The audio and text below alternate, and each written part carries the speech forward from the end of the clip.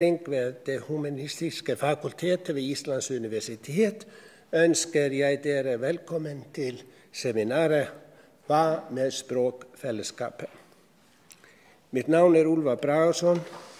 Jeg forskningsprofessor ved Árni Magnússon-instituttet for islandske studier og formann for samarbeidsnevnden for Nordenundervisning i utlandet.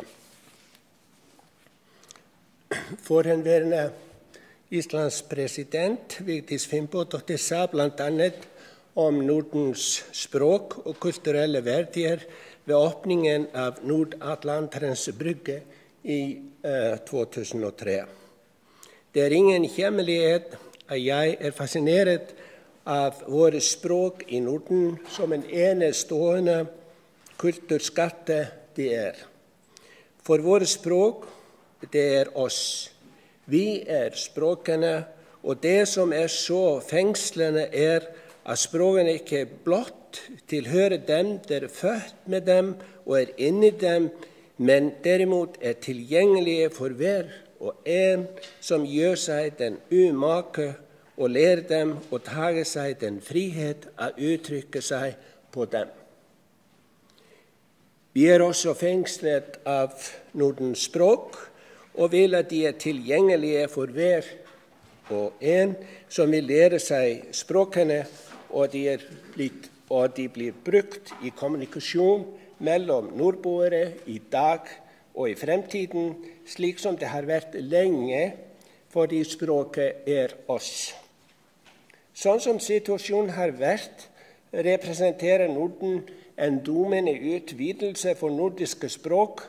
Man har kunnet forstå grannespråkene dansk, svensk og norsk, og grønlendinger, islendinger og færinger har lært seg dansk og finner svensk. Samarbeidsnevnden for Nordenundervisning i utlandet ble etablert i 1983 og et forum for de nasjonale enhetene i de nordiske land som har ansvar for kontaktene med og støtten til 250 universiteter i og utenfor Norden som underviser i Nordens språk, litteratur, kultur og samfunnsforhold. Totalt omfatter dette rundt 20 000 studenter utenfor Norden hvert år. Og hvor mange som studerer Nordens språk i Norden får vi forhåpentligvis høre om her senere i dag. Nevnte støtter eller gjennomfører arrangement av nordisk karakter som ikke kan finansieres nasjonalt eller av de enkelte universiteter. Virksomheten omfatter konferanser, kulturprosjekt, bidrar til lærernes egne nordiske arrangement og informasjon. I de siste 12 årene har samarbeidsnevnda tatt utgangspunkt for sitt arbeid i deklarasjonen om nordisk språkpolitikk fra 2006. Ikke minst har samarbeidsnevnda lagt vekt på Norden som en foregangsregion når det gjelder språksaker. Vi mener at samarbeidsnevndens arbeid et godt eksempel på dette, både når det gjelder å styrke undervisning i Nordens språk ved høyere læreseter i Norden og rundt om i verden, og på den ene side til å gjøre lærerne bedre rustet til å jobbe med nordisk nabospråksforståelse, og på den andre side for å øke kjennskapen til Norden og Nordens språk utenfor Norden. Foreningen Norden ble stiftet for 100 år siden, og har nå jubilert, og det har alltid støttet språkfellesskapet. Nordisk ministerråd har også støttet språkfellesskapet med mange tiltak. Et av de beste tiltakene språkkursene for nordiske studenter, Nordkurs, som har vært organisert siden 50-tallet, og nå gir mulighet for mer enn 200 studenter hver sommer til å lære seg enten dansk, færøysk, grønlandsk, islandsk, norsk eller svensk, og gjøre seg kjent med de andre landene i Norden. Ifølge Helsinki-traktatet fra 1962 kan alle nordboere jobbe og studere hvor som helst innenfor Norden. Dette har mange utnyttet seg i årenes løp, blant annet jeg, og språkfellesskapet har gjort det lettere å flytte mellom landene. Likevel virker det som om språkfellesskapet er på vei ut. I Finland føler den svenske minoriteten at svensk er hotet. Islandsk ungdom lærer seg mindre og mindre dansk, og mener engelsk er like brukbar, eller til og med mer brukbar innenfor Norden enn dansk, svensk eller norsk. Det snakkes også mye om domenetap. At hjemmespråket forsvinner fra noen områder, og engelsk overtar i forretningsliv, reklame, popkultur, kommunikasjonsteknologi og undervisning og forskning på universiteter. Som ellers i livet står vi sterkere om vi står sammen. Dansker, svensker, nordmenn, islendinger og finner står overfor akkurat de samme utfordringene når det gjelder engelsk, og vi styrker hverandre gjensidig i kampen. Hvis vi ser at skandinaviske språk duger i kommunikasjon innenfor Norden, hvis vi er flere som kan samarbeide om terminologiutvikling, hvis vi er mer enn 20 millioner som kan lese andres tekster, ja, for våre språk, det er oss. Internordisk språkforståelse viser dessverre tydelig tegn til forvitring, og det skjer nå. Og dette skal vi diskutere her i dag. Er det noe håp om at de nordiske språkene vil fortsatt være kommunikasjonsspråk innenfor Norden, eller kommer engelsk til å overta som kommunikasjonsspråket i fremtidens Norden? Igjen velkommen. Jeg er Birna Arbjørnsdottir, instituttsjef for Vigdis Finnbogadottir-instituttet, til å ta ordet. Vær så god.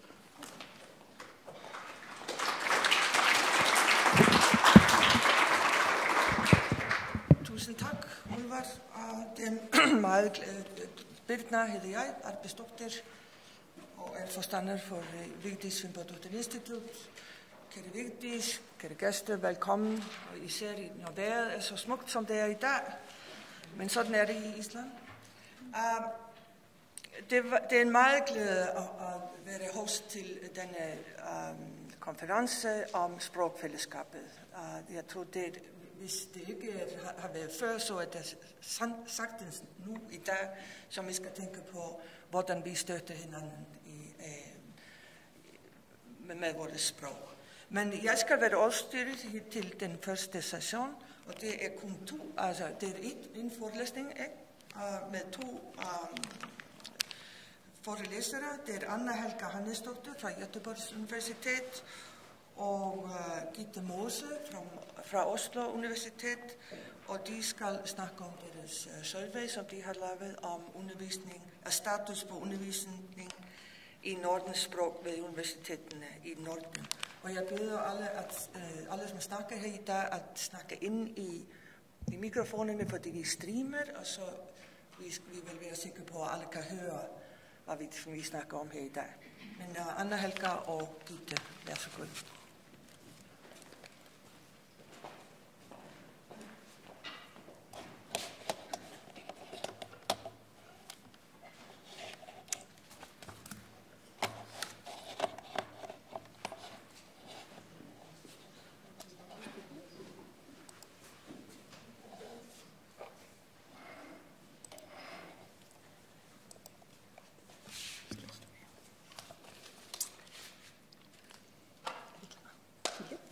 Ja, tusind tak for invitationen til at komme her på dette skønne sted, Vigdishuset. Tak, fordi Vigdis også er til stede. Og vi skal nu prøve at gennemgå denne undersøgelse, som vi har foretaget til dagen. Vi må sige, at når I nu ser vores PowerPoint, så vil I se en salig blanding af svensk, norsk og dansk. Helt i, kan man sige, ånden her. Og så er der også en del links på vores slides, og nu har jeg ikke fået at vide af Ulvar, om det bliver lagt ud et sted, eller at nogen har tilgang til det. Vældig fint, fordi vi har ikke tid til at gå ind på de enkelte links for at forklare. Men det vi har, Anna og jeg har arbejdet sammen før om 2 andre undersøgelser. Den første gang var i 2002, og den kom så ud. Undersøgelsen blev offentliggjort af Nordisk Ministerråd i et temahæfte. Og derefter havde vi en undersøgelse i 2009, som vi fremlagde til en nordisk lektorkonference i Göteborg under titlen Det Nordiske Kompas. Og nu er vi så blevet bedt om at lave en status, gøre en status over situationen i dag, 2019.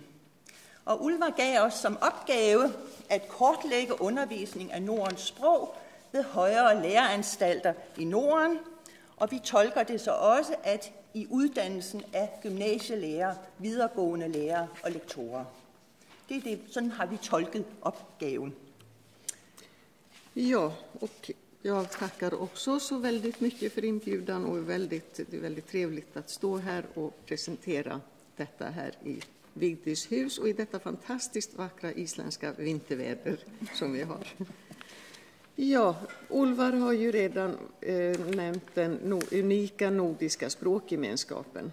Den är ju väldigt speciell, den är väldigt värdefull och dyrbar och den är, säger man ofta, unik. Och det som gör den unik, det är ju den politiska viljan att upprätthålla själva språkgemenskapen. Denna vilja realiseras på 3 plan, alltså på ett nordiskt plan och det är då genom nordiska överenskommelser, policydokument och satsningar av olika slag. På det nationella planet så ges uppdrag från våra regeringar, departement till de nationella skolmyndigheterna och där manifesteras denna vilja då i skolmyndigheternas uppdrag till grundskolan och gymnasieskolan. Det är ju ett sätt att få in alla inbyggare eller invånare i en gemenskap, att lägga in det i skolan. Ett ramverk kring det nordiska utbildnings- och kultursamarbetet, det har varit Nordplus-ramverket. Och där finns ett som heter Nordplus, Nordens språk. Det huvudsakliga målet för detta är att stärka språkförståelsen och i synnerhet förståelsen av grannspråken, det vill säga danska, norska och svenska. Målsättningarna för den period som är nu, 2018 till 2022, är att stärka språkförståelsen i nordiska språk, framförallt danska, svenska och norska, speciellt bland barn och unga, öka intresset för kännedomen om och förståelsen av de nordiska språken. Ja, og hvordan ser det så ud med dette fine formål? Det har vi så undersøgt specielt i de skandinaviske lande, altså Sverige, Danmark, Norge og deres læreplaner. Og hvis man kigger på, og vi benyttede også alfabetet her, så det er ikke fordi det er Danmark, der skal først, og dansk, der skal først. Men når man ser på folkeskolebekendtgørelsen fra per 2018, så står der i en af formålsparagraferne, stykke 3, der står der, eleverne skal i faget dansk have adgang til de skandinaviske sprog og det nordiske kulturfællesskab. Og så er der en fin overskrift lidt længere nede i bekendtgørelsen, som hedder kommunikation, sprog og kultur. Og der står der så, at eleverne skal lære om ligheder og forskelle mellem dansk, norsk og svensk. Skal møde det norske og svenske sprog, for eksempel i film, på hjemmesider og i andre tekster. Undervisningen skal give eleverne mulighed for at sammenligne danske ord og udtryk med norsk og svensk. Så er det sådan, at vi har et 10. klasseår i dansk grundskole, og det er et frivilligt, det kan man vælge. Men hvis man vælger 10. klasse, så er der obligatorisk Holberg og Ibsen. Og så står der, at vejledende man vejleder lærerne. Man kan for eksempel læse Amalie Skram, Astrid Lindgren og Torbjørn Ener, men det er vejledende. Når det kommer til gymnasieskolen, så er der to forløb. Vi har det, der hedder Almengymnasiet, og så har vi et handelsgymnasium. Og i Almengymnasiet, som meget ofte rekrutterer til universiteter og højere læreanstalter, det gør den anden også, men en lidt anden retning, der står der om kernestoffet, danskfaget, per 2017. Der står der, kernestoffet består af dansksprogede tekster, suppleret med norske og svenske tekster på originalsprog. Så er det interessant, at handelsgymnasiet, de er endnu mere specifikke end det almene gymnasium er. Og der står der, at man skal læse mindst 1 roman og 2 øvrige skønlitterære værker, svenske og norske tekster på originalsprog. Og som vejledning så står der, at der stilles krav om mindst 2 tekster på svensk og 2 tekster på norsk. Så kommer vi til Norge. Og det er en særlig situation, fordi nu siger jeg vi, fordi jeg bor i Norge til daglig. Der er en læreplan, som nu er ved at blive revideret. Jeg vil sige, at den er ved at blive revolutioneret, men desværre ikke på den gode måde, efter min mening, nordisk måde osv. Men der har vi den nuværende grund- og videregående skoles bekendtgørelse. Og der har vi har lavet en opsummering af det svensk og dansk faglige i den nuværende her. Og der skal man altså, efter man har gået igennem grundskolen, kunne forstå noget svensk og dansk tale, læse enkle tekster på svensk og dansk og gengive og kommentere indholdet. Og så skal man kunne lytte til, forstå og gengive information fra svensk og dansk litteratur, eller dansk. Når man har gået i videregående 2. trin og 3. trin, så skulle man derefter, eller det er i og for sig det, man skal gøre undervejs, og så skal man kunne efter disse 2 år læse og analysere nogle centrale tekster på svensk og dansk.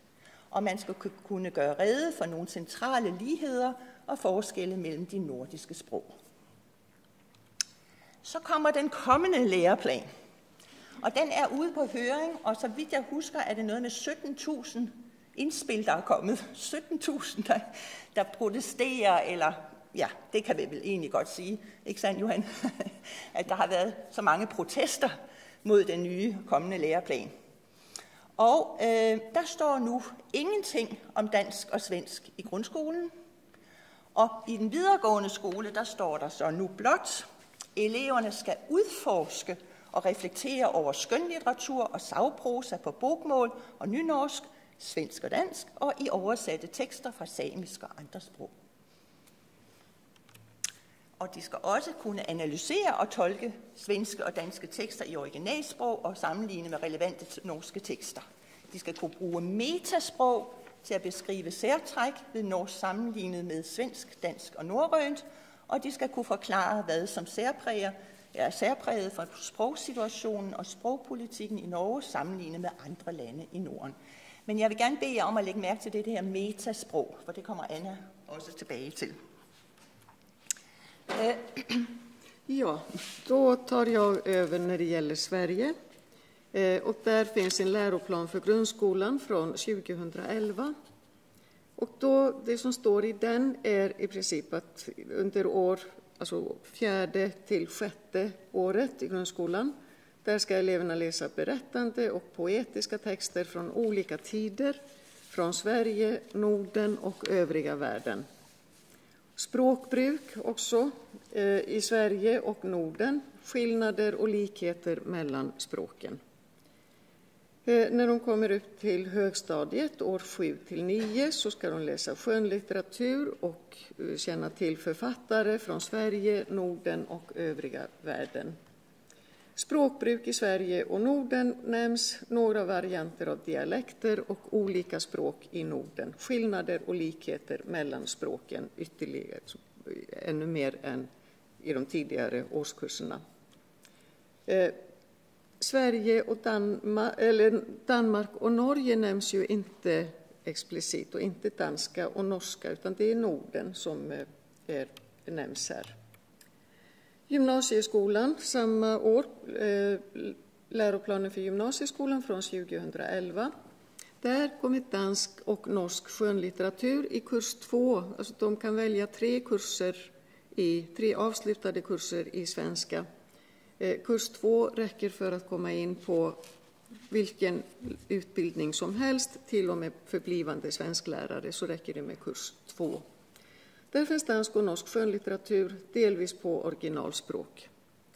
Språkförhållanden i Sverige och övriga Norden, till exempel språklagstiftning, minoritetsspråk och dialekter. Kurs 3, det är de som är väldigt intresserade av språk och litteratur, men som inte behöver den kursen till någonting, så den är inte inga horder med studenter som läser den. Men där kommer språkhistoria, släktskapsförhållanden och språkförändring.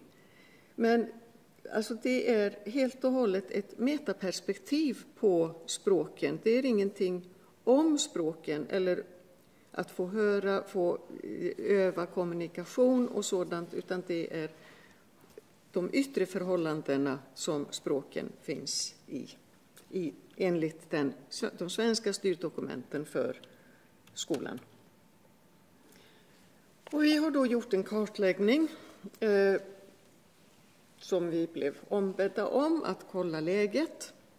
Vi anlade 2 perspektiv. Det ena gäller då tillgången på modersmålstalande grannspråkslärare vid de högre lärosätena i Norden. Och vi koncentrerade oss då på Skandinavien eftersom det grannspråksbegreppet är så centralt i språkgemenskapen, danska, norska och svenska, och den potentiella överspråkliga förståelse, liksom att man förstår de andra 2 utifrån det tredje som man har då som modersmål. Det var det ena perspektivet, tillgången på sådana lärare som kan träna detta. Och sen det andra perspektivet var lärosätenas utbud av och syn på undervisning i de andra ländernas språk och litteraturer, särskilt inom lärarutbildningarna. Vi skickade ut en enkät till lärare, gjorde vi i början av året nu. En webbenkät till kontaktpersoner i det Nordplus-nätverk som finns för modersmålsinstitutionerna och litteraturinstitutionerna i Norden. Det är nordisk litteratur, kultur och språk, Nordlix, samt till lärare och kontakter vid andra lärosäten som vi kände till och som även utanför Nordlix-nätverket. Och i samtliga fall så uppmanade vi den som vi skickade enkäten till att skicka den vidare. Den var väldigt öppen till personer som vi kanske inte kände till eller som de tyckte var relevant att sprida den till. Vi skickade ut 50, men vi vet ju inte hur många som nåddes av vår enkät. Vi fick 23 svar. Det vi ville ha reda på då från lärarna, det var vad de undervisade i, vilka språk undervisade vi och hur är undervisningen organiserad? Är det liksom ett inslag i en kurs som egentligen har ett annat övergripande syfte? Är det bara ett moment, någonting som nämns och måste bockas av att ha gjorts? Eller är det en kurs? Alltså i vilken utsträckning examineras innehållet? Undervisar du blivande lärare, gymnasielärare, grundskollärare? Anställningsformen, om de var fast anställda sedan länge, om de var tidsbegränsad anställning och heltidsanställning eller deltidstimanställning och villkoren för anställningen i stora drag. Deras syn på framtidsutsikterna för grannspråksundervisningen, hur ser du på den? Och om de frågade också om de kände till deklaration om nordisk språkpolitik från 2006 som Olvar ju nämnde i sin inledning här. Och vad de hade för övriga synpunkter, om de hade sådana. Så här såg språken ut då. Det undervisas mest i danska. 12 lärarna av de här 23 undervisar i danska. Och ganska många i svenska också. Eller ja, inte också. många undervisade i svenska. Norska, det är alltså grannspråken, det är ganska bra täckt. Isländska undervisas, 6 lärare som svarade att de undervisar i isländska. Grönländska och färöiska för sig, det är en väldigt avancerad eller ambitiös satsning från Tammerfors universitet om att i alla fall dra in någonting om färöiska och grönländska. Det var de ensamma faktiskt om att svara. Finskan är ju speciell, framförallt i Sverige. Vi vände oss inte i första hand till de starka finska undervisningsmiljöer som finns i Stockholm och i Umeå. Och så var det danskan då. Och det är alltså mest danska och svenska som undervisas i. Undervisningens plats, det är i de allra flesta fall så är det alltså självständiga poängsatta examinerade kurser som måste vara avklarade för att gå vidare.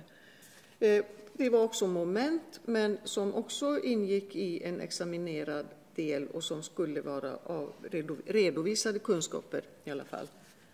Ganska få fall liksom bara som ett moment som hastas över, men sådana fanns naturligtvis också.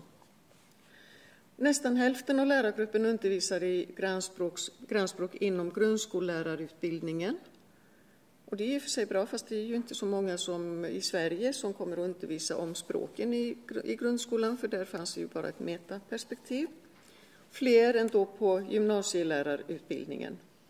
Och i de flesta fall alltså obligatoriska betygssatta moment eller kursen också inom lärarutbildningarna. Vi skickade sen också ut till institutionsledningarna, för lärarna har ju sitt perspektiv. De har inte alltid det här universitetsövergripande eller institutionsövergripande perspektivet på sin verksamhet. Även där var det en webbenkät till prefekter eller studierektorer eller som var ansvariga för, vi försökte nå relevanta personer vid universitet och högskolor i Norden. Vi skickade också till det nätverk som finns i Sverige för institutioner eller för universitet som har lärarutbildning, gymnasielärarutbildning, och då bara till de som utbildar svensklärare. Det är ett nätverk med väldigt många universitet och högskolor. Och i samtliga fall då också med att sprida enkäten ytterligare. Vi skickade ut 60, vi fick 30 svar. Och det vi frågade ledningarna, dessa ledare, frågade dem om det var utbudet av undervisning och organisation, lärarutbildning, om de har ett lärarutbildningsuppdrag och hur de i så fall genomför det. Vad de har för annan form av grannspråkskontakt för deras studenter, alltså utbyten, studieresor till de nordiska pärlorna eller något annat. Om de kände till deklarationen också. Och där frågade vi i vilken utsträckning institutionen bidrar till att målen om förstärkt grannspråksundervisning i skolan uppnås.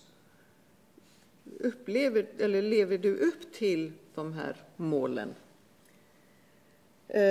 Och så frågar jag också, hur ser det ut vid din institution jämfört med läsåret 08-09 när vi gjorde vår förra genomgång? Så här svarade de, alltså undervisas det för närvarande i något av de andra ländernas språk eller litteratur vid din institution. Det fanns de som missade det där, de andra ländernas, som de svarade svenska lärare som sa, ja, vi har massor med undervisning i svenska. Och det var väl nästan givet, det behövde vi inte fråga om. Så lite missvisande med alla dessa som säger att det finns sån undervisning. Alltså 27 institutioner säger ja. Några av dem menar att de undervisar i danska vid detta danska universitet. Men bara 4 som säger att nej, här finns ingen sådan undervisning. Språken då, ni ser, det är på flest ställen som det undervisas i danska. Därefter norska, och svenska, grannspråken. Ganska många ställen undervisar i isländska, färöiska också, eller i eller om, finska och något ställe också samiska. Var det mer som skulle säga? Nej, ikke andet end, at det er jo også, nu må I tænke på, vi har jo ikke fået sådan en fuldværdig, kan man vel ikke sige, men det er jo lidt sådan, vi kunne godt have ønsket os flere svar, for at være helt sikre på, at det her er rigtigt, og tendenserne er rigtige. Men det er det, vi nåede på disse 1,5 måned, eller hvor meget det var, vi havde til at gøre det. Det är alldeles riktigt, och det förklarar till exempel att det undervisas så mycket i danska, för vi fick flest svar vi skickade ut till flest ställen i Sverige, för det är flest högskolor och universitet som bland annat undervisar blivande lärare. Och de svenska lärosätena svarade ju inte att de undervisar i svenska, så därför det är väl en förklaring.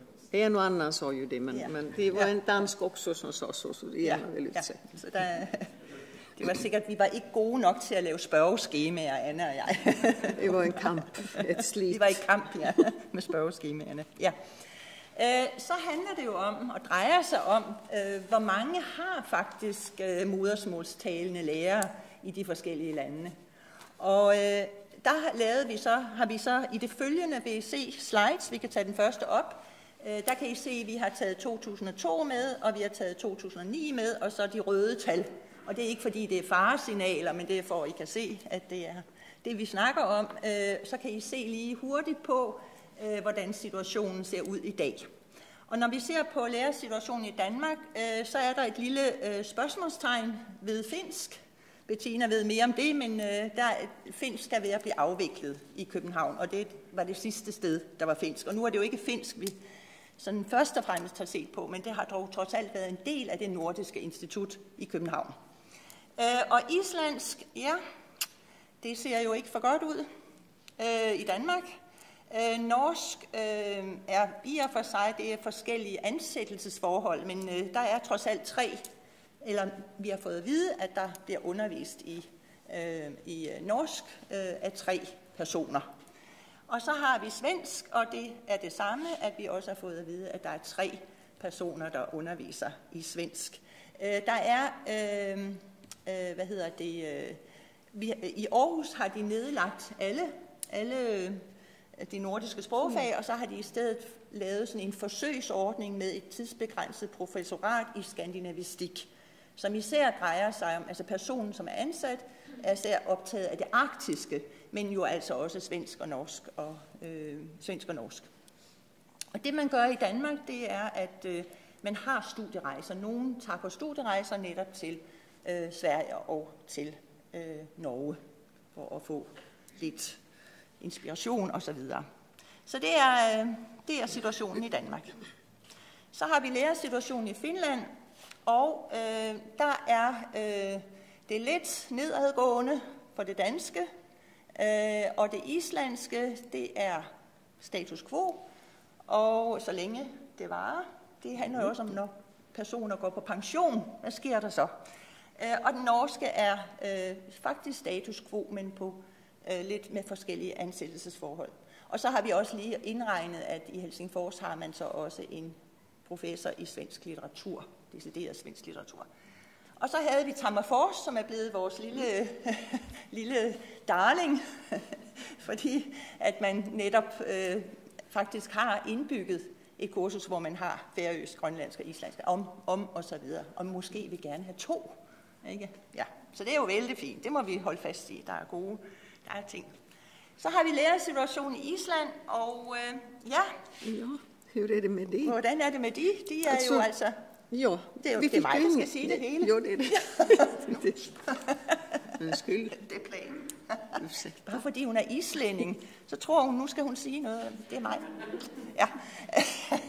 Men som I kan se, så er situationen i forhold til det danske stabil. Der var en lille nedgang i 2009, men jeg ved ikke, om det var en overgang, før man fik ansat en ny osv. Men det ser vi bort fra. Men så har vi jo den sørgelige historie med norsk. Og det skal vi ikke komme ind på, men det kommer vi lidt ind på lidt senere her. Och så har vi svensk som också är stabilt. Nu glömmer du ju säga det som jag tänkte att detta kommer Gitte att glömma. De här uppgifterna bygger alltså på hemsidesuppgifter, för vi skickade våra enkäter till lärare, till ledning och så vidare. Vi fick inga svar. Så om inte detta stämmer med verkligheten så får ni titta på era hemsidor och revidera dem på något sätt. Eller også svare på spørgsmål. Ja. Ja, og så har vi lærersituationen i Norge, og den danske del, det er jo sådan set mig, der går igen. Og så har vi finsk, og den tog vi med, fordi nu har man placeret finsk oppe i det, der hedder Arktiske Universitet, og der har man også kvensk. Og det er de så stolte, og det er de stolte af med ret, og det er ret stabilt, de finske og det kvenske udbud. Og så har vi en islænding, og det er også et spørgsmål om tid. Og så har vi svensk, og der har vi altså skrevet en på, fordi der er en svensker, der er blevet ansat oppe i Tromsø. Så vi går ud, og han er litteraturmenneske, så vi regner med, at han underviser på svensk og om svensk og i svensk litteratur. Og så har vi et forsøg i Oslo nu, som vi har forsøgt at få igennem med lærerudveksling med Göteborg. Lige disse dage har vi besøg af en professor nede fra Göteborgs Universitet, som underviser eller forelæser i svensk litteraturhistorie. Og så har vi den svenske, og der ser det også rigtig godt ud for dansk. I kan jo godt huske de der bjælker, der stod, at der var meget dansk. Og det ser vi her. Finsk har også i Sverige sit eget meget stabile og komplette finske miljø 2 steder, og de har samisk. Og så har vi den islandske side, den ser jo også ok ud. Ja. Og så har vi den norske, ja, ok, men ikke helt sådan som i 2009 med timelærer, men netop med fastansatte. Ja. Og studierejser gør man så også. Og så skal vi nævne. Ja, vi kan nämna när det gäller danskan så är det alltså en väldig satsning framförallt i Sydsverige i Lund. Men även Växjö är ett universitet, Linnéuniversitetet har en fast anställd, halvtidsanställd dansk. Där finns också, de satsar på isländska och där finns en heltidsanställd isländsk litteraturvetare men som också undervisar i språk som nu är tjänstledig med andra sysslor men har då tagit in en timlärare som undervisar i isländska. Och danskan i Sydsverige, det är verkligen, alltså det finns 15 gymnasier i Sydsverige som undervisar i danska som främmande språk, precis som spanska, tyska, franska och de här andra traditionella främmande språken. Nu även danska. Ja. Säg, nej. Tiden går. Opsummering. Når I ser på de her, så det ser jo faktisk rigtig godt ud. Og det kom jo bag på Anne og mig. Vi troede jo, at det bare gik den vej. Altså, men det handler jo så om modersmålstalende lærere, der ansættes. Fordi der er jo mange steder, der bliver undervist i nabosprog, men altså af, for eksempel i Norge, af mine norske kolleger, de underviser i svensk og norsk litteratur. Men altså, når det gælder modersmålstalende, så er det faktisk ikke så ringe, som vi troede, det ville være. Vi har räknat med, klumpat ihop timlärare och fast anställda. Ja, så det är totalt. Ja. Og så kommer vi lige tilbage til denne her deklaration om nordisk sprogpolitik, som Ulvar jo også har været inde på, og som vi taler gerne om, og fru Vigdis også henviste til i sin tale osv. Og jeg ved ikke, vi kan godt lige gentage den, og den udgår fra alle nordboers ret til blandt andet at tilegne sig forståelse og viden i et skandinavisk sprog og forståelse af de øvrige skandinaviske sprog, så at man kan tage del i det nordiske sprogfællesskab.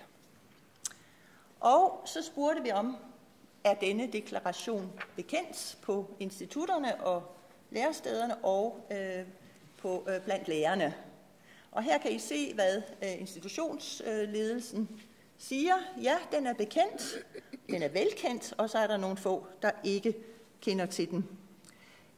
Når det gælder lærerne, så er det lidt dårligere bekendtskab med den, og det må vi jo gøre noget ved på en eller anden led, hvordan vi så end skal gøre det. Men man bør kende til denne fantastiske deklaration og holde den højt.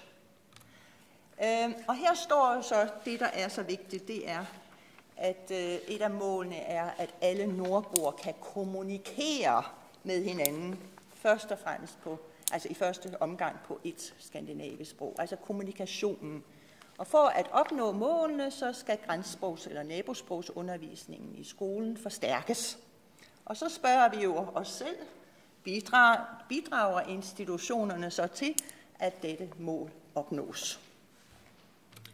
Ja, och vad svarar de då på det? Delvis, säger de flesta.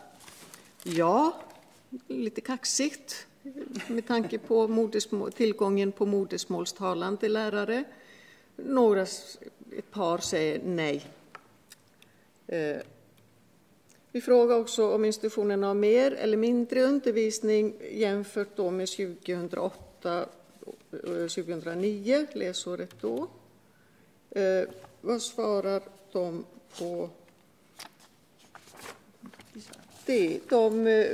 Oförändrat, de menar att det är varken mer eller mindre. Det är nog lite sanning med viss modifikation i ganska många fall.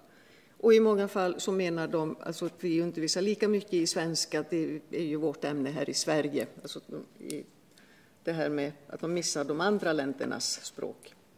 Mindre erkänner några, men alltså glädjande så är det också några som säger att de faktiskt undervisar mer. Och det gäller till exempel Linnéuniversitetet i Sverige som nu har någonting som de inte alls hade då vid 08-09.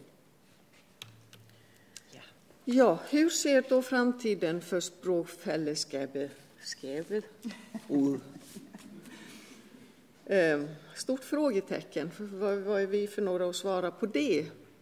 Men vi återkommer, den här som den har visat tidigare. De 3 planen, nordiska, nationella planet och det lokala planet. Men vem är det som gör det här? Vem gör och var görs det här? Politiska ambitioner, vackert himmelsblå, uppe i det blå kanske, ger direktiv till myndigheterna, skolmyndigheterna, som manifesterar detta i sina läroplaner för skolan. Det här ska lärarna göra, det här ska eleverna ha med sig, så här ska elevens eller allas rätt till den här undervisningen liksom garanteras, finns på alla nivåer. Men det når nog inte riktigt ner till klassrummet. Bortset från sydsvensk Sverige. Bortsett från gymnasierna i Sverige, där 15. Just det. Den politiska ambitionen om kommunikation, alltså det är för att man ska kunna tala med varandra, som Einar Haugen sa, att det gäller att tala med annorledes talande människor. Det är det som är grannspråksundervisning, att man ska lära sig prata med de som pratar lite annorlunda. Att det är det grannspråken går ut på. Vid universiteten är situationen så här. Alltså lärarutbildningen, den äger rum i Sverige och även Norge vid väldigt autonoma lärosäten. Det finns liksom inte några sanktioner för universitet som inte till punkt och pricka följer läroplanerna som ska användas i skolan. För universiteten är ju inte skolan. Lärarutbildare utan grannspråkskompetens, väldigt många av dem som de fast anställda ordinarie lärarstaben som undervisar då i eller om grannspråken kan ju inte tala dem själva. Och då får ju heller inte de blivande nya lärarna som ska ut i klassrummen, de har inga verktyg att ta sig an. Vad ska de göra med danska? Ska de behöva snacka danska i klassrummet? De kan ju ingen danska, utom i Danmark då, och Skåne.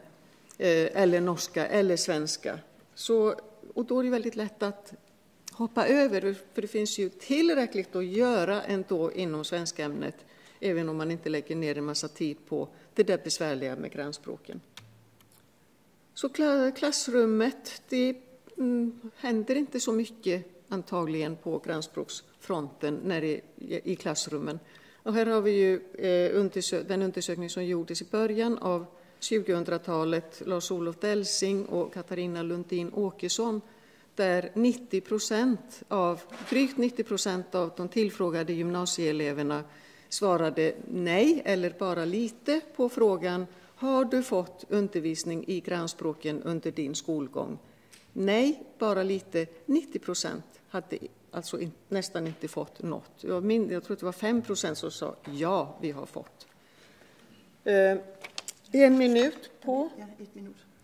En minut ska jag ta till något annat, Gitte, nämligen den undersökning till Delsings och Lundin Åkessons, som visade att när man jämförde med deras förståelse av engelska, så låg grannspråken nästan lika högt. Det var alltså en enhetsskillnad i väldigt många fall mellan hur bra de förstod engelska, bättre, något sämre förstod de då grannspråken, de andra två grannspråken. Tänk om de hade fått lika mycket undervisning i grannspråken som de har fått i engelska genom alla åren. 90% hade alltså nästan inte fått någon undervisning i de här grannspråken. Okej.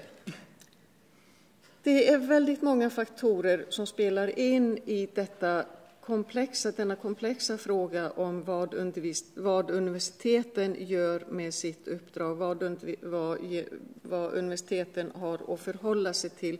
För det är universiteten som är den svaga länken i den här kontinuiteten i kedjan som måste ner från styrdokument och ambitioner till att kunna förverkligas i klassrummen. Det är universiteten som brister där. Men universiteten har ju att förhålla sig till en mängd faktorer, ekonomiska faktorer. Det kommer en påse pengar, universiteten kan göra väldigt mycket, inte helt som de vill, men de har ganska fria händer. Och de finns naturligtvis i ett sammanhang med samhällsförändringar, med nya situationer som vi har haft nu i Skandinavien, med nyanlända som behöver tas om hand och behöver inlämnas i samhället. Allting som konkurrerar ju naturligtvis med all annan verksamhet.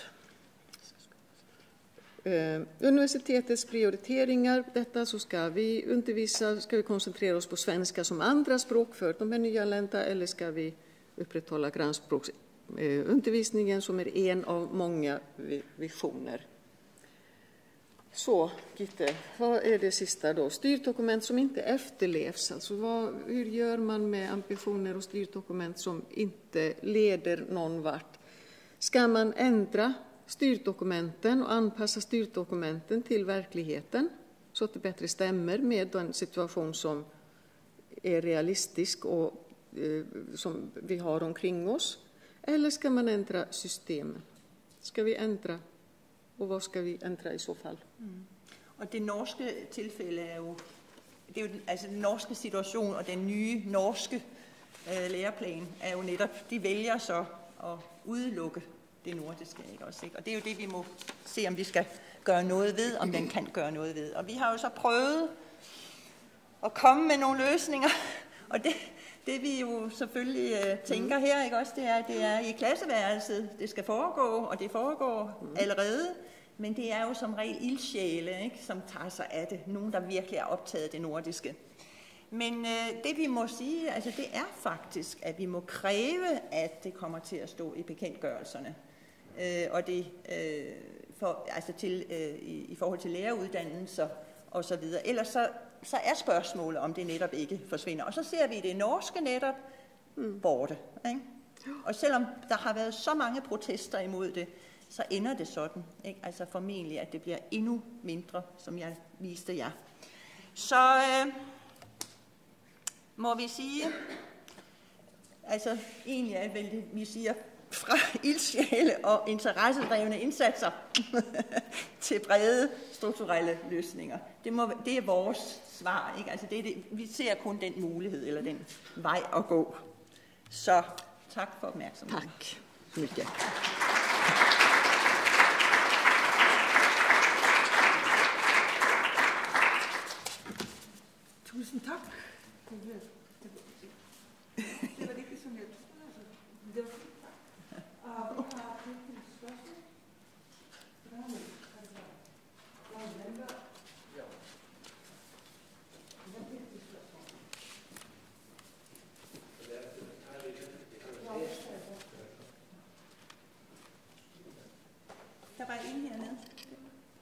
Lars-Göran. Ja. Ja, Lars-Göran Johansson är svensk rektor här på Islands universitet. Och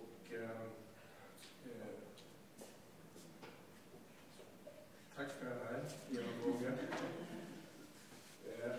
Jag funderar på när ni har ställt de här frågorna, alltså det sker ju en massiv digitalisering inom undervisningen. Och två bra exempel på det är ju vad Olvar och Birna på isländskan har arbetat med under den senaste 10-årsperioden. Jag tänker med 15 kanske, med Icelandic Online. Och vi har ju Eva och Lotta från Svenska institutet som har en öppen onlinekurs som heter Learning Swedish, som de flesta av er känner till. Och det materialet har ju då börjat integreras vid universiteten. Så jag undrar om ni har ni någon uppfattning om hur man på danskan och norskan var man har kommit i digitaliseringen og online-materiale? Jeg kan prøve at svare lidt, og det gælder, at i Stockholm, der har vi en dansk lektor, og vi har en norsk lektor, en af mine tidligere studenter, som er blevet meget optaget af dette med fjernundervisning og dermed digitalisering af både tekster, men også at de arbejder med chatrooms og sådan nogle ting.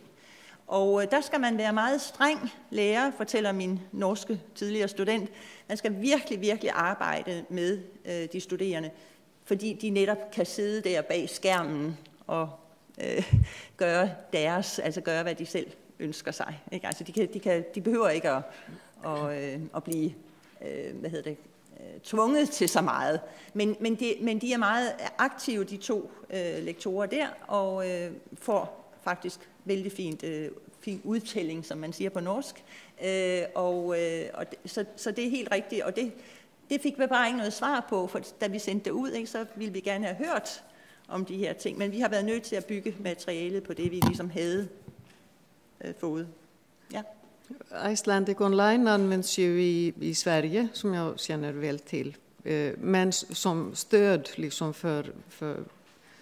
som komplement till en mer ordinarie, antingen campusundervisning, alltså på plats, eller helt digital undervisning, som i Växjö. De har bara fjärrundervisning, alltså nätundervisning, inget fysiskt.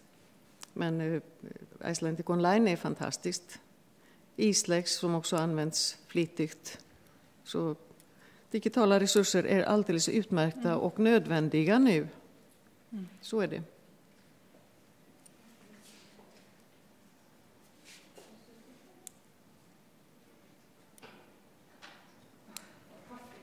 Kaffe. Tak.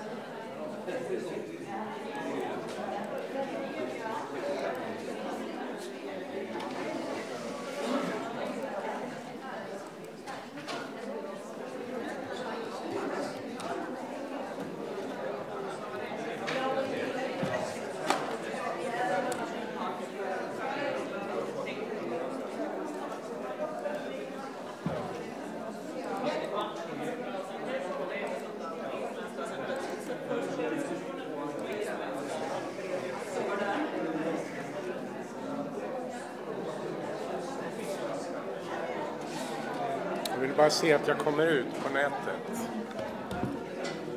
Men det fungerar. Det är svårt när man snackar på ett språk som man inte... Ja.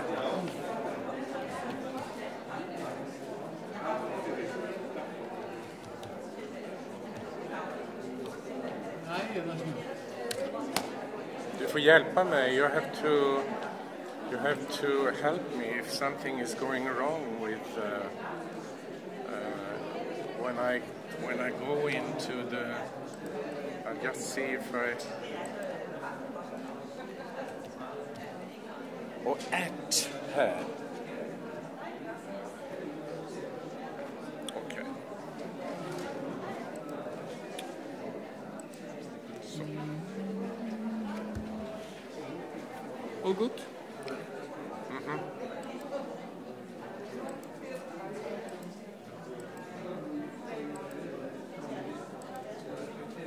Now, where do I go out? Is it this one? Start? No, it's just here. Okay.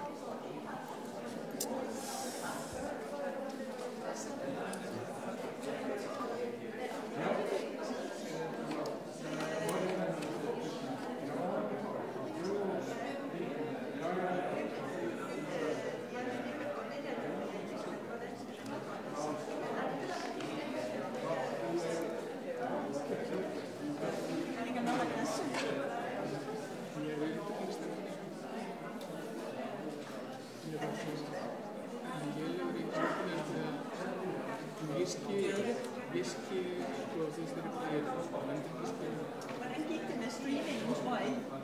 Og hvordan gik det med streamingen? Det ved jeg ikke, men jeg tror, det går. Jeg synes, jeg stod lidt langt fra den her mikrofon. Nej, man kan godt høre. Ja. Du taler også. Ja, men det var i hvert fald sagt. Ja, det var godt. Hvad jeg sagde dig. Anne, nu skal du tale langsomt. Når jeg står sådan der, så taler jeg. Det gør du også. Ja, det var nemmere at høre dig. Det er det. Ja, Men også tilbage, så vi kan gå. ja, det var godt. Jo, det er det.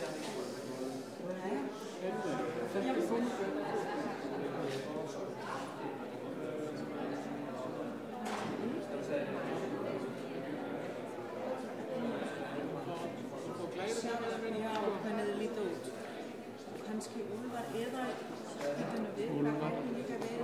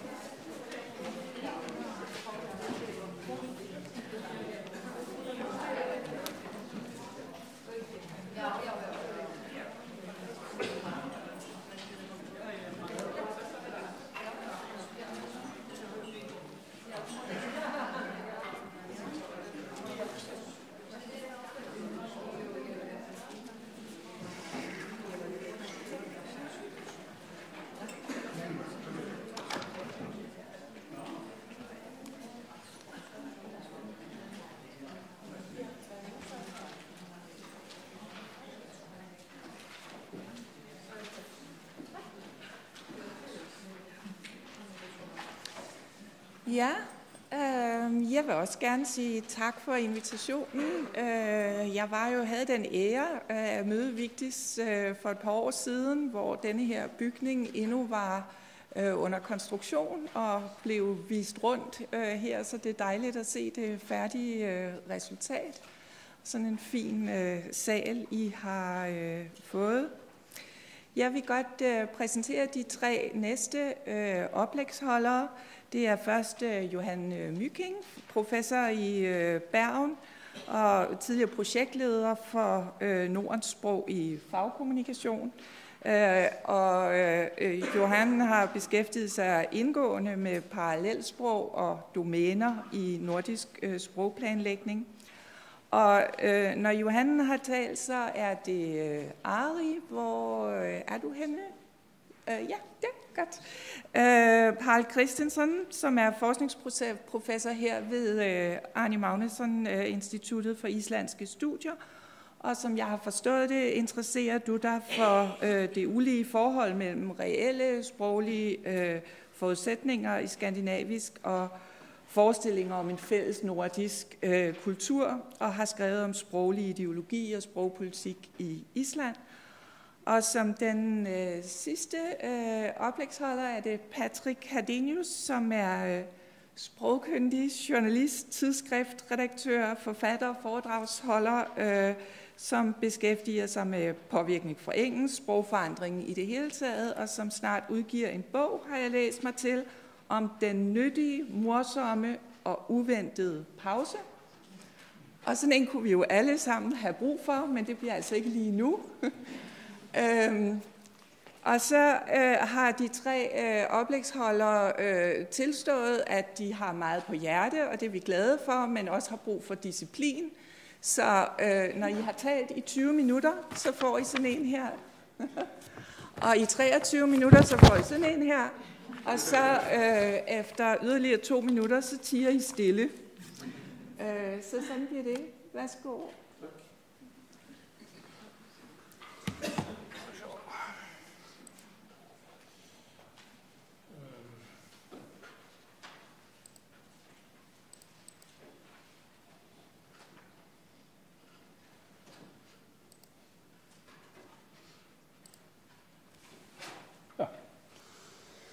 Kjære alle sammen, jeg vil også få lov å si takk for denne invitasjonen.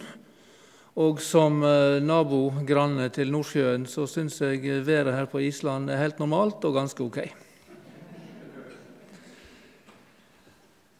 Min bakgrunn for å holde et sånt innlegg det er litt variert. Jeg har i 7-8 år nå vært instituttleder eller prefekt på mitt institutt med personalansvar også for det språklige, og har rekruttert blant annet flere nordisktalende medarbeidere.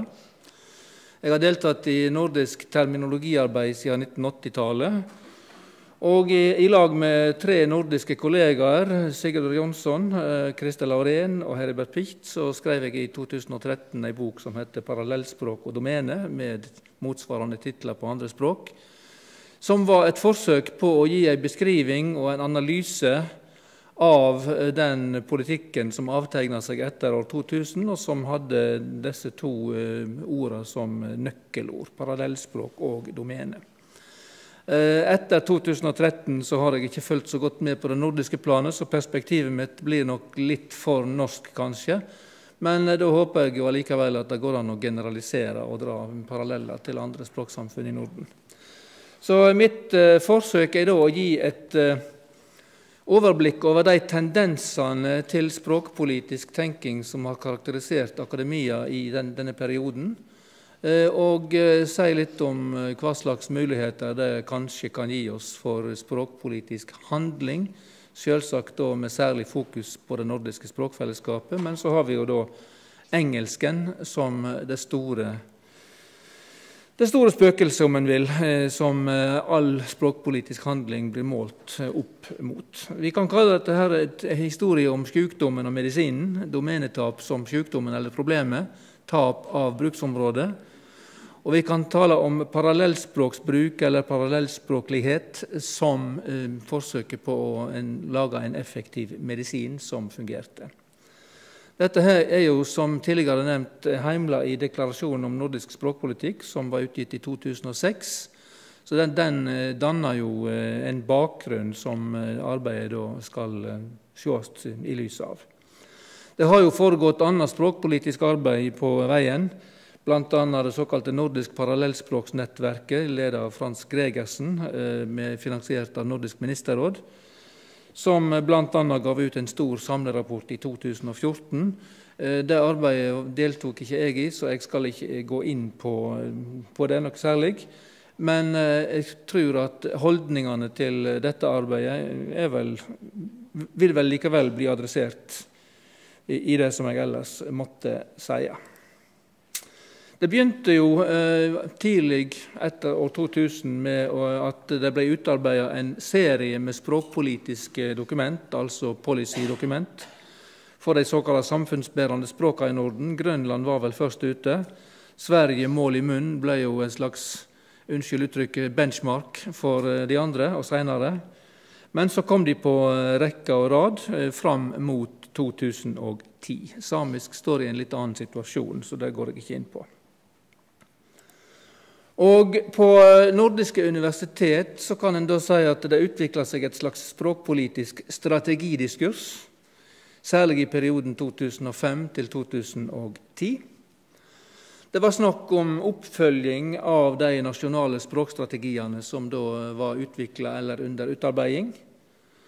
En skulle lage sektorvise, altså for universitets- og høgskolesektoren, men også institusjonsspesifikke, og det betyr altså ikke institusjon i svensk, men i norsk og dansk betydning, språkpolitiske strategidokument i alle nordiske land. Så alle nordiske universitet og høgskoler utarbeidet jo i prinsippet slike dokument i denne perioden.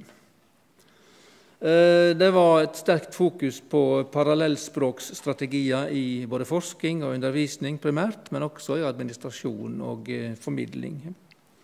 Og på alle disse nordiske universiteter og høgskolene så lå det da et press til å komme fram med praktiske åtgjerder og tiltak.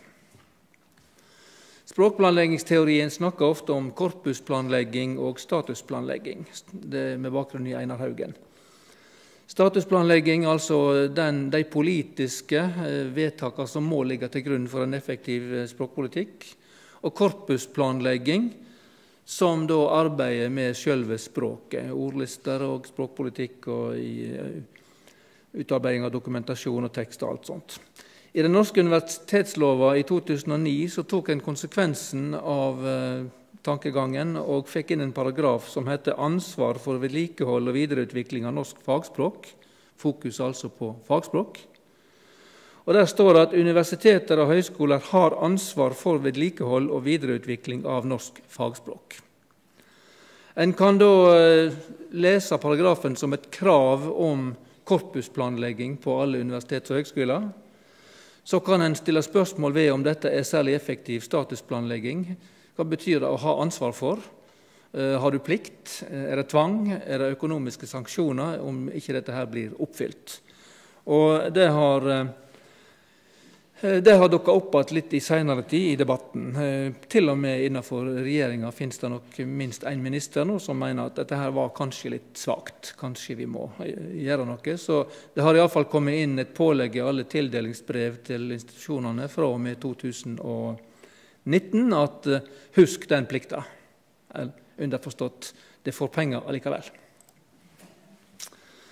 Vi kan si at det som på norsk heter utgreiingsdiskurs eller utredningsdiskurs gjennom denne debatten kanskje ikke ble fulgt opp av at institusjonene kom i handlingsmodus.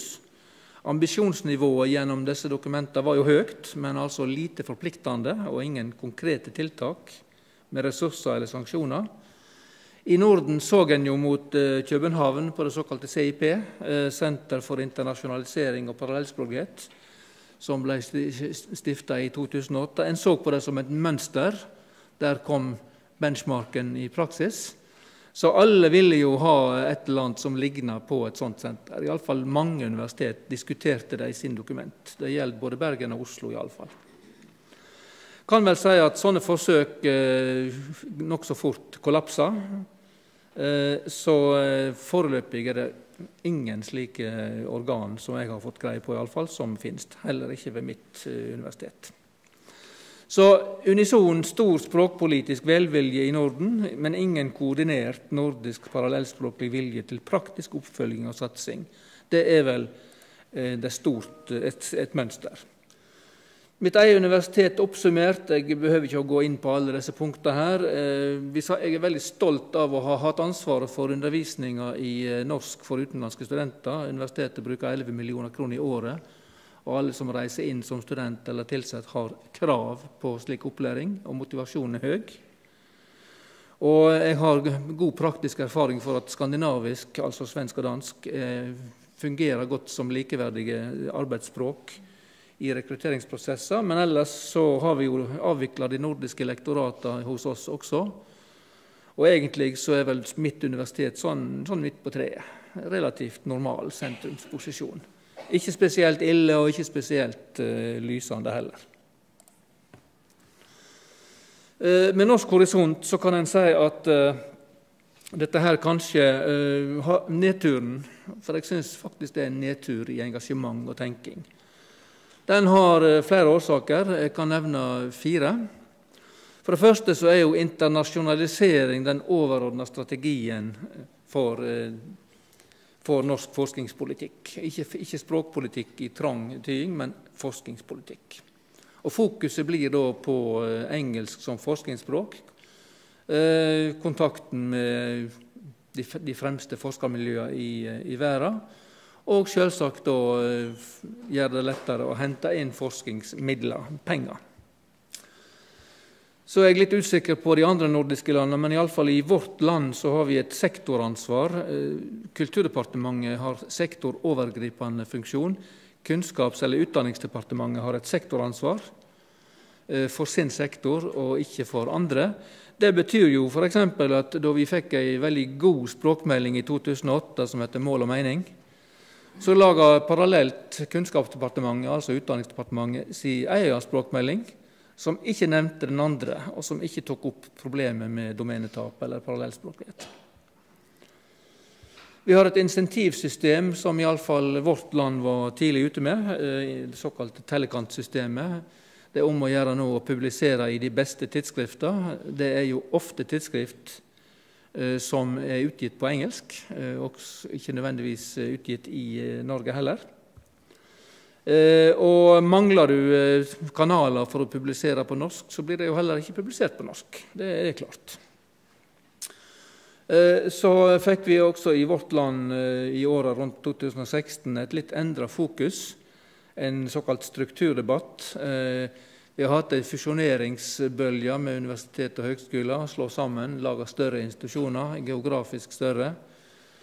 Og det språkpolitiske fokuset drukner vel på mange måter i disse prosessene. Og en har jo også hatt liknende prosesser i andre nordiske land, til dels vesentlig mer brutale enn i vårt land. Eksempel fra Finland, for eksempel, kan vel trekkes fram. Så dette får en paradoksal konsekvens. Språkpolitikken ofte definert som kulturpolitikk, og ikke som utdannings- eller forskningspolitikk. Det da andre politikkområder enn språkpolitikk som får størst språkpolitisk effekt. Og slik politikk kan da få utilsiktet, les negative språkpolitiske effekter, som en gjerne kan kalle for collateral damage, altså når naturviterne ikke har en norsk eller skandinavisk språklig kanal og må publisere på engelsk, så ikke det på grunn av et språkpolitisk forbud mot publisering på norsk eller skandinavisk, det rett og slett mangelen på kanal. En utilsiktet effekt. Men så finnes det jo heldigvis debatt. Et eksempel fra en norsk universitetsavis nylig. En professor ved et fakultet på mitt universitet rykte ut og argumenterte sterkt for å gi opp norsk som forskningsspråk, satt utelukkende på engelsk, innfør engelsk på PhD-utdanninga, kutt ut norsk. Og hennes argument var da at norsk kan vi heller ta vare på i dagligspråket, altså norsk på kjøkkenet og engelsk ute i arbeidslivet. som fikk da et svar av en kollega, som var da prodekan heldigvis. Vårt samfunnsoppdrag også å formidle på norsk. Altså du kan ikke låse inne språket i isolerte domener som heter forskning, og ikke tro at det får konsekvenser på andre deler av samfunnet. Det går ikke, og den innsikten det heldigvis andre enn lingvister som har også. Det synes jeg en god ting.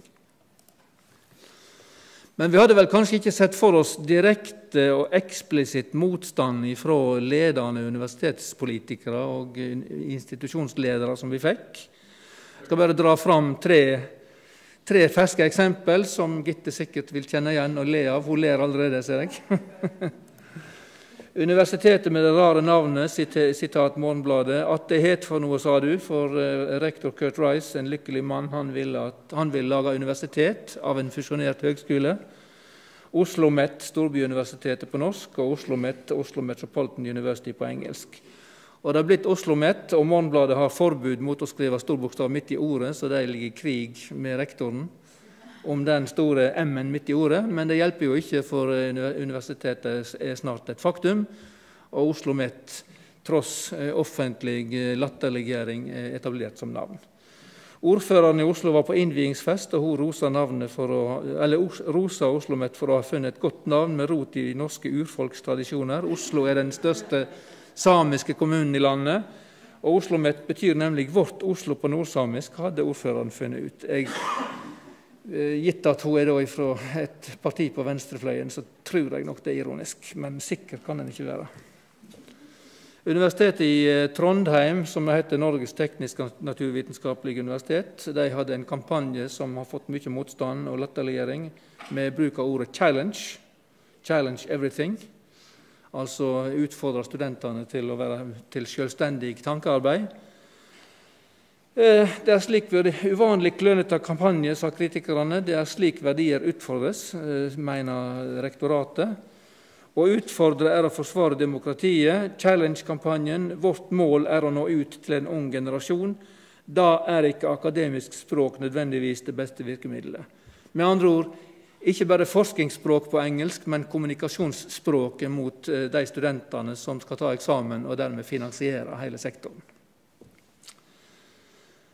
Og Universitetet i Stavanger, som hadde årsfest i oktober i fjor, og som fikk en skarp kommentar i Stavanger Aftenblad av tidligere sjefredaktør og styreleder for en periode, og nå kommentator.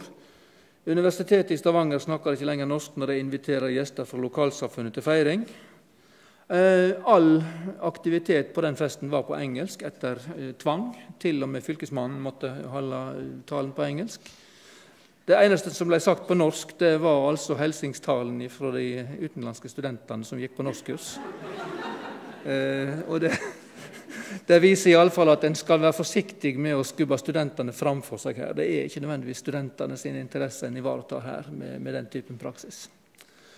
Ok, håpet ligger jo allikevel i at sånne eksempel skaper en offentlig debatt og kan bidra til å vedlikeholde en politisk interesse. Det mulig jeg naiv. Hos oss så det Språkrådet og språkdirektøren som på en måte står nokså ensom på barrikadene, og Kulturdepartementet faktisk en språkpolitisk pådriver. Det skal komme en ny stortingsmelding om språk sent i høst, og vi skal kanskje få et forslag til språklov i 2020, i kontrast til for eksempel Sverige, som var ferdig med den jobben i 2009. Så det går sent. Dette språkdirektøren Åse Vetås, som ligger i kontinuerlig debatt, også her om engelsk som undervisningsspråk. Hun argumenterer jo også med at skadevirkningene av undervisning på engelsk har bruk for forskning, og da får hun svar fra en rektor som sier at det ikke dokumentert skadevirkninger, altså. Ja vel, da kan vi holde på. Og Språkrådet har gitt ut en veiviser for gode språkvalg, altså en praktisk manual for hvordan språk kan håndteres i akademisk aktivitet. Og det har møte med universitetsleiinger rundt omkring i landet, også de som jeg nå har nevnt. Så akkurat nå så mediedebatten om språk, der Språkrådet går i spissen, det faktisk noe som vi må velge å kalle et nytt håp. Det har i alle fall en viss innvirkning så lenge kunnskapsministeren da fra samme parti. Og skal det opereres med heltekarakteristikker her, så får det bli unge doktorgradsstipendiater som tar dette her alvorlig, som av seg selv gjennom sin undervisningspraksis, og dette fra Challenge-universitetet i Trondheim, som av seg selv tar initiativ til å utarbeide fagordliste, altså i dette tilfellet for matematikk, 2000 oversettelser, og der de også samarbeider med Språkrådet, som har en avdeling som har spesialisert seg på å gi slik korpusplanlegging, altså hjelp til utarbeiding av god norsk funksjonell terminologi. Så dette sånne små forsøk som en må sette pris på. Det nordiske perspektivet har det hatt en plass i disse strategiene. Vel, dette et sitat fra det norske handlingsdokumentet for universitets- og høgskolesektoren. Det ble laget parallelt med deklarasjonen om nordisk språkpolitikk det kom ut i 2007. Og der står det at en sidestilling av de nordiske språkene, slik det i praksis i dag, gjør også at undervisningspersonalet vil kunne komme fra hele Norden. Dette vil kunne føre til rekruttering av de mest kompetente fagfolka, noe som i neste omgang vil kunne føre til bedre undervisningskvalitet. Den nordiske språkfellesskapen bør såleis verdsettes i det høyere utdanningssystemet også i framtiden. Dette gjeldende politikk, og som personalleder på et institutt så har jeg jo mange eksempel på at det faktisk fungerer. Men sektoren stor og variert, og jeg vil ikke påstå at det slik det fungerer overalt. Men i alle fall, prinsippet fint. I det hele tatt, når en leser alt som skrevet av språkpolitiske policydokument fra de nordiske landene, som jeg altså da har gjort i denne boka her, i lag med 3 kollegaer, så ser en jo at det nordiske språkfellesskapet relativt godt behandlet i språkpolitiske strategidokument. Det godt forankret som undervisningsspråk likeverdig med norsk, altså det kan brukes. Og du møter ingen sanksjoner ved et norsk universitet, i alle fall hvis du underviser på svensk eller dansk, i emner som da ment å gå på norsk, vel å merke, ikke på emner som skal gå på engelsk. Det altså til liks med norskopplæring, eller opplæring i språket i vedkommende land, et godt grunnlag for sosial integrering på arbeidsplassen. Og her også mener jeg å ha opplevd mange ganger at det de utenlandske professorene tilsette som de flinkeste til å framheve det momentet. Det ikke bare forskning og eksellens det snakk om her, men de skal jo fungere i samfunnet, og de skal kanskje til og med unge studenter kanskje skape seg en karriere i norsk samfunnsliv, næringsliv. Og da må du faktisk kunne det språket som gjelder i vedkommende land. Så de nordiske prinsippene opplever jeg i alle fall ved vitenskapelige tilsettinger som relativt ukontroversielt. Jeg skal ikke ha like bastant mening om de administrative sektorene, det har jeg for lite kunnskap om. Så må det jo også da sies at det nordiske språkfellesskapet med visse unntak har en svak eller ingen plass i språkpolitisk statustenking, med visse unntak. Det ingen språkpolitiske strategier som jeg har sett som skisserer eller påbyr aktivt stimuleringstiltak. Og det ingen språkpolitiske strategier som aktivt formulerer støtte til undervisning i nordiske språk. Og det ingen økonomiske insentiv knytt til utvikling av tiltak for undervisning i og på nordiske språk. Så da det jo spørsmål om en skal gi seg lov å drømme litt og være litt naiv og litt idealistisk. I denne her så kom vi fram til en del åtgärder for å fremja utbygda språk i konkurrensen med de store lingua franca. Det altså Christer som har formulert det på svensk, men vi står nå bak det alle 4. Og dette idealistisk, absolutt. Men det jo mulig å slå fast at skandinavisk skal statusfestes som et lingua franca for fagkommunikasjon i Norden. Det mulig politisk sett med økonomisk hjelp å utvikla stimuleringsmidler som nordisk sitatindeks, prisutskrivninger både for gymnasier og på universitetsstudenter. Det er mulig å tenke seg et populærvitenskapelig tidsskrift med profil på nordisk språk, eller et nordisk vitenskapelig akademi med framstående forskere, eller til og med et nordisk CIP, altså et nordisk senter for parallellspråklighet og internasjonalisering, direkte under Nordisk råd, som oppfølging av språkdeklarasjonen i 2007. Alt dette her er fullt mulig, men det må politisk vilje bak. Det kan ikke bare handle om idealisme, det er en strukturell endring som krever politisk vedtak, og selvfølgelig finansiering, og alle her vet jo hvordan det pleier å være med den slags. Det som jeg vil avslutte med, før jeg får totallet, håper jeg får totallet, det er jo at hvis en skal arbeide med språkpolitikk og nordisk språkfellesskap, så må en holde motet oppe, for det er veldig mange tendenser som arbeider mot oss. En skal ikke tro at debatt er svaret på alt, men uten debatt så er det straks mørkere. Det er alltid det er alltid de svakeste språkene som har mest å vinne på at det foregår en aktiv debatt. Og det hegemoniske språket klarer seg uten debatt. Med andre ord så må vi holde debatten levende, og hvis vi nå skal ta Challenge-universitetet sin parole på alvor, så må den faktisk få en tilleggsparole. Det er også nødvendig å challenge English. Takk for meg.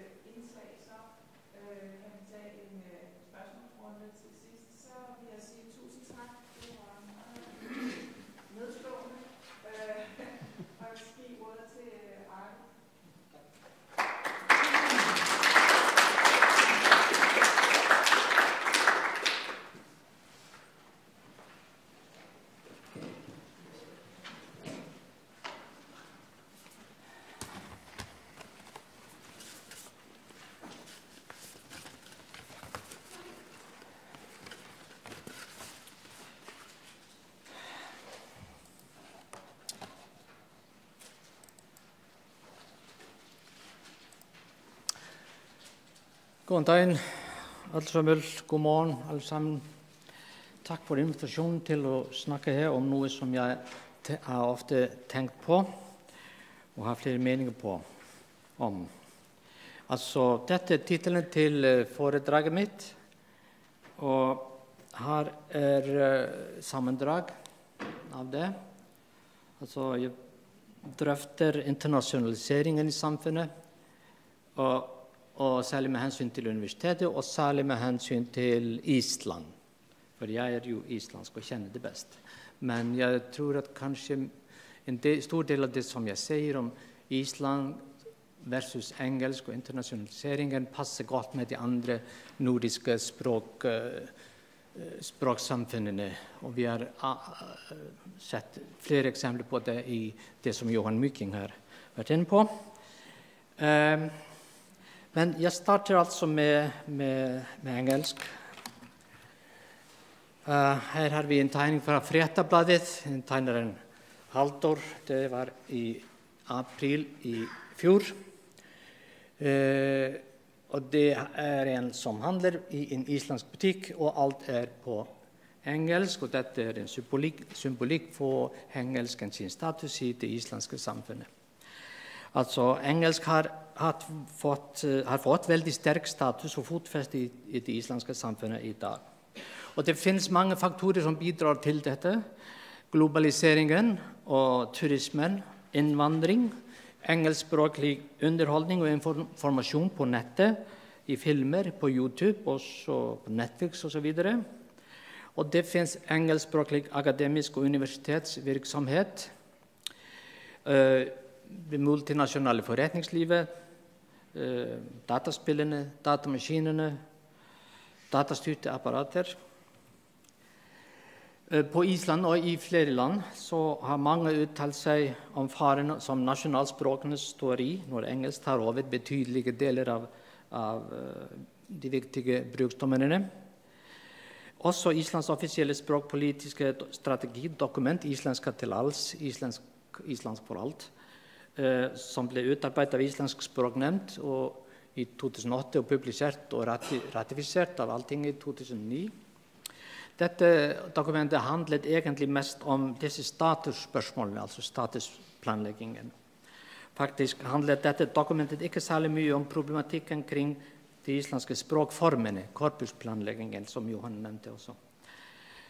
Mest altså om statusen til islandsk i motsetning til engelsk. Eventuell påvirkning på islandske språkformer, setningene og så videre, nå blitt undersøkt systematisk i et stort forskningsprosjekt som ledet av Sigrid Sigurjónsdóttir og Eiríkur Rögnvaldsson og med flere deltakere. Og dette fikk stor støtte fra Forskningsrådet her i Island, så man anerkjenner at dette er viktig å undersøke. Nå, det islandske strategidokumentet er på 93 sider, og det er av betydning i vår sammenheng i dag å nevne at dansk nevnes bare en gang i det. Dette språket nevnes i en setning, hvor man nevner at noen islandske forfattere for 100 år siden skrev delvis på islandsk, Gunnar Gunnarsson og andre. Dette er kanskje typisk for statusen til dansk og skandinavisk i Island i dag, eller mangel på dette. Hvis man går ut fra den generelle diskursen i samfunnet, så kan man trekke den slutning at vi interesserer oss ikke særlig mye for dansk, norsk og svensk, og eventuell språkpåvirkning fra disse språkene bekymrer oss ikke. De utgjør ingen fare for det islandske språket, og skandinavisk har ingen særlig charme eller prestige som det engelske har. Og vi skal se litt nærmere på universitet og akademia. I den islandske språkloven fra 2011 heter det blant annet at islandske nasjonalspråket på Island, islendingenes fellesspråk, myndighetenes språk, Islands offisielle språk. Det gjelder for lovgivning, administrasjon og ikke minst for skoler på alle skoletrinn. Og legg merke til dette med alle skoletrinn på islandsk av øllum skólastigum. Det betyr i Islands sammenheng ikke bare barnehage, grunnskole og videregående, men også høyskoler og universiteter inkludert, ifølge loven. Island har 3 universitet og 3 høyskoler. Mot slutten av 1900-tallet var det bare i noen unntakstilfeller at det var aktuelt med undervisning på engelsk på islandske universitet. Det vil si her er det snakk hovedsakelig om Islands universitet. De andre universitetene har mye kortere historie. Men det er blitt vanlig å undervise på engelsk ved islandske universitet. Dette har endret seg relativt raskt. Ifølge en oversikt som jeg og Haraldur Bernhardsson gjorde for 6-7 år siden, som del av en felles nordisk forskning, ble det undervist på engelsk gjennomsnittlig i nesten 12% av kursene på Islands universitet, og dobbelt så mye av kursene i universitetet i Reykjavik. Island var et av landene som stod bak Bologna-erklæringen i 1999, og det er blitt skarp stigning i antall fremmede studenter på islandske universiteter. Disse sitatene kommer fra forskningen som også Johan nevnte, Frans Gregersen styrte det. Hvor parallelt heter det prosjektet. Og det var også stor forskjell på bachelor- og masterprogrammene i Islands universitet. Andel kurser på engelsk var i ovennevnte periode bortimot 10% i BA- og BS-programmene, den blå linjen, mens det var kring 18% i MA- og MS-programmene, den røde linjen. Altså. Doktoravhandlingene, det var 84% på engelsk i vår utredning om perioden 2000 til 2011, mens andelen var kring 16% på islandsk.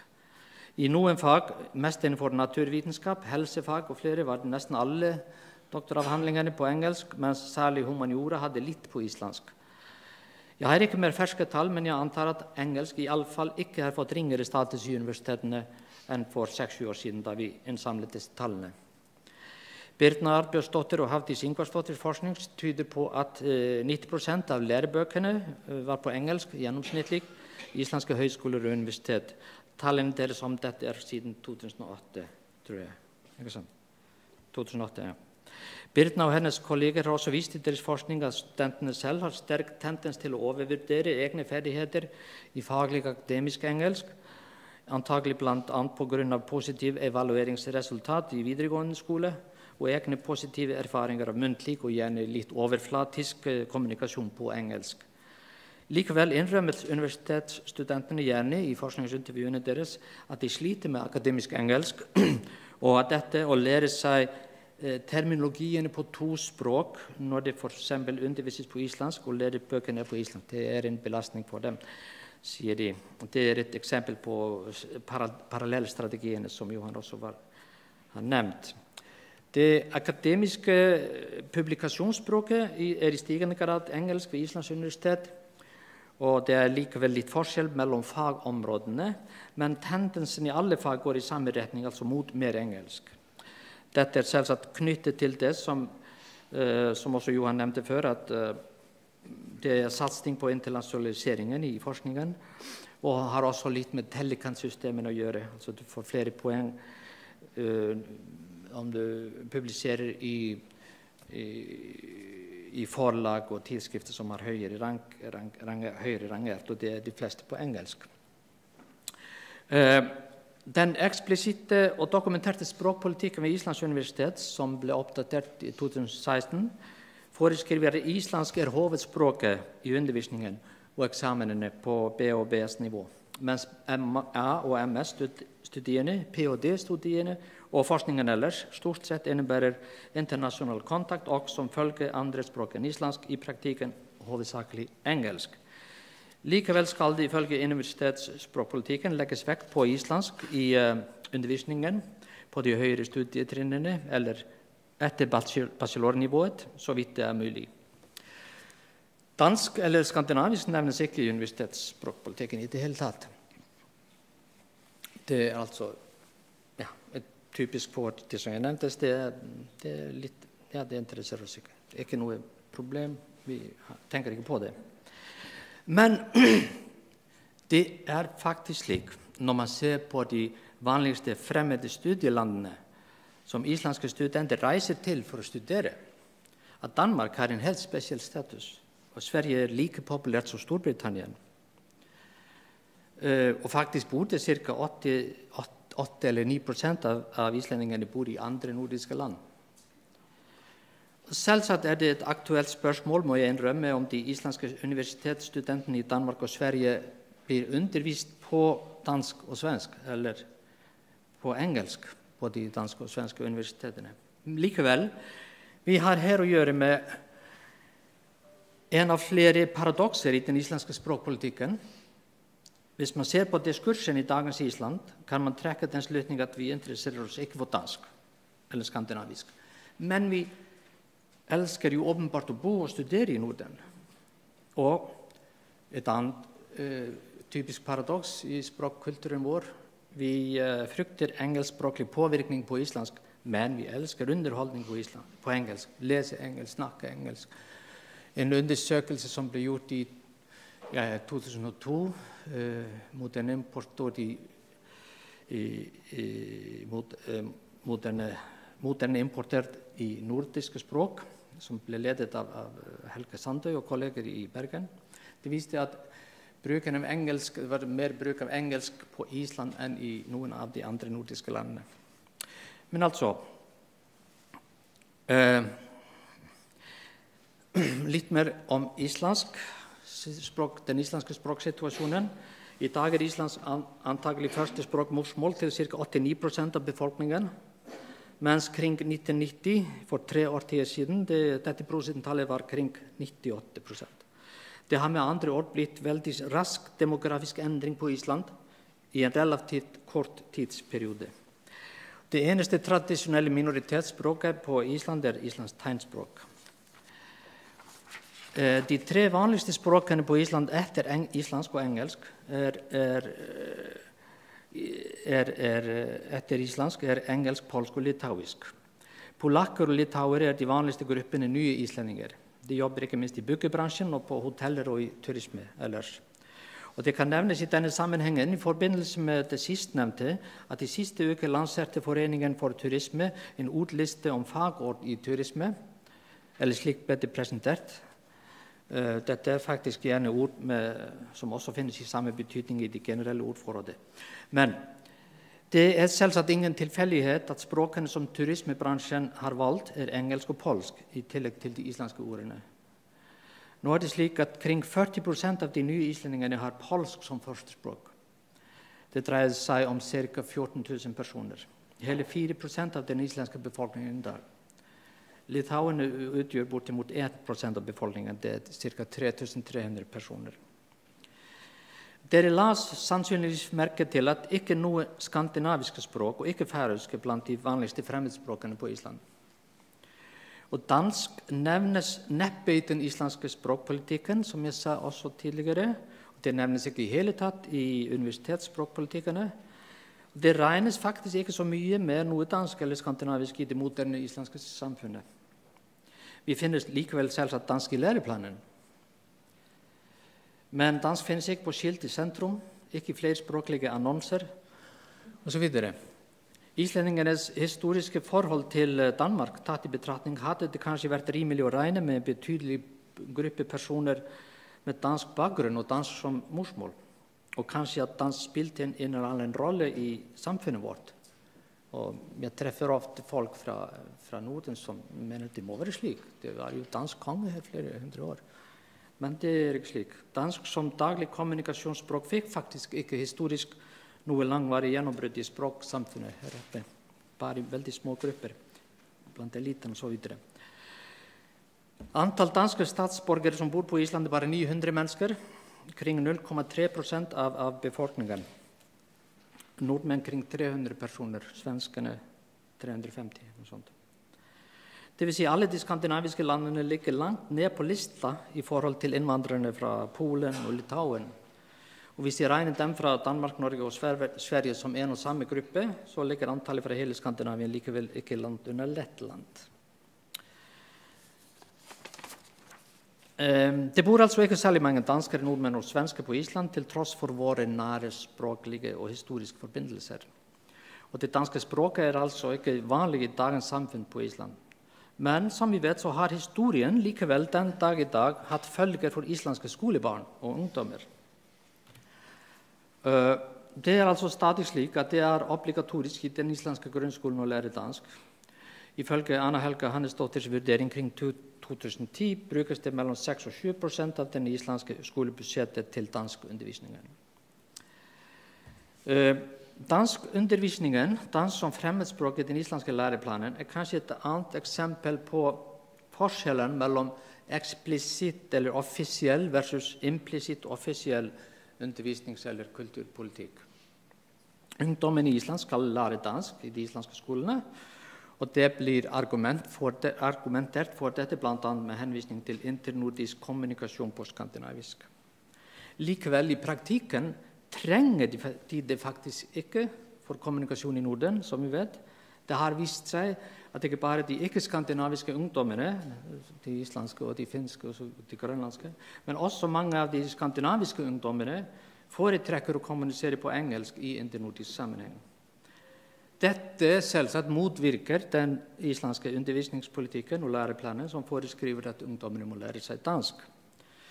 Deres språklige, altså ungdommenes språklige og kulturelle miljø signalerer derimot det motsatte, nemlig at skandinavisk ikke nødvendig for internordisk kommunikasjon, ettersom engelsk den letteste og kanskje det mest nøytrale koden i den sammenhengen. Og den eneste motivasjonen for de islandske ungdommene for eksempel blir det å lære seg nok dansk for å ta eksamen. Sannsynligvis kjenner dere alle til forskningen om internordisk språkforståelse, og Anna Helga og Gitte har nevnt den første der allerede nå. En kort oppfriskning bare. Altså hvis vi starter med Delsing og Åkesson, som Anna Helga og Gitte også var inne på, så dette denne her tabellen kjenner dere kanskje til. Deltakerne var altså flinkere til å forstå engelsk enn de andre nordiske språkene. Men Børestams undersøkelse i Reykjavik viste at mindre enn 40% av de islandske ungdommene forstod umiddelbart noe en svensk, en dansk og en svensk, som spurte dem om hvor Nordenshus ligger i Reykjavik. 80% av dem, av islendingene, vekslet til engelsk i denne kommunikasjonssituasjonen. Eva Talgård Brink, studerte internordisk kommunikasjon ved hjelp av intervjuer med 31 deltakere fra hele Norden som bor og arbeider i et annet nordisk land. 11 av dem forstod grannspråket mer eller mindre straks og relativt problemfritt. Resten av de skandinaviske deltakerne sa at de trengte gjennomsnittlig 2-3 måneder for å lære grannspråket, men finnene og islendingene trengte 5 måneder i det nye landet før de kunne kommunisere uten problemer i de skandinaviske landene, altså finnene som hadde lært svenske skolen og islendingene som hadde lært danske skolen. Brinks deltakere rapporterte mye bruk av engelsk for internordisk kommunikasjon i deres språkmiljø, og ikke minst når det dreide seg om formelle situasjoner, hvor det var nødvendig med klar og presis kommunikasjon, mens skandinavisk ble assosiert mer med det sosiale og med uformelle situasjoner. I Østmann og Tøgersens holdningsstudie ble nordiske deltakere bedt om å vurdere påstandene internordisk kommunikasjon skal være på norsk, dansk eller svensk. Og det andre påstandet var det helt ok og faktisk fordelaktig å bruke engelsk for internordisk kommunikasjon. Det var islendingene og finnene som var de minst skandinavisk positive og de mest engelsk med de minst skandinavisk positive og de mest engelsk positive blant deltakerne. Og litt mer om holdninger. I en undersøkelse i Finland som ble publisert som Norden 2009, svarte 9% at de var enige i den påstand at finnene skal bruke svensk og ikke engelsk i kommunikasjon med de nordiske naboene. Men 70% sa at det var nokså eller helt uenig i denne påstanden. Sabine Kirkmeier og Eva Skafte Jensen gjorde en undersøkelse blant deltakere i nordisk samarbeid, kring 600 personer. Selv om deltakerne deres hadde mye erfaring av nordisk samarbeid, nordiske konferenser som denne her, og kring halvdelen var faktisk språkfolk som oss, så ble resultatet likevel at engelsk fikk dobbelt høyere tall enn de 3 skandinaviske språkene angående dette med å forstå uten problemer. Altså, med tanke på den generelle skissen ovenfor av språksituasjonen i Island, og med tanke på at skandinavisk ikke en selvfølge som internordisk kommunikasjonsspråk i dagens samfunn, så blir det aktuelt i vår sammenheng å se det i øynene at andre viktige faktorer blir satt i fokus i våre land. Og dette spørsmålet, hvorfor skulle det være viktig i islandsk undervisningspolitikk og islandsk språkpolitikk? Man kan akkurat si, skulle det være viktig i færøysk eller finsk eller norsk politikk, med undervisning og språkpolitisk satsning på, i vårt tilfelle dansk, eller de 2 andre skandinaviske språkene. Dette er spørsmålet som jeg stiller her. Jeg har et svar på dette, men jeg kommer ikke straks til det. Man kan argumentere sånn, eller høre argumenter som dette her. Det må vel være viktigere med prioritering av statusplanleggingen for nasjonalspråkene, for nasjonalspråket islandsk, og tilsvarende i de andre nordiske landene for de andre nasjonalspråkene i Norden, svensk i Sverige og så videre.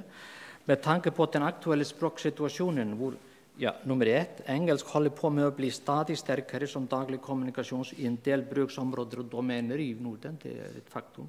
Og nummer 2, det er viktig å passe på rettighetene og den språklige velferden til de nye islendingene, de nye finnene, de nye svenskene og så videre, som har fremd språklig bakgrunn. Altså det finnes viktige faktorer i nasjonalspråkpolitikkene som kan forklare hvorfor ikke grannspråks- eller nordisk språkforståelse er satt i nummer 1 i fokus. Nå vender vi tilbake til spørsmålet som jeg stilte før, og har svar til det nå. Svaret er helt klart. Flerspråkighet og fremmedspråk i skolen er en fordel. Det skal ikke være noe problem. Det skal ikke være noe problem for nasjonalspråkene og de som snakker de nasjonale språksamfunnene. Altså hjernen vår har selvsagt kapasitet til å lære ikke bare morsmålet vårt pluss engelsk, men også et skandinavisk språk og andre språk i tillegg, hvis vi bare får oppfordring og anledning til dette. Hvis vi i tillegg husker på de verdier som finnes felles i de nordiske samfunnene, de historiske forholdene mellom oss, det viktige i nordisk solidaritet, politisk og kulturelt, så finnes det god grunn til å ikke gi opp med den nordisk språklige faktoren i det nordiske språksamarbeidet. På den positive siden, det er ikke bare vår veldig populære tidligere president Vigdis, men også mange politikere i Island av varierende popularitetsgrad. Jeg kan ikke komme inn på det. Men for eksempel alltingspresidenten Steingrímur Sigfússon og i alle fall også noen av de mediefolk hvis ord har vekt i vårt samfunn, ikke minst for eksempel Bogi Ágústsson. Dette har særlig betydning for nordisk positiv diskurs i Island, som motkrefter mot likegyldigheten, eller rett og slett negativiteten i samfunnet ellers. På 23. mars, siste lørdag, i avisen Morgenbladet, på Nordens dag, har vi et eksempel. Steingrímur Sigfússon, president for Alltinget, Norræn samvinne, hortsteden i alþjóðlegu samstarfi, nordisk samarbeid, en hjørnesten i internasjonal samarbeid. Og fra i går, onsdag 27. mars, en nyhetsartikkel i samme avis med intervju blant annet med Bogi Ágústsson, som er formann for Foreningen Norden i Island. Beste samfunnsstjerne som bist, det beste samfunnsmodellen som man kan tenke seg med henvisning til Norden. På Island blir det nettopp argumentert for danskundervisningen med henvisning til dansk som en slags bro til ikke bare de 5,5 millioner danskere, men også til hele det nordiske området. Det dreier seg her blant annet om kommunikasjonspotensialet som argument. Det er i dag faktisk ikke noe i den islandske politiske og kulturelle debatten som direkte tyder på at den islandske undervisningspolitikken endres i det neste årtiet når det gjelder obligatorisk dansk undervisning. Men den generelle språksituasjonen tatt i betraktning, så kan det bli aktuelt etter noen årtier. Et viktig spørsmål er dette her. Selvsagt, dette er spørsmålet. Hvorfor skulle vi forvente at barn og unge i Norden velger å kommunisere på tvers av språkgrenser på skandinavisk og ikke på engelsk? Dette spørsmålet gjelder da ikke minst i den gruppen som jeg tilhører, altså den gruppen som ikke har som morsmål et av de 3 skandinaviske språkene, eller kanskje mer nøyaktig, ikke har som morsmål noe av dialektene som er tilknyttet de 3 nasjonalspråkene, norsk, svensk og dansk. Våre samfunn i dag, ungdomskulturen, dataspillene, universitetene og så videre, sender daglig de signalene til ungdommene at de ikke er viktige med skandinavisk for internordisk kommunikasjon. Lingvisten og språkpolitikkforskeren Bernard Spolsky har lansert en modell og teoretisk analyse som han bygget på språkpolitikker fra alle verdens hjørner. Modellen hans går blant annet ut på at språkpolitikk bygger på 3 hoveddeler: språklig praksis, språkholdninger og språkplanlegging, og et samspill mellom disse 3 faktorene, søylene. Det er viktig å ha i tanken at Spolsky går ut fra at de 3 komponentene ikke nødvendigvis stemmer overens. Det er derfor vanlig at vi ikke kan beskrive språkpolitikk på en enkel måte. Altså, vi har en læreplan som sier at du skal lære dansk, så har vi en atmosfære eller språkklima som ikke satser så mye på det. Så det finnes krefter og motkrefter. Hvis språkplanleggere skal lykkes å påvirke språkbruken, må de bygge på de aktuelle språkholdningene og også ta hensyn til den aktuelle språkpraksisen. De ideologiske faktorene i dag en forhindring for muligheten for språkplanlegging som går på mer skandinavisk og mindre engelsk. Praksisen og holdningene regulerer altså mulighetene til planlegging, ifølge teorien til Spolsky. Altså hvis språkplanleggere og de som lager læreplaner og så videre, skal lykkes å påvirke språkbruken, må de ta høyde for språkholdningene og språkpraksisen. Som Spolsky også har pekt på i en annen sammenheng, så kan man gjerne søke forklaringer på språkpraksisen nettopp i språkideologiene. Det som kan styrke skandinavisk i internordisk kommunikasjon å påvirke positivt holdningen til skandinavisk og Skandinavien og Norden ellers. Dette har delvis å gjøre med kommunikasjonspotensialet til skandinavisk, Q-value, og delvis har det å gjøre med identiteten vår, de emosjonelle og kulturelle verdiene som tilknyttes til språkvarietetene som de enkelte språkbrukerne har tilgang til i deres språklige repertoare. Kanskje det sånn at språkundervisningen og læreplanene en av de sekundære faktorene i denne sammenhengen, mens språkholdningene den viktigste. Ja, jeg tror det som jeg sier til sist. Så har jeg en liste her av litteraturen. Tusen takk for meg.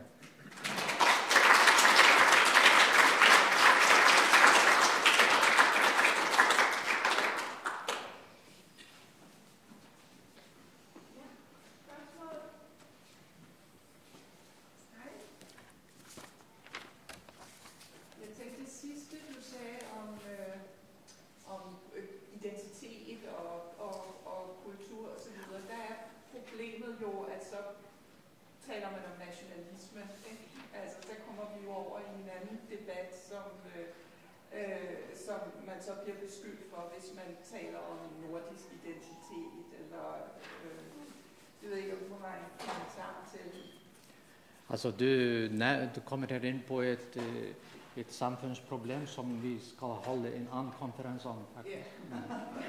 Men ja, det man er enig, det et viktig moment i denne sammenhengen. Å tenke på hvordan kan man skal diskursen være på en måte man kan være stolt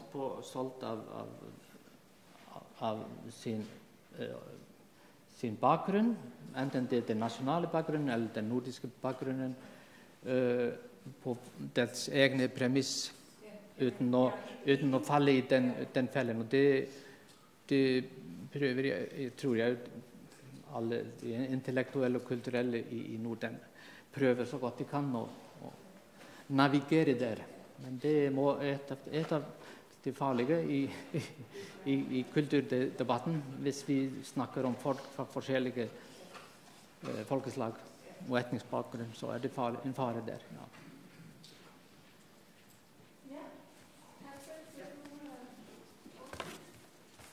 Er jeg ferdig nå?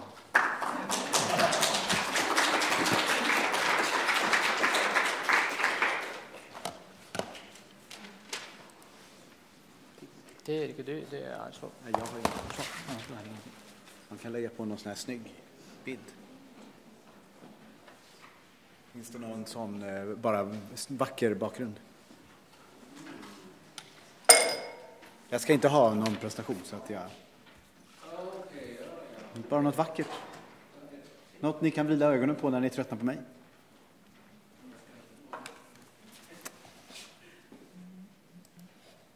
Ja. Skal det bare være den? Men der var jo den fine der. Det var den der fine med flaggen, ja, hvor er den hen? Der, tror jeg. Nej. Det er der. Er det den? Jamen, hvorfor kommer den så? Jo, der. Der. Nu. Ja, kom den flere gånger. Titta. Tack så mycket. Tack. Nej, men här ska jag stå så jag hörs. Tack för att jag fick komma hit. Det är otroligt roligt. Jag är ju inte akademiker utan journalist och publicist och kommer prata ifrån de utgångspunkterna. Men jag vill först bara säga att det var så extra speciellt att komma hit och stå här i Vigdis hus. För att det var delvis tack vare Vigdis som jag intresserade mig för nordiska språk överhuvudtaget och läste nordiska språk. Vigdis var väl bekant med min gudmor, Gun Widmark, som också var min granne. Och hon lärde mig och intresserade mig för det nordiska. Så det känns... Jag vill inte säga att cirkeln sluts, för då verkar det som det tar slut här, utan det är bara en milsten. Jag ska prata om språkparadoxen. Och den har ju nämnts lite, det har nämnts några paradoxer här hittills. Och vad jag menar med språkparadoxen är det som vi har hört hittills, nämligen det mätbara språkintresset som ju ser beklämmande ut eller beklagligt ut eller nedåtgående. Och det är jämfört med det faktiska språkintresset. Alltså, är människor egentligen intresserade av språk? Vad vet vi om det? Och vad kan man säga om det? Och eftersom tidigare talare då, Anna och Gittes utomordentliga kartläggning här och Johan och Aris också, beskrivningar av vad vi vet mätbart om språkintresset, så fokuserar jag då på det faktiska språkintresset. Och ni kan ju förstå att eftersom jag kallar det här för en paradox, så tror jag att det finns ett mycket större språkintresse än vad som syns i vad man väljer att lära sig eller använda för språk. Och om jag får tid på slutet, tänker också säga några ord om hur jag tror att de här två världarna kan mötas. Det faktiska språkintresset och det mätbara språkintresset. Jag ville bara säga en sak, att det finns även ljuspunkter i det mätbara språkintresset. Det nämndes ju alltså i de här genomgångarna danskans uppgång i Sverige till exempel, och den syns även när jag tittar på statistik över vad svenska gymnasieelever väljer att läsa. Det handlar inte bara om nordiska språk, utan det handlar om vad väljer man överhuvudtaget att läsa. Det har varit en ständigt nedåtgående trend. Gymnasieelever i Sverige är inte intresserade av språk, har man sagt. Men på senare år så har de kurvorna vänt uppåt. Särskilt för tjejer, men även för killar. Man väljer idag i högre utsträckning språk än vad man gjort tidigare. Att läsa det på gymnasiet. Där ligger då, när man väljer språk, och då bortser vi från engelska som är obligatoriskt, andra som vi kallar då för moderna språk, ligger numera spanska först. Och sen efter spanska kommer tyska.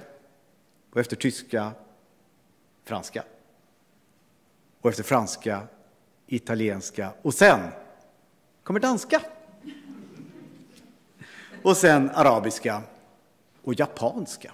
Ja, det är ordningen som gymnasieelever väljer. Men det finns alltså, man ska akta sig också för att säga att det mätbara språkintresset bara är helt svart. Man kan få den deprimerande uppfattningen. Och det är delvis sant, får man säga. Och när jag nu kommer att prata om det faktiska språkintresset, så ska man ha det i bakhuvudet också. Skälet till att jag är intresserad mig överhuvudtaget för det faktiska språkintresset är att jag för 12 år sedan startade Språktidningen. En populär tidning om språk. Och om den överhuvudtaget skulle få några läsare, det vill säga några som ville köpa den tidningen, så måste det finnas ett språkintresse. Ingen köper en tidning som heter Språktidningen om man inte är intresserad av språk. Eller hur? Och då kan man ju säga så här, jaha, men varför väljer man, om vi nu har sagt tidigare att det är deprimerande siffror för det mätbara språkintresset i former av vad man väljer för att lära sig för språk. Det borde ju liksom vara samma paralleller då till Språktidningen. Nej, kanske kan man i en språktidning titta lite mer på de faktorer som faktiskt Ari var inne på här på slutet, nämligen status, vad uppfattar vi egentligen, vad är det egentligen som driver oss till att ha något överhuvudtaget intresse för språk eller tycka att det är meningsfullt eller har en status. Så om en tidning som Språktidningen ska locka läsare så måste man ju, det är ju där man måste fiska, i den dammen så att säga. Och då utgick vi med Språktidningen från att hej! Det är en väldigt stor dörr. Det gör inget, det är liksom bara spännande. Vi utgick ifrån att alla är intresserade av språk. Vi föds språkintresserade.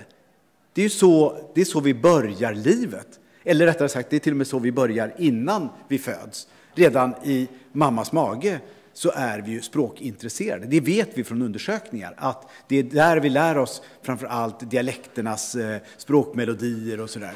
Alltså vi är språkintresserade. Det är det som gör oss till människor. Så sen händer det något på vägen som gör att några tappar språkintresset. Och då gäller det ju på något sätt att fånga upp de som fortfarande har ett språkintresse. Och då gäller det också att fundera på, inte bara liksom, om man är intresserad av att lära sig språk. För det är ju det som det tidigare då, mätbara språkintresset handlar om.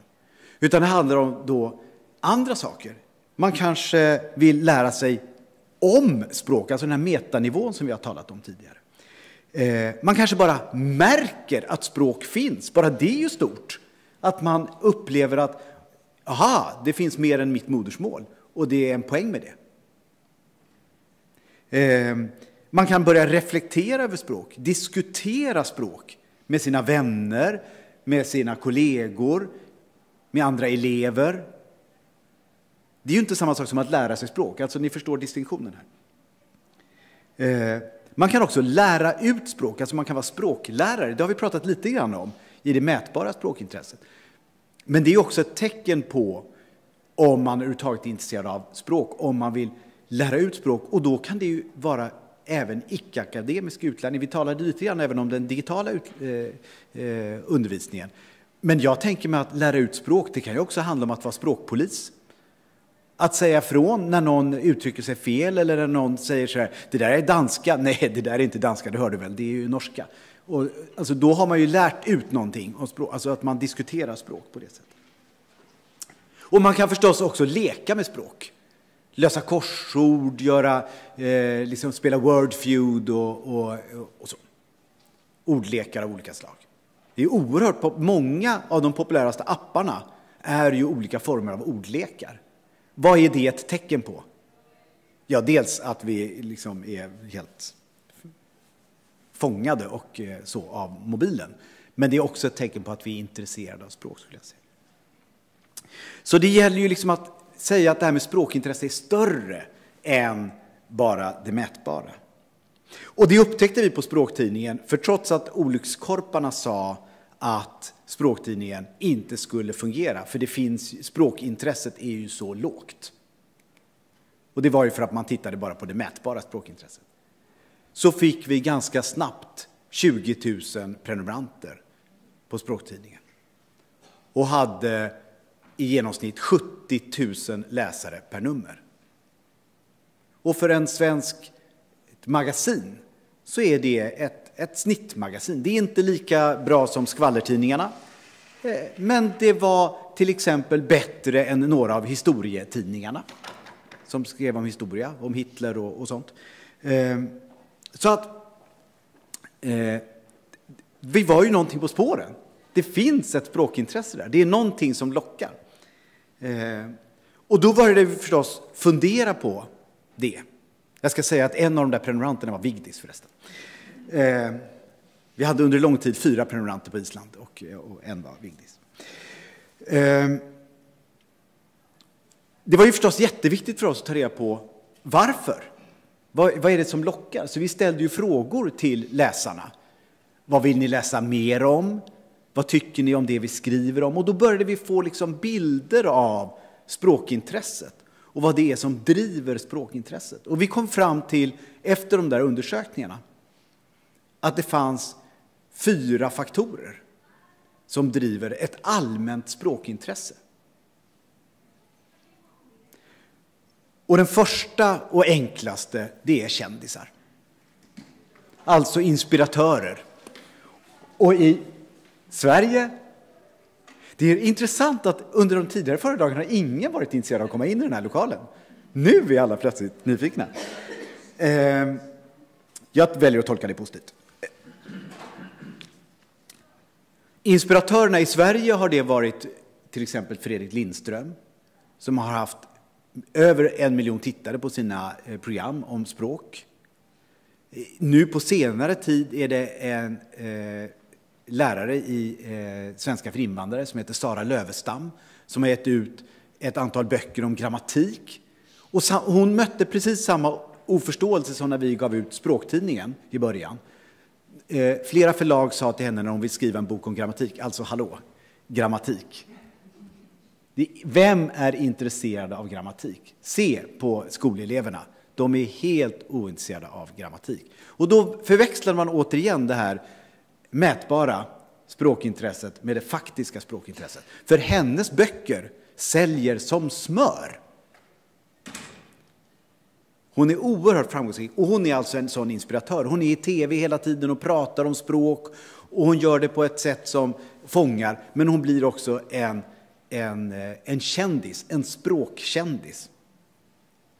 Det nämnde ju Ari också, det här viktiga med att man har några personer, i ditt fall då politiker eller någon som i kraft av någonting annat berättar att det här är intressant, det här är viktigt.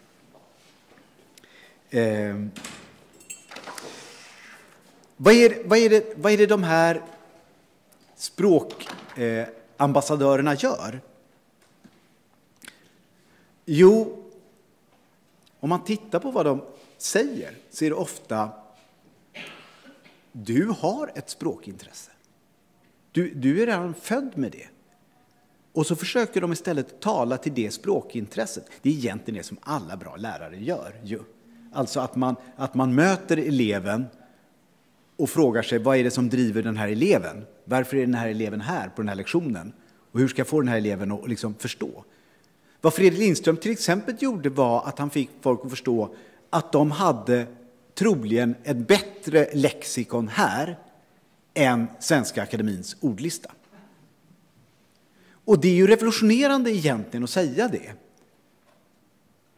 För att man har fått lära sig i skolan att Svenska Akademins ordlista, det är ju lexikon. Det är ju där finns ju våra ord. Finns det inte i Svenska Akademins ordlista så finns ju inte orden.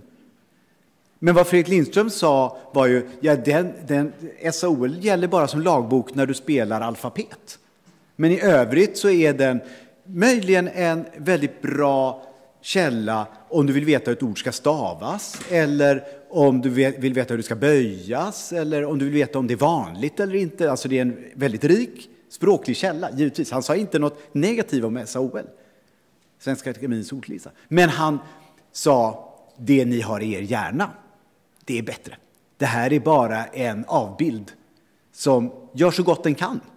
Ja, det här är ju självklart för det förstås. Men jag berättar det här bara för att visa på hans pedagogik. Hans sätt att tala till språkintresset som fanns här. Och inte säga här är det. Om du är intresserad av språk, då är det här lagen. Sa inte han.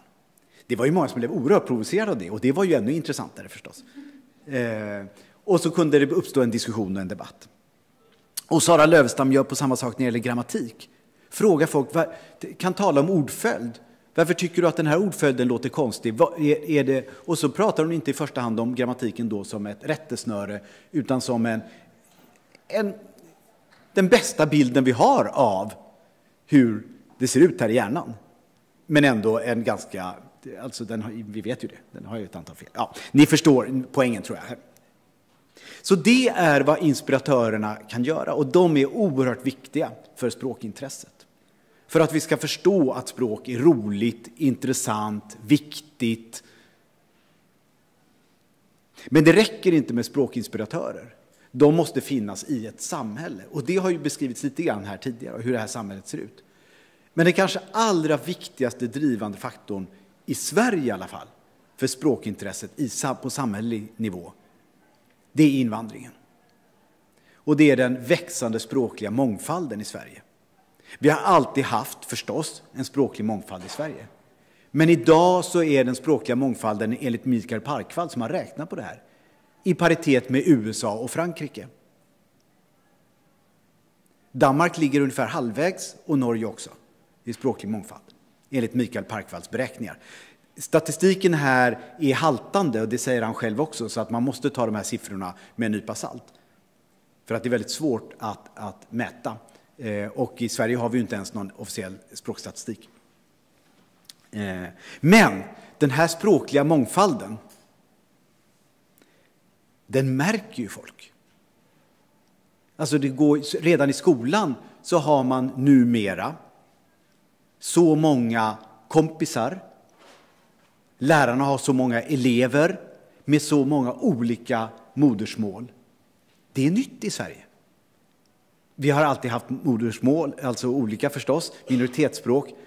Men det är en sån dramatisk förändring. Den är så dramatisk och snabb så att vi märker inte bara att vi har fler språk i klassrummet eller fler språk i arbetskollektivet eller runt fikabordet eller så. Utan vi märker också förändringen. Och det är ju ganska ovanligt. Normalt går folkvandringar mycket långsammare. Men det här händer någonting. Och vad händer då? Jo, då gynnas språkintresset. Det är i alla fall vad vi såg i språktidningen.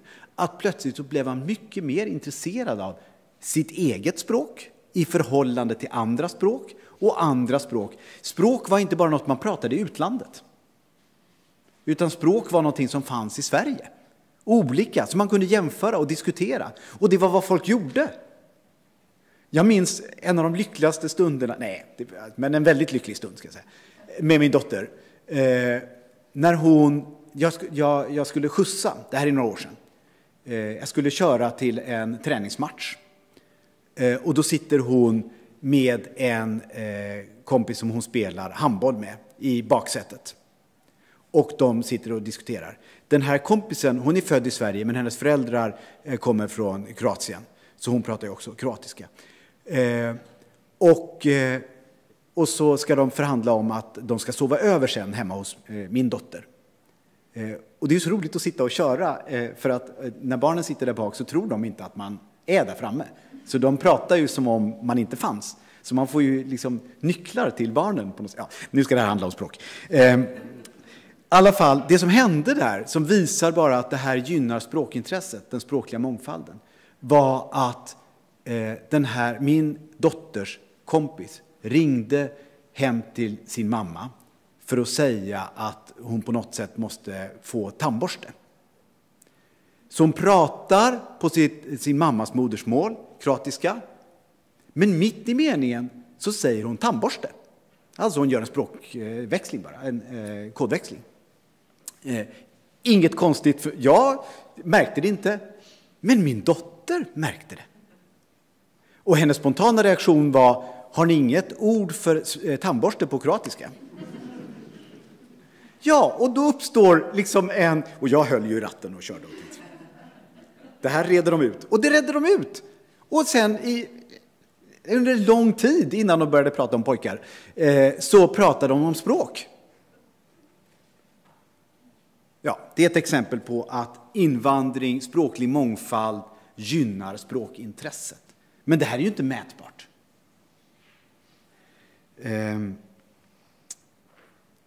Vi har talat ganska mycket om ytterligare en språklig invandring som påverkar språkintresset, och det är förstås engelskan. Idag är det engelskan, tidigare var det franskan och tyskan och så. Det går ju förstås att jämföra hur olika stark den här påverkan var. Man kan ju diskutera om engelskan är i närheten av vad tyskan var till exempel. Eller så. Men det är intressant att först diskutera förstås vilka problem det här innebär. Men om man vänder på det och börjar fundera på vilken möjlighet det här är. Det händer ju någonting med språkintresset. Dels när man blir allt fler är allt bättre på engelska. Aha, bra. Vi har alltså ytterligare ett språk. Roligt, intressant. Men det är också så att det finns en allt större diskussion även utanför akademin, utanför språkkretsar, om det här är bra eller dåligt. Alltså vi hade ju inte haft en språklag och en diskussion om språklagen om inte vi hade haft den här situationen. Man kan säga så här, okej, det här är något ont och så försöker du göra en liten poäng av att det kan vara något positivt också. Ja, absolut. Men om vi nu diskuterar språkintresset här, så är jag helt övertygad om att den höga statusen för engelska och den allt bredare kunskapen om engelska och användningen av engelska gynnar språkintresset. Och funderar man på det sättet, så kan man, givet problemet, ändå också försöka se att det kan ha fördelar. Och även där tycker jag att man ser exempel på människor som inte, så jurister som pratar om att det är ett problem till exempel med dåliga översättningar inom EU och engelskan, att det pratas mycket engelska och ett engelskt lagspråk. Och så att det händer saker där som vi inte har sett hända förut. På grund av problemen, ja. Men det är ju samma sak med invandringen. Den ställer också till stora problem. Och jag vänder det till att säga att det här är inte bra för språkintresset. Så det är ju samma sak här. Så har jag en fjärde och sista punkt. Alltså de första var inspiratörerna, invandringen, språkimporten eller engelskan. Jag säger inte mer om den eftersom vi har pratat så mycket om det. Men sen är det ju förstås ytterligare en väldigt viktig sak. Tekniken. Den gynnar språkintresset. Och inte bara via Wordfeud, för det är nog marginellt kanske ändå. Utan det är för att vi skriver så mycket mer. Och det kunde vi se i språktidningen, att intresse för skriftspråket återigen har fått ett uppsving. Alltså kommer ni ihåg hur vi diskuterade för 20 år sedan att skriftspråket var på väg ut och att radio och tv, att det var etermedier och man skulle bara prata. Och människor var oroliga för att skriftspråk skulle liksom försvinna. Det har inte riktigt hänt, kan man säga. Nu är det ju så att man undrar om folk kan prata längre. Och det är intressant, tack. Det är intressant för att när vi skriver, då ser vi vårt språk. Och inte bara är det så att vi har fler språk nu tillgängliga. På svenska, språkrådet brukar tala om det, att svenskarna har blivit mer diversifierade. Alltså svenskt skriftspråk finns numera i så många olika versioner. På grund av bland annat den här tekniska utvecklingen som gör att vi har ett sms-språk förstås. Det gäller vissa regler där. Och så har vi ett mer formellt språk i tryckta texter, ett annat språk. Och det öppnar ju också upp för ett språkintresse, för det märker ju eleverna när de inte får använda det där språket i uppsatsen. Väcker också diskussioner. Men det väcker ju också språkdiskussioner när man kan visa upp för sin kompis. Jag fattar inte vad du skrev. Det var ju mycket svårare förr när man sa, jag förstod inte vad du sa. Nej, vad sa jag då? Ja, det kommer jag inte ihåg. Och så dör ju diskussionen. Och nu kan man säga så här, du skrev ju så här. Ja, det är väl begripligt. Nej, för du har ju kastat om orden här. Och så har de plötsligt börjat prata om ordföljd. Förstår ni att det gynnar språkintresset? Det är bara en liten detalj, men teknisk utveckling gynnar språkintresset, vill jag mena. Okej, då har jag tagit de här sakerna som vi upptäckte på språktidningen gynnar språkintresset, som vi trodde eller tror gör att så många ville läsa tidningen. Så hur kan nu de här två mötas? Ja, då tänker jag att det jag kan prata om bara väldigt kort nu innan min tid tar slut är vilka metoder vi använder i språktidningen för att då fånga, ungefär som jag pratade om vad Fredrik Lindström och Sara Lövestam använder för metoder. Och den viktigaste, det är att överhuvudtaget se språkintresset. Att inte först tänka ingen är intresserad av språk. Utan att först tänka alla föds språkintresserade. Och börja där. Det andra, det är det vi kallar för mer torsk, mindre fisk. Och det bygger på idén att eftersom vi har sagt så mycket att folk inte är intresserade av språk och att språkintresset dalar och sådär, så har ju många människor börjat tänka att det nog är sant. Och det gör att om vi talar om språk för mycket så kanske vi inte alltid lockar fram. Talar vi till exempel om svordomar, om sms, om emojisar, eller emojier, eller emojis, ja, vad ni nu vill säga. Då talar vi om mer konkreta saker. Och där är intresset större. När jag frågade min dotter, vad vill du äta till middag? Jag vill inte ha fisk, sa hon. Och så frågade jag, skulle vi kunna äta torsk? Ja, gärna. För torsk är ju gott. Men fisk, alltså, ja ni vet. Många barn tänker att de inte vill ha fisk. Och många elever tänker att de inte vill välja språk. Vi försökte också dämpa runscouterna. Jag är själv väldigt intresserad av runstenar och kan bli lite överdrivet entusiastisk när jag möter en runsten. Och det är inte alltid det lockar. Jag blir nördig på ett en nörd är ju numera positiv, men delvis. Men när man står där och är väldigt upphetsad över den här stenen, då möter man inte de som kommer fram och kanske inte har det där intresset ännu. Så det gäller liksom att dämpa sig i sin egen entusiasm. Och det behöver ju förstås inte bara gälla runor, utan det kan gälla vad som helst. Men det har ibland varit en brist. En brist hos mig också, att jag står ibland och talar inför människor och är själv liksom väldigt glad i det jag vill berätta. Och det är ju inte alltid det smittar av sig. Ibland får det ju motsatt effekt. Så det gäller att dämpa det lite grann. Eller utnyttja det när det faktiskt fungerar. Och sen det sista som vi på språktidningen inte kunde göra så mycket åt, men som jag tror ändå, jo lite kunde vi göra, men inte mycket, men som jag tror i samhället är stort, och det har vi kanske nämnt lite grann, det är ju att det måste finnas fler morötter. Alltså att det måste finnas ekonomiska skäl till att man ska liksom som ska gynna det här språkintresset. Man måste se att det här är bra. På språktidningen så gjorde vi helt enkelt så att vi gav rabatt. Alltså vi lockade med ekonomin så att säga. Kolla, den här tidningen är ju billigare än den här tidningen om historia. Visst är du intresserad av språk? Liksom, så gjorde vi. Det är ju en morot. Och jag tror att en morot i det svenska utbildningssystemet, jag nämnde ju att det finns en liten ljuspunkt i hur eleverna väljer språk. Det är att man har ändrat meritsystemet, man har ändrat betygssystemet för att gynna språk. En liten morot. Den är på väldigt lång sikt ekonomisk. Men titta på alla de i utlandet som lär sig svenska. Vad är den viktigaste moroten för dem? Ja, kan man fråga sig. Jaha, det var ungefär det jag tänkte säga. Tack.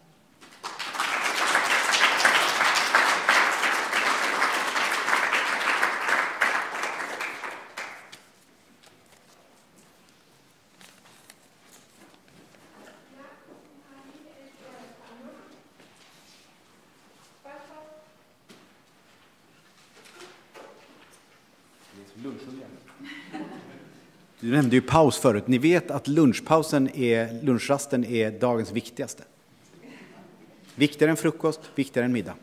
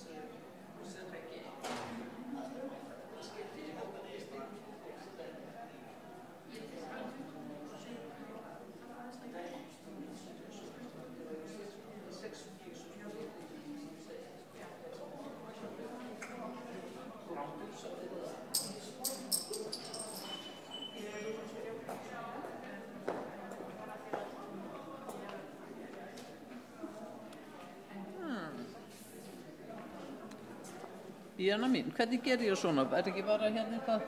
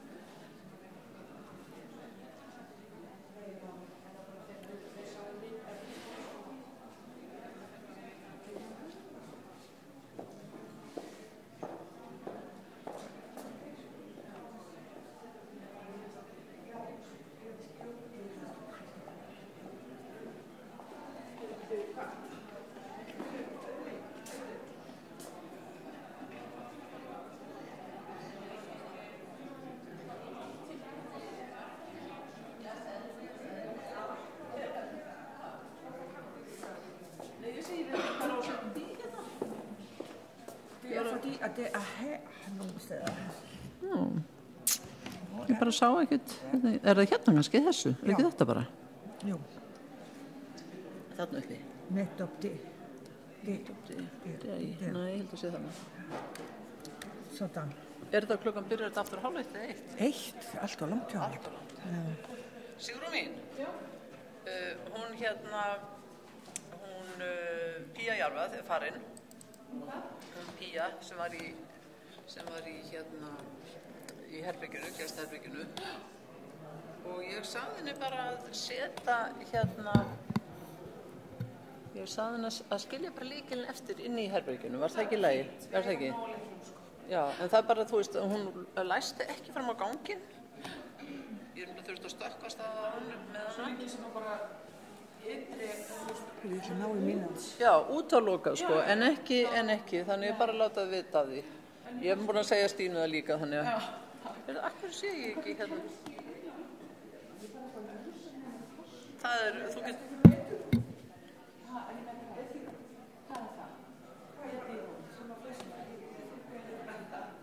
Ja, en þú getur með háskóla? Nei. Þá þurftum við að tala með höfum og fá gesta á það. Og hvað? Hérna er eitthvað, er ekki eitthvað svona?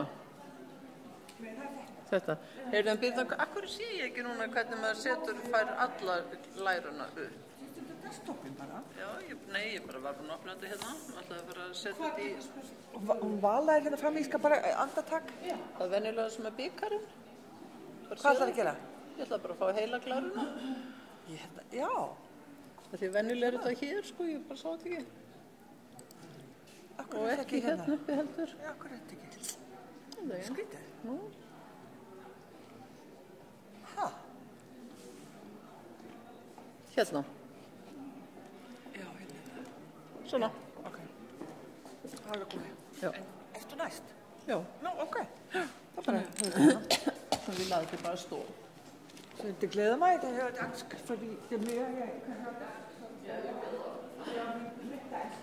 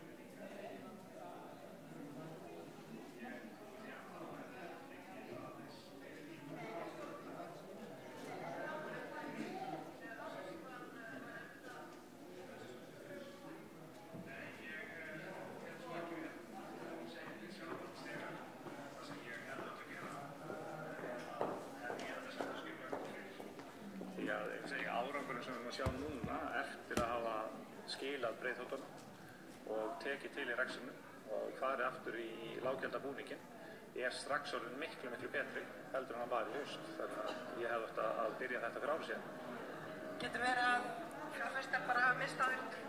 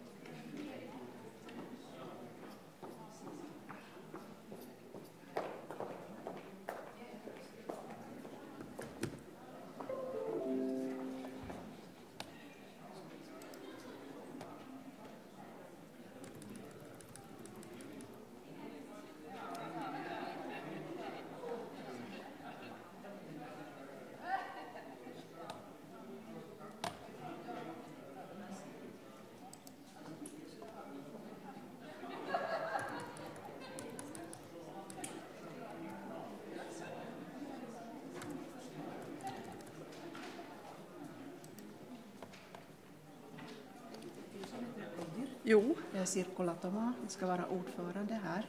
Trevligt träffas. Hej. Hej. Godt at se dig. Sömmeleivis. Hvordan har man det? Tack, bra. Bra. Snart höra mer. Ja. Ja, du skal være, du er jo bare her i forbindelse med det her mødet? Ja, ja precis. Ja, vi hinner prata ett större intervju. Ja, nej, men vi får höra.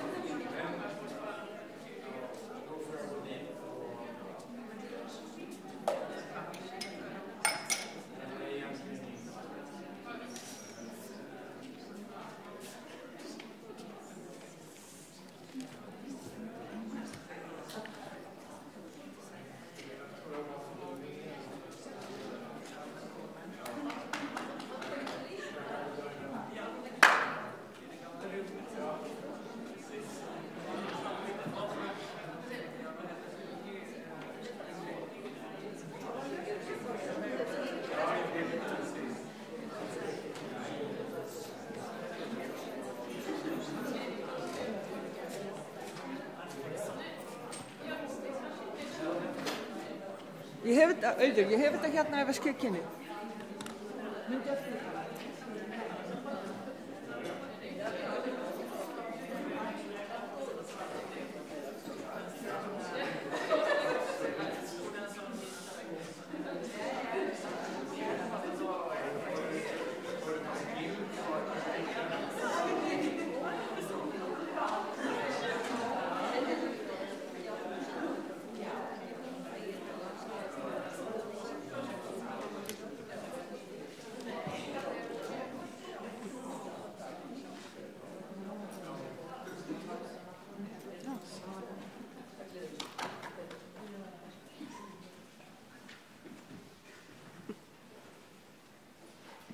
Okej, välkomna tillbaka från lunchen. Jag heter Sirkku Latoma. Jag är kenneri i finska vid Tammerfors universitet, alltså lektor i finska, och jag undervisar i finska för blivande översättare och tolkar. Jag har också arbetat utomlands. Jag har haft 3 stora ambitiösa projekt. Jag skulle kunna kalla dem Challenge World Languages, eftersom jag har undervisat i finska i USA, i Ryssland och Kina. I denna sektion så kommer vi att höra 3 mycket intressanta presentationer. Och jag kommer att använda samma metod och material som Bettina. Och jag ska visa 5 minuter då 15 minuter har gått. Och först kommer vi att höra och lyssna på Auður Hauksdóttir. Hon är professor vid Islands universitet. Och hon ska prata om danskämnet, ambition, behov och utfordringar. Varsågod.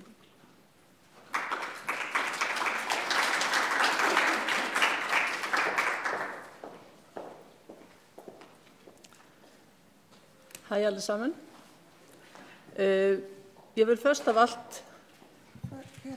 Skal jeg være her? Kan I høre meg? Nå, er det ikke stor nå? Ja. Okay. Takk for det. Det var sådan. Fint, tak skal du ha. Først av alt vil jeg på danskfagets vegne på Islands universitet få takke for at få mulighet for at berette om dansk her på universitetet.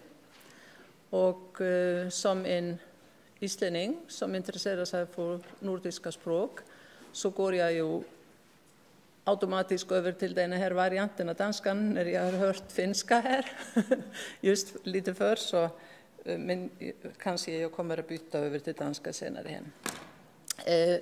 Men nummer 1 så vill jag tacka på lejligheden som islänning til at takke vores gode nordiske lande for den støtte, de har givet til Islands Universitet i så mange, mange år.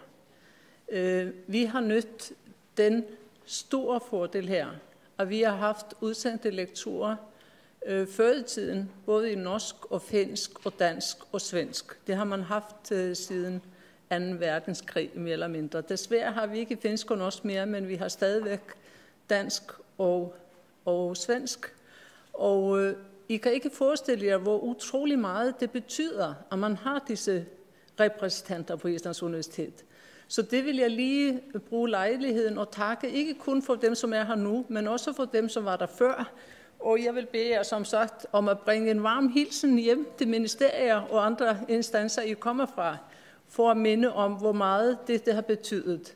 For det ved at få det nordiske sprog, så kan vi tale med vores naboer, vi kan lettere kommunikere på tværs af landegrænserne, og det er uvurderligt for os.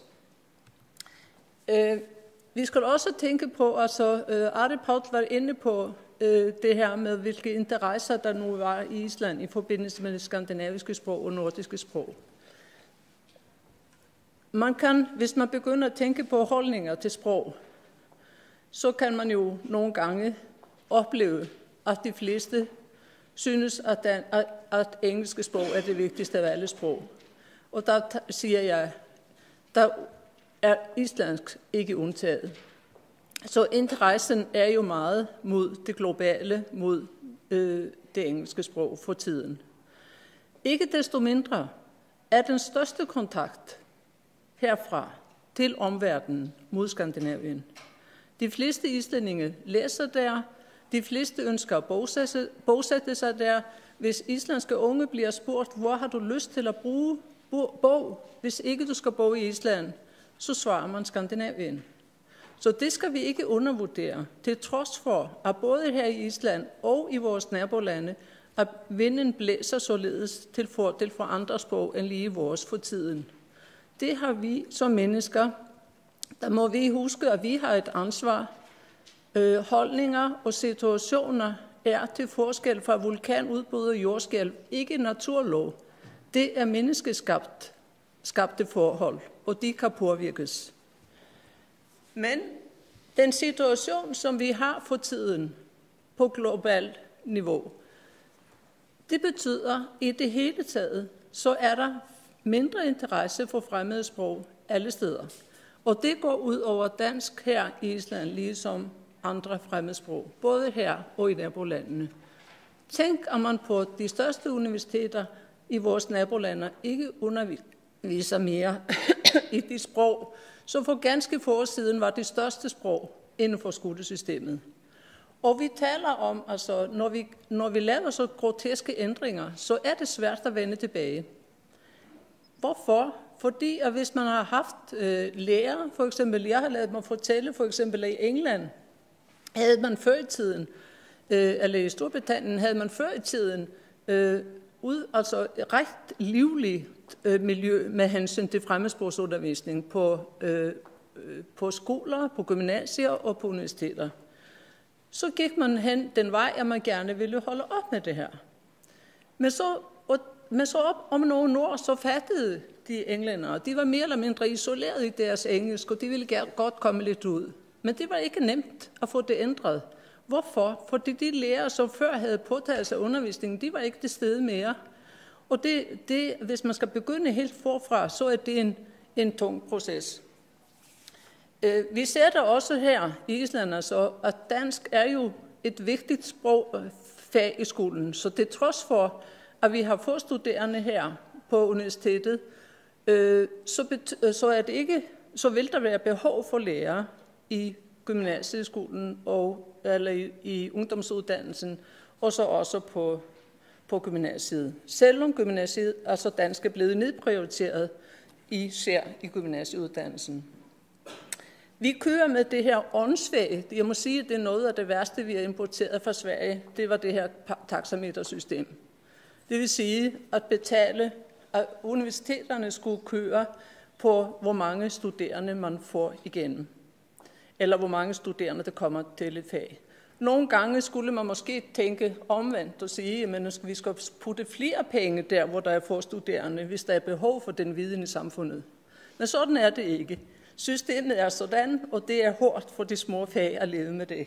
Hvis ikke vi havde det nordiske bidrag, havde det virkelig været slemt. Til trods for, at vi har haft få studerende på dansk, har vi haft specialister inden for dansk litteratur. Vi har haft specialister inden for dansk sprog, og vi har specialister i forbindelse med dansk og fremmedsprog osv. Men hvis ikke vi havde de forhold med den generøsitet, som danskerne har vist over for faget her, så ville det være svært. Vi oplever som for tiden engelsk som lingua franca, og det er jo kræfter, store kræfter, der er på spil, selvom det ikke er naturkræfter, skal vi lige huske. Det betyder, at de studerende, som læser i Danmark, og de er mange, de tilbydes nu undervisning på engelsk i meget høj grad. Især de, som læser på overbygning. Mine undersøgelser, som omfatter 2 hele årgange af islandske studerende, som læser i Danmark, viser, at islandske studerende undervurderer deres kundskaber i dansk. Hvorfor? Fordi at deres første møde med dansk, når de kommer til Danmark, det er det talte sprog, og det er der, hvor de står svagest. Det tager dem, og de synes, det er frygtelig lang tid, op til hele 3 måneder at forstå, hvad der bliver sagt. Og når vi tænker på at starte at læse på et universitet, er 3 måneder jo ikke lang tid, når man studerer på et fremmedsprog. Men de her, jeg har set, altså en af mine studerende har skrevet et kandidatspeciale efter den undersøgelse, som jeg foretog, og den viser faktisk markant stigning i brug af engelsk. i forhold til min undersøgelse ganske få år før. Der er også ændringer inden for turismen. Jeg synes, det var ganske interessant. Jeg fik besøg af en journalist fra Norge for nogle år tilbage. Hun havde glædet sig sådan til at komme til Island, fordi hun gik her for nogle år tilbage. Hun lærte sig islandsk og blev fantastisk god til sproget, og hun glædede sig sådan at gå i byen og bruge islandsk. Men hun blev mødt med engelsk alle steder. På hotellet, hvor hun boede, på restauranter, i souvenirsforretninger, hvor hun havde været. Og den stakkels kvinde, som havde gjort sig så i den grad umage med at lære sig islandsk, hun fik ikke prøvet sit islandske af, fordi hun mødte ikke islændinge. Og så spurgte hun mig, om ikke jeg oplevede det samme. Og jeg sagde, jeg bor jo ikke på et hotel i centrum af Reykjavik. Men jeg tror, jeg oplever det jo på restauranter. Jeg oplever det her i kantinen på universitetet. Jeg oplever det, når der bliver gjort rent, osv. osv. Så engelsk er ikke kun i Danmark, altså i danskernes miljø, det er også her. Der er også en anden forskel, og mange af de turister, som kommer til Island nu, rejser på egen hånd. Det vil sige, at de her grupperejser, som man havde før i tiden, så hvor man havde rendyrket danske, eller svenske, eller skandinaviske måske, eller tyske og franske. De findes der selvfølgelig endnu, sådan nogle grupper, men de er ikke så almindelige som før. Det betyder, at der ikke er samme behov. Altså, der kan man ikke have guidningen på et bestemt sprog, og så går man over til engelsk. Så der er flere forhold, også både i vores samfund, men også i nabolandene, som understøtter det engelske. Men samtidig har vi som sagt behov for danskkundskaber. Samfundet har behov for danskkundskaber på højt niveau. I forbindelse med undervisning, i forbindelse med oversættelser, tolkning, i forbindelse med medier, når der kommer forfattere, politikere eller hvem du nu er på besøg. I forbindelse med, det oplever vi meget, i forbindelse med statsadministrationen, inden for ministerier osv., hvor der er brug for kommunikation på højt niveau, hvor man har efterspørg, hvor man har brug for dansktalende folk. Og så selvfølgelig i forbindelse med forskning.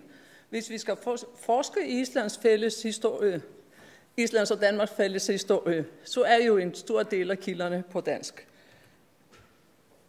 Men hvis vi nu ganske kort sammenfatter det her, så oplever I en meget stor indspurthed i forhold til en vis diversitet, som vi oplevede for nogle få årtier siden.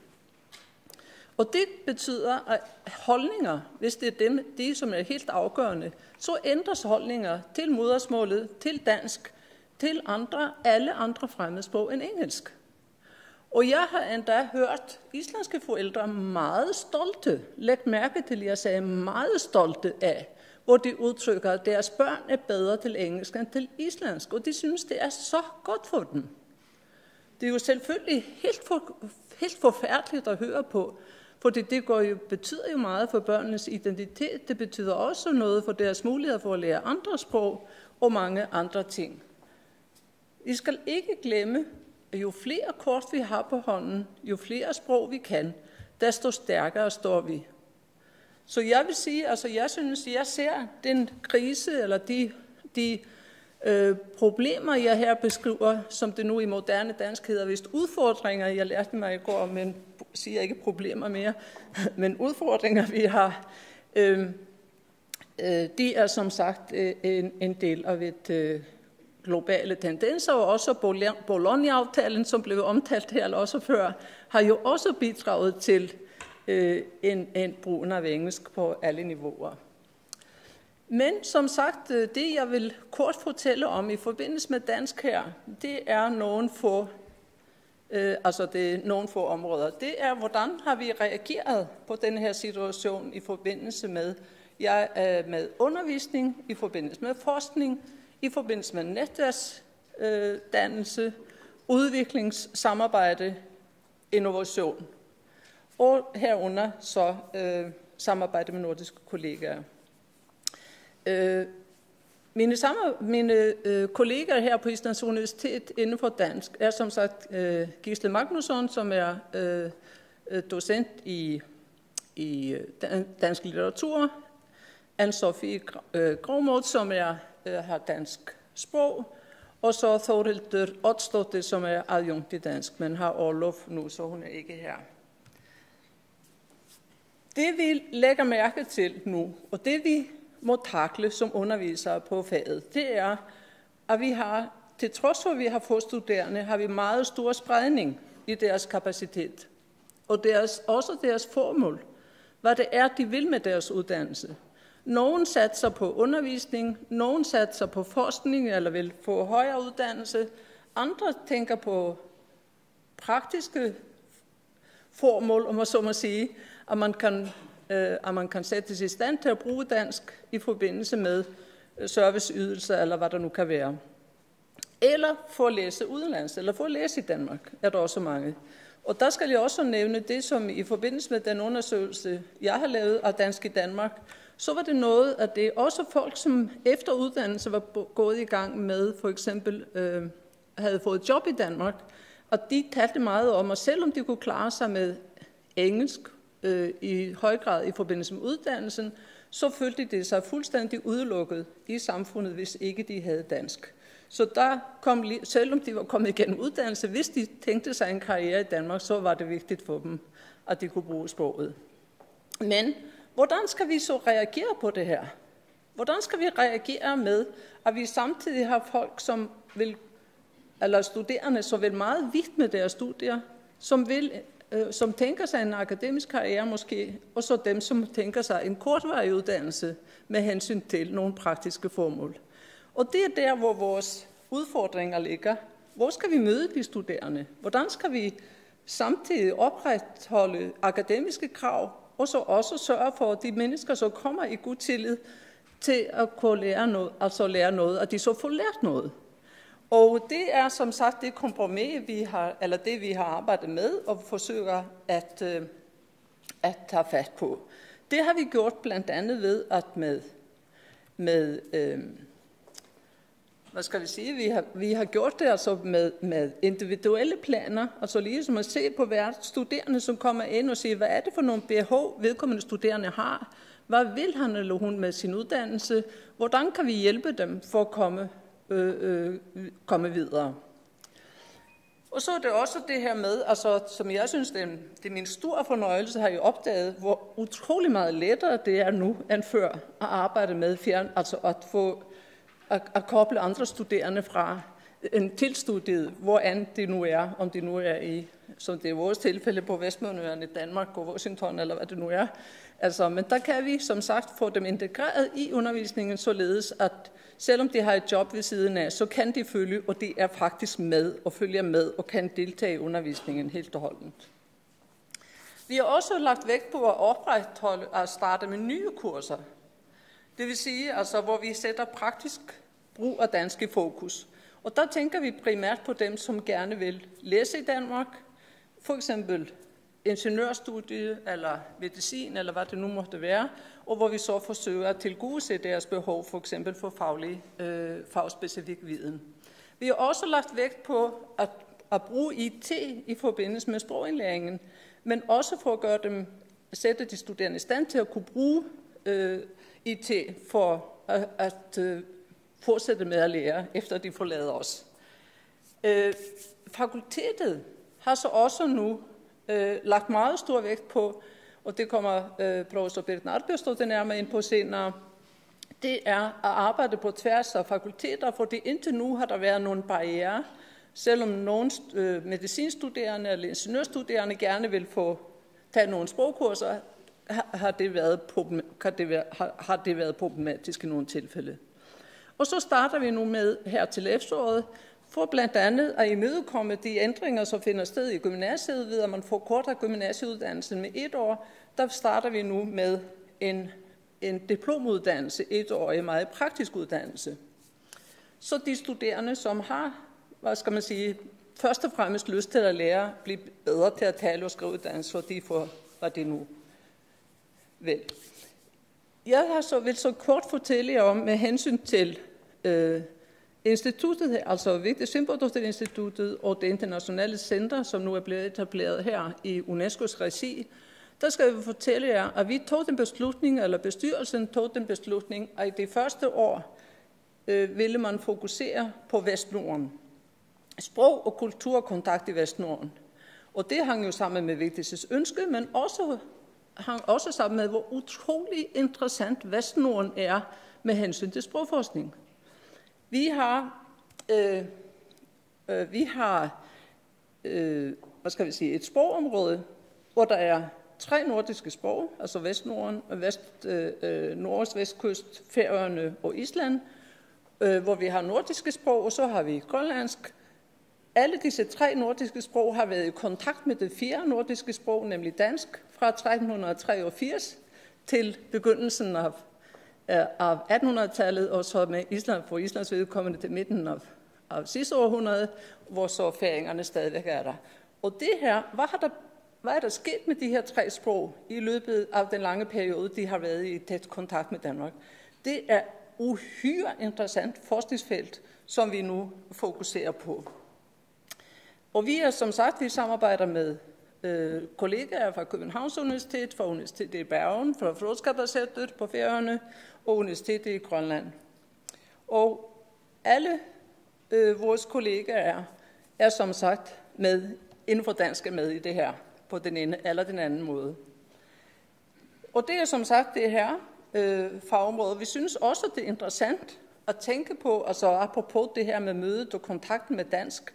Altså hvis vi tænker på det her område, sprogområde, så er det faktisk meget interessant. Altså her kan man måske spørge, hvad skal der til for et sprog lever eller dør? Det er jo meget forskelligt, hvordan disse 3 sprog, som kommer i kontakt med dansk, hvor godt de har det efter det lange fællesskab med danskerne. Og det er jo interessant, altså hvor ligger forskellen? Det er jo en uhyre interessante lingvistiske spørgsmål, der vi har her med at gøre. Og det er også interessant, altså hvis vi tænker på det her sprogområde, så er der også de samme fremmedsprog, man har haft. Der er også kontakt med andre sprog af den samme. For eksempel latin og græsk før i tiden. Det var også med tysk. Altså tysk har også gjort sig gældende inden for de her områder. Der har også været kontakt med fransk, i hvert fald her i landet. Der er tale om de samme fremmedsprog i skolen, og det er samme tale om det samme møde med engelsk i nutiden. Så der er utrolig interessant forum her for lingvistisk forskning. Og vi er jo allerede altså i gang med, nu ved jeg, at min tid er gået, så jeg vil, hvis jeg må, som vi siger, synde 1 minut eller så. Det, som vi har så gjort nu, det er, at vi har sat i gang nogle forskningsprojekter, og her fra Danskfaget har vi lagt meget stor vægt på samarbejde med Færøerne og Grønland. Og af flere grunde. Dels er det, fordi at dansk er jo stadigvæk et undervisningsfag, både i Grønland og på Færøerne. Og det er også meget interessant, at så mange tror, at situationen for eksempel med hensyn til dansk, og grønlænderne tror meget, at de kan henvise sig til Island i forbindelse med den situation, de nu befinder sig i, og forestiller sig, at der er meget, som ligner i forbindelse med islandsk og situationen der. Men så nemt er det ikke. Det er et meget kompliceret og meget forskelligt billede, som er uhyre interessant også at tænke på og forsøge at få diskussion i gang omkring de meget vigtige spørgsmål, som grønlænderne så står overfor. Og så synes vi jo nu også, at det er på tide, når man beskæftiger sig med de her områder oppe mod polarcirklen, der synes vi hellere, at det ikke kun er isbjørne og døde isbjørne eller isbjerge. Det kommer an på, men at der også er mennesker, som lever her faktisk, og der er en kultur, som også er værd at tale om.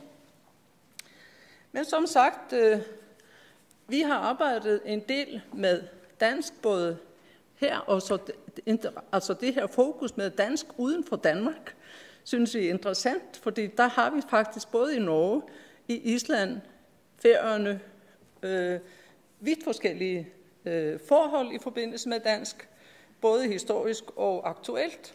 Og vi har også haft Caroline Kyhl med fra Københavns Universitet, som har arbejdet med danske argentiner. Den vil ikke.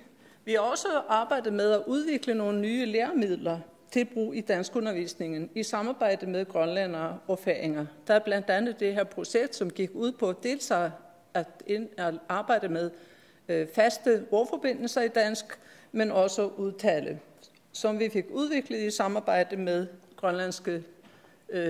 grønlandske dansklærer. Og nu er vi som sagt i gang med at få udviklet et computerspil til danskundervisningen, hvor man som sagt skal skrive sig igennem legen. Og det er som sagt, som til allersidst, de projekter, som vi har i gang i forbindelse med, som relaterer sig til det her fokus mod Vestnorden, det vil sige det vestnordiske møde med dansk, især i det 19. århundrede, og det er som sagt Gunstein Axelberg, Zacharias Hansen fra Fróðskaparsetur og jeg, og så er det danskundervisning i Vestnorden, som Þórhildur Oddsdóttir og Bergþóra Kristjánsdóttir og flere har været med i, eller stået for. Og så er det et helt nyt projekt, som Birna Arnbjørnsdóttir og jeg har fået midler til, og det er et, som hedder Vestnordisk Sprogbarometer, som skal gå ud på at undersøge det grønlandske, islandske og færøske sprogs møde med engelsk og dansk. Tak.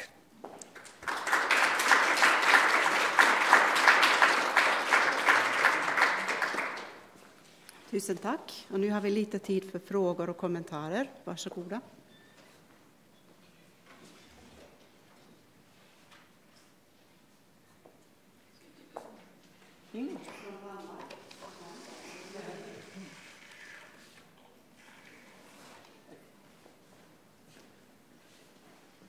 Så jag måste sätta mig Men jag skulle gärna fråga en sak som du nämnde tidigare.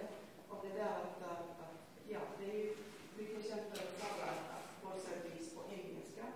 Alltså utlänningar som försöker att lära sig landets språk. Men det gäller också att finländare i Finland får service enbart på engelska. Jag vet inte om det händer i Island. I Helsingforsområdet eller i Tammerfors. Altså generelt er jo service på islandsk. Altså men jeg siger bare, at der har været inden for de sidste årtier, har der været så stor efterspørgsel efter arbejdskraft inden for forskellige erhverv. Og man har ansat mange, som ikke taler islandsk. Og de stakkels mennesker kan jo ikke sproget. Hvorimod så mange islændinge kan klare sig i kommunikation med dem. I hvert fald den enkelte kommunikation, der er tale om. Så langt det største del er selvfølgelig på modersmålet. Men der findes også.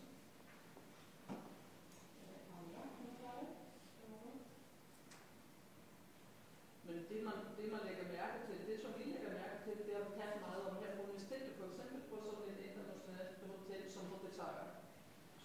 Når vi kommer med nordiske gæster, for eksempel dertil, før i tiden var der altid, man kunne altid stole på, at der var i hvert fald en, som havde det danske norske der på stedet. Det er der ikke mere, men det er heller ikke altid nogen, som kan islandsk. Altså.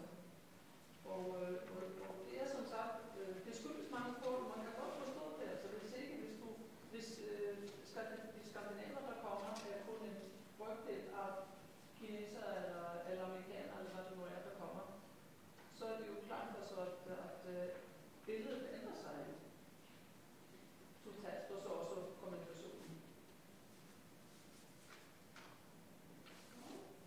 Tusen tack, det var jätteintressant att få ett sånt överblick.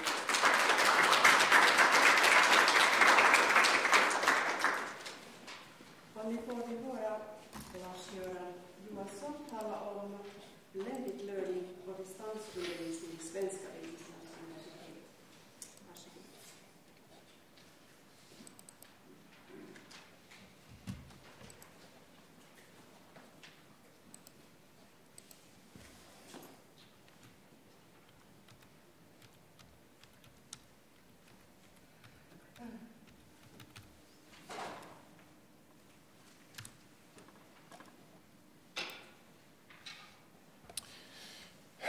Ja, tack för inbjudan. Och,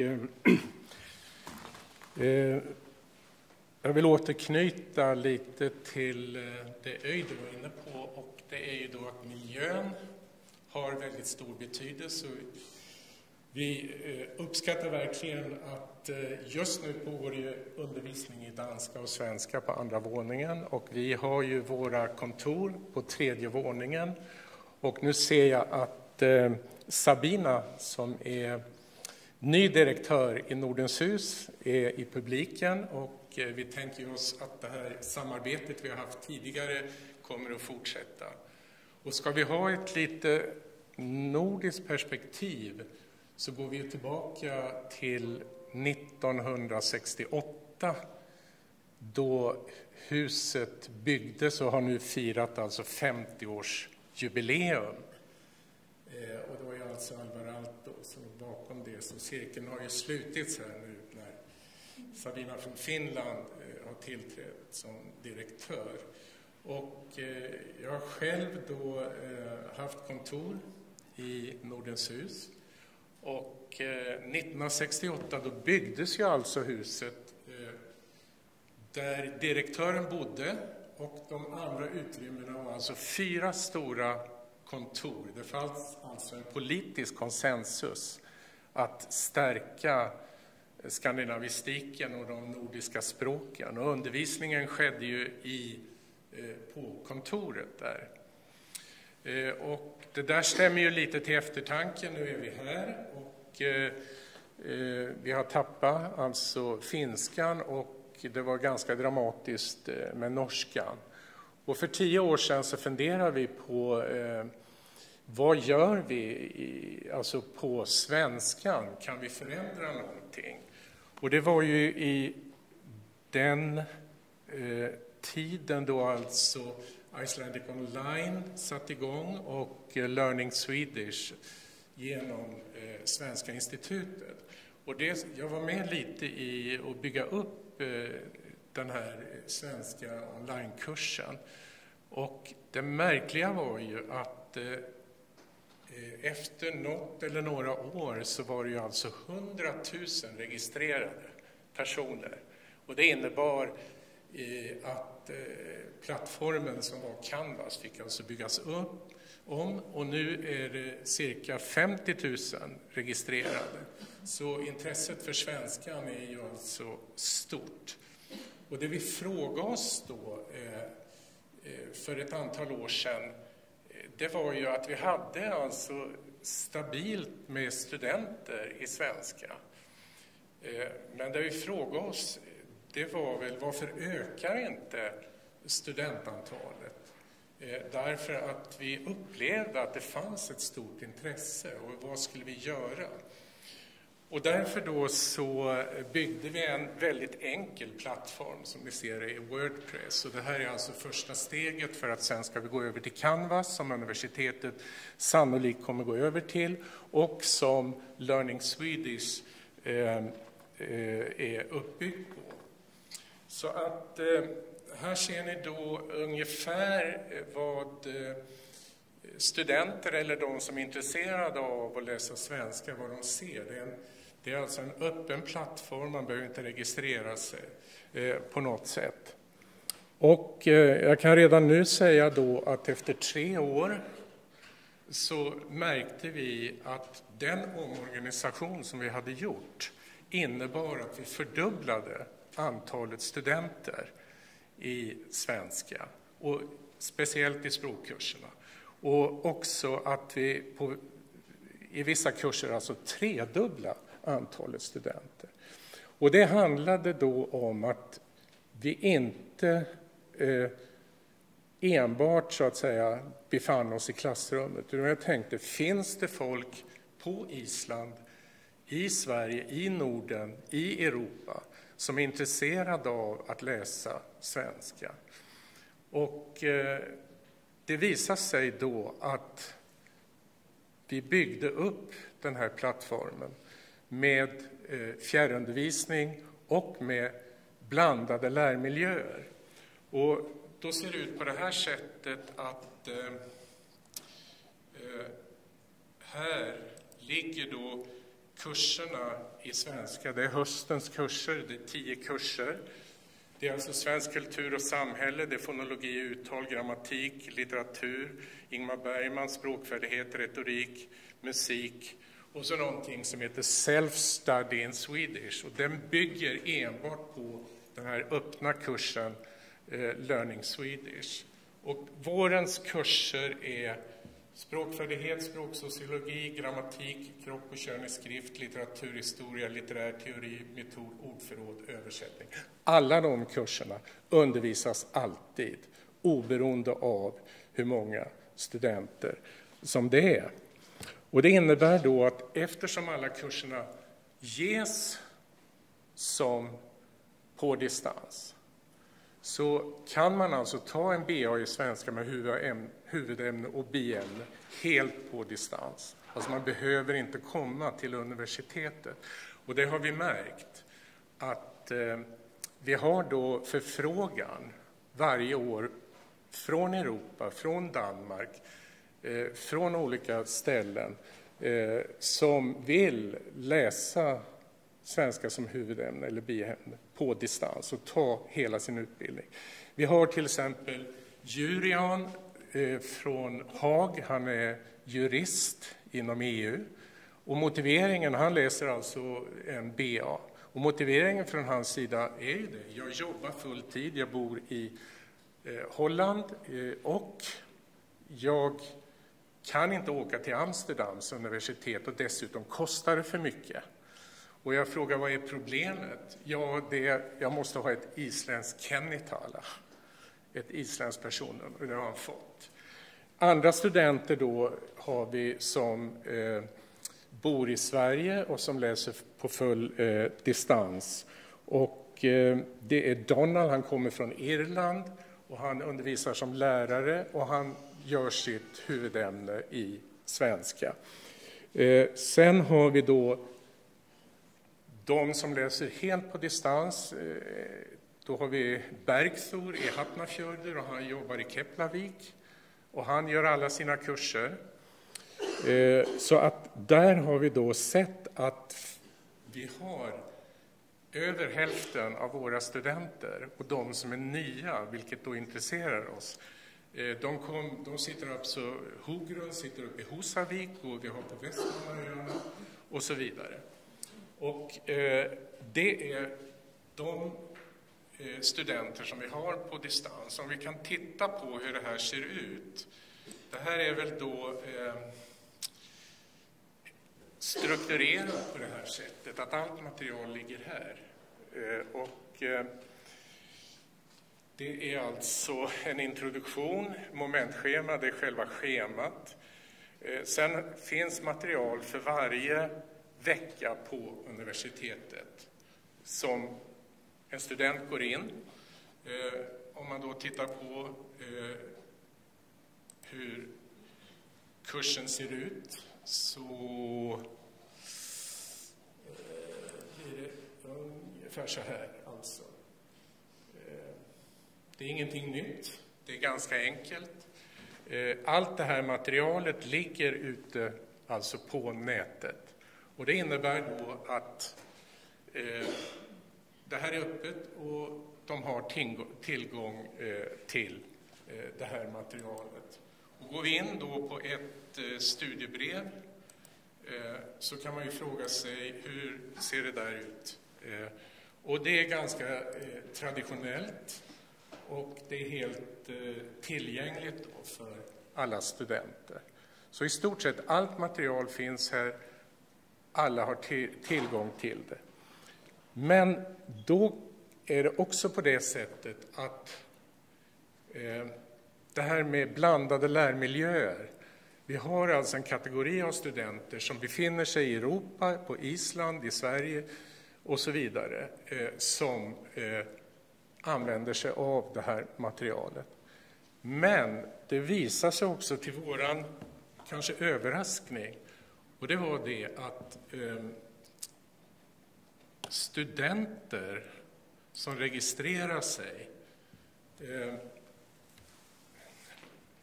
de ville ha en mellanform. Det vill säga de ville själv bestämma när kommer jag på en lektion och vad vill jag skicka in. Det vill säga att i det här så gav vi dem friheten. De kan komma på första lektionen, de kan komma på andra lektionen, de kan komma på tredje lektionen. Fjärde lektionen inträffar någonting. De åker med pojkvännen till London, de är hemma med sjukt barn, de får nytt jobb. De gör allt mellan himmel och jord. Eller de är bara uttråkade och vill sitta ner på Café Paris och röka en cigarett. Och vi bryr oss inte därför att oberoende av om de är distansstudenter eller om de kommer till lektionen, då får de sina föreläsningar. Men är de borta, då skickar de alltid in ett material varje vecka. Och på det sättet så får varje student själv bestämma hur de lägger upp varje kurs. Men alla studenter gör exakt samma material. Och då blir det en flexibilitet och de avslutar sina kurser i större utsträckning än tidigare. Så vi har ju alltså 3 stycken, vi har samma kurs, men en student väljer antingen 100% på distans eller 100% i närundervisningen. Vi är alltid där om de vill vara där. Eller också det vanligaste som ökar, och det är alltså att de har ett flexibelt system där de själva väljer vilka lektioner de går på och vilka som de tar på distans. Och det där var faktiskt någonting ganska nytt för oss att upptäcka. Men för studenternas del så var det någonting som var nytt, och det har då gjort att svenskundervisningen har hittat för oss en bra modell som fungerar och för studenterna. Och då vill jag bara säga det att det är inte frågan om nybörjarundervisning, utan det handlar ju om faktiskt det här fungerar. De ligger på B1-nivå, de här studenterna. Och det är också så att många av de här studenterna har ju, alltså deras föräldrar har ju haft specialistutbildning i Sverige och kommit tillbaka, och de vill skaffa sig meriter på akademisk nivå därför att de vill arbeta både i Sverige och på Island. Så att vi tycker väl ändå att vi bara ser att vi kan öka därför att vi får större och större efterfrågan. Och jag menar väl på att det är inga problem för oss. Vi är nöjda med, vi har väl 50 registrerade studenter och 15 av dem, alltså på olika kurser, olika studenter. 15 av dem är BA-studenter, de andra är extra studenter eller biämnes. Och skulle vi då tänka oss att de 220 universitet i utlandet som har svenskundervisning och som också hittar till Learning Swedish, alltså den öppna webbkursen, skulle vi öppna upp den här kursen för dem, då skulle vi, den här ord- och ordbildningen, den har väl kanske 12 studenter. Men det skulle inte vara några problem att öka det till 20 studenter. Det är helt oproblematiskt. Men det finns en problematik, och det är det, vilket ansvar har fakulteten om vi släpper in alla. Jag vet ju då att vi har projekt med Baltikum, och många av de lärarna, de önskar ha en kurs som de själva inte klarar av att undervisa. Och det här, när de tittar på den här, så tycker de att den här kursen kunde vi ha, eller våra studenter ha. Så vi skulle i den bästa av världar naturligtvis kunna öka studentantalet relativt enkelt, för efterfrågan finns och studenterna finns.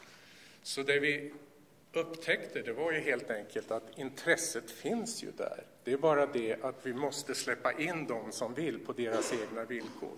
Och då var den här flexibiliteten, det var det som vi hittade och som vi jobbar vidare med. Nästa steg då som vi är inne på, det är ju att Learning Swedish, den öppna kursen med 50 000 registrerade. Jag var med i ett projekt, 2-årigt Nordplus-projekt med KTH i Stockholm, med Aalto universitet, med Hanken, och där har vi då utarbetat, man undrar vem som har gjort layouten. Men det här ligger ute på Learning Swedish, alltså online.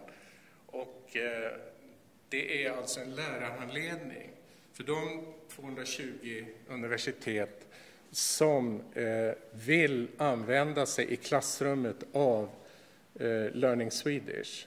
Så den lärarhandledningen är ett stöd för universitetslärare som vill arbeta med en onlinekurs. Sen vill jag bara säga då, Öider nämnde inte det, men det gäller ju danskan också, att så här såg det då ut. Vi har ju alltså en masterutbildning. Vi firar 10-årsjubileum, så där har vi ju ett survival kit.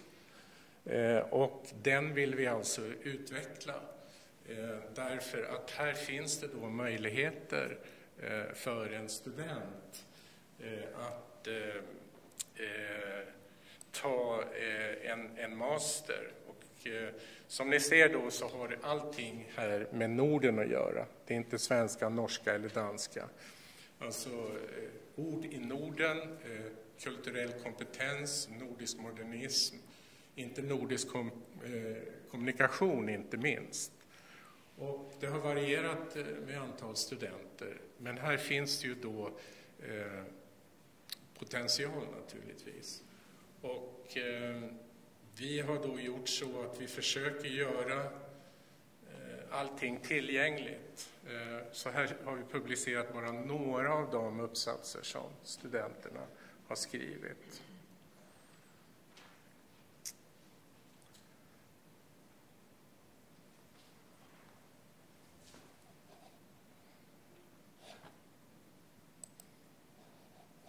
Ja.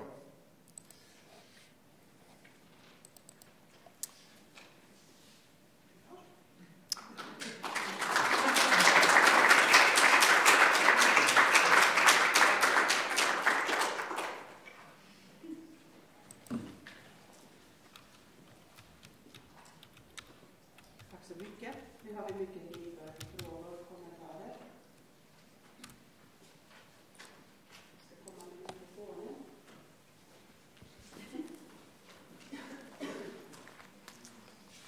Ja, jag kanske kan börja. Jag skulle gärna, jag heter Helga Hillesdotter och jobbar på Institutet. Jag skulle gärna vilja fråga om det muntliga hos de som läser allt på distans. Hur blir det med muntlig kommunikation och språkfärdighet, spontan språkfärdighet? Ja, som ni vet så är ju det där en av de vanligaste frågorna. Och på ett sätt så tror jag att vi inte hade något val. Alltså antingen går vi norskan och finskans väg och helt enkelt lägger ner svenskan. Därför att vi tycker att varje student måste vara i klassrummet och få sina färdigheter.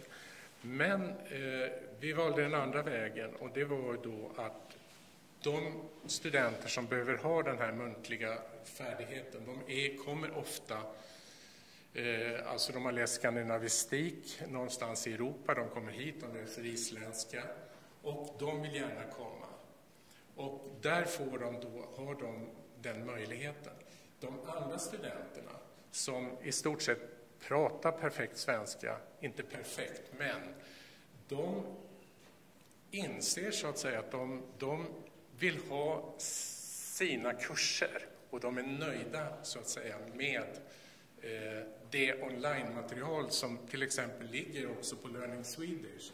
Och det finns en hel del digitalt material, alltså utbildning, uttalsmaterial och så vidare på nätet. Så att det är ganska gott om det. Men det där är en avvägningsfråga. Antingen så tillgodoser man de studenterna. De har aldrig ställt den frågan faktiskt.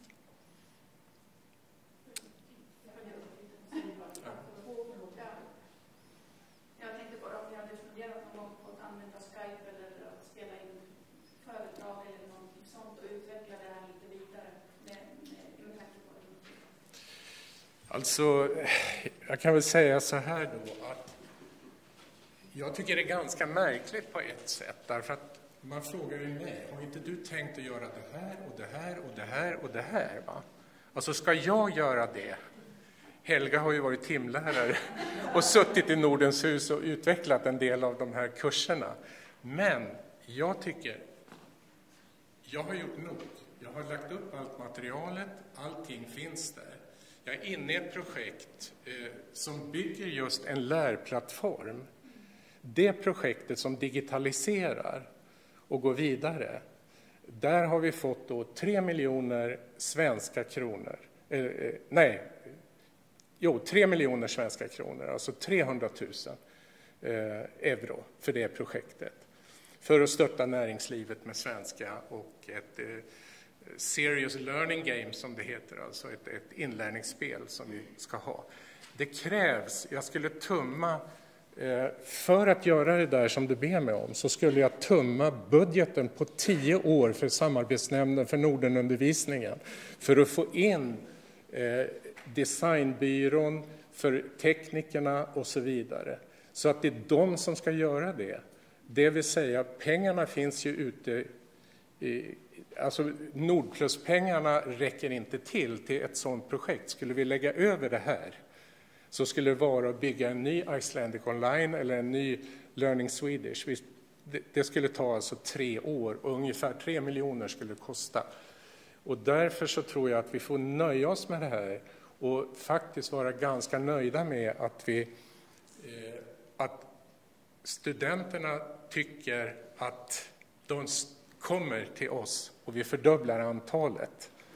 Och sen är det frågan om fakulteten, politiska viljan och så vidare. Och pengarna finns.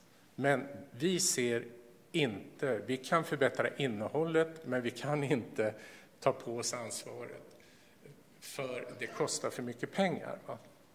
Däremot kan vi bygga kurser som vi gör i relation till Learning Swedish, till onlinekursen. Så svaret är enkelt. Ge oss pengarna bara så gör vi det. Ja.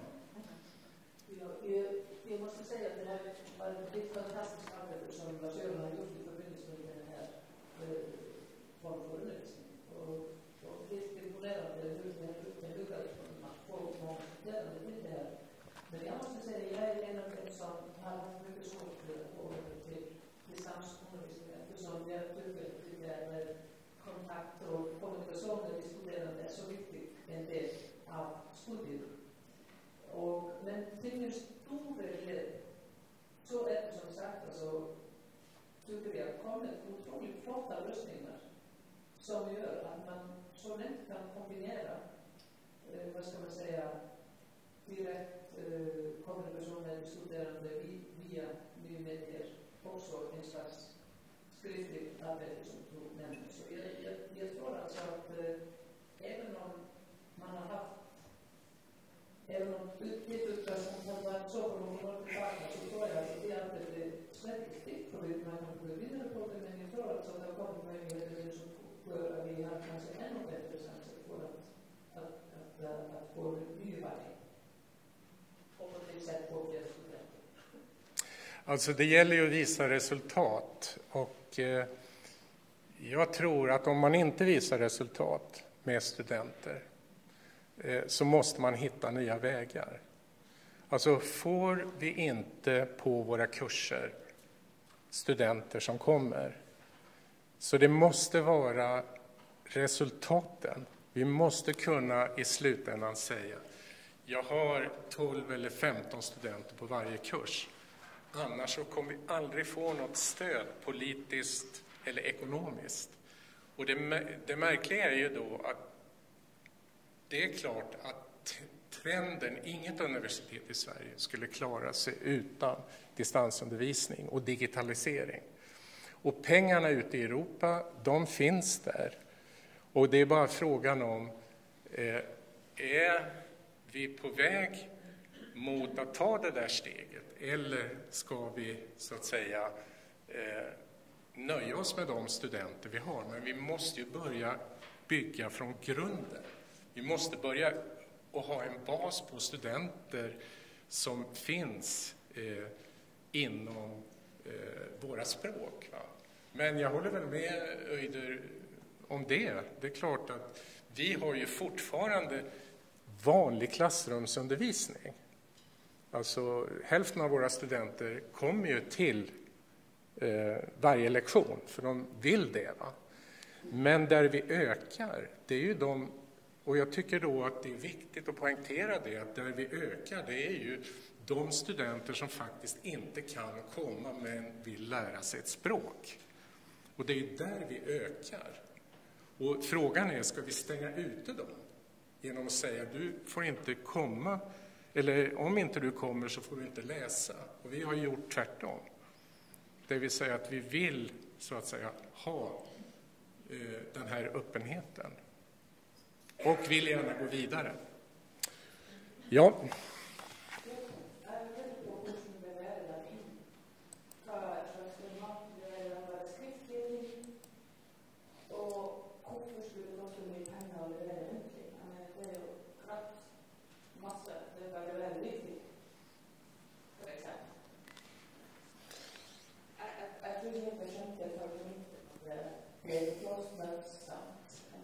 Ja, det är väl... Ja. Nej, men jag menar väl att om man då ska gå på Canvas, vilket den plattform är som Learning Swedish är uppbyggd kring, så kräver det är ju helt andra verktyg. Därför att det som byggs upp på den plattformen kräver så mycket design och så mycket tekniker. Så att det har inte jag själv möjlighet att bygga upp. Alltså det de levererar nu, det är väl i stort sett alltså skriftliga dokument. Tack så mycket för presentationen och alla dessa frågor och kommentarer. Jag håller med om det jätteimponerande det du har gjort. Och du talade om på studenters villkor. Hur är det på lärarnas villkor? Hur orkar ni? Ja, alltså min fru har varit fast. Då ska jag inte nämna hennes namn. Men alltså, det där har ju varit bland det viktigaste som vi har tänkt på. Det vill säga ur facklig synvinkel så kan vi inte arbeta mer. Vi kan inte göra mer tid, så att säga. Och hur orkar vi? Jag kan säga att arbetsbördan har halverats för oss. Vi har inte studenter på kontoret som frågar längre. De går in på nätet, de hittar oss, vi marknadsför oss inte. De vet att hur det är uppbyggt, de pratar med varandra.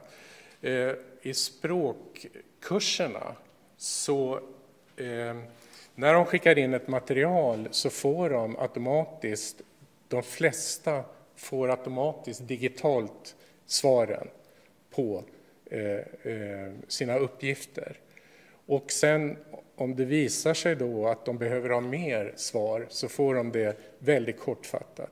Men det är ganska mycket upp till dem själva.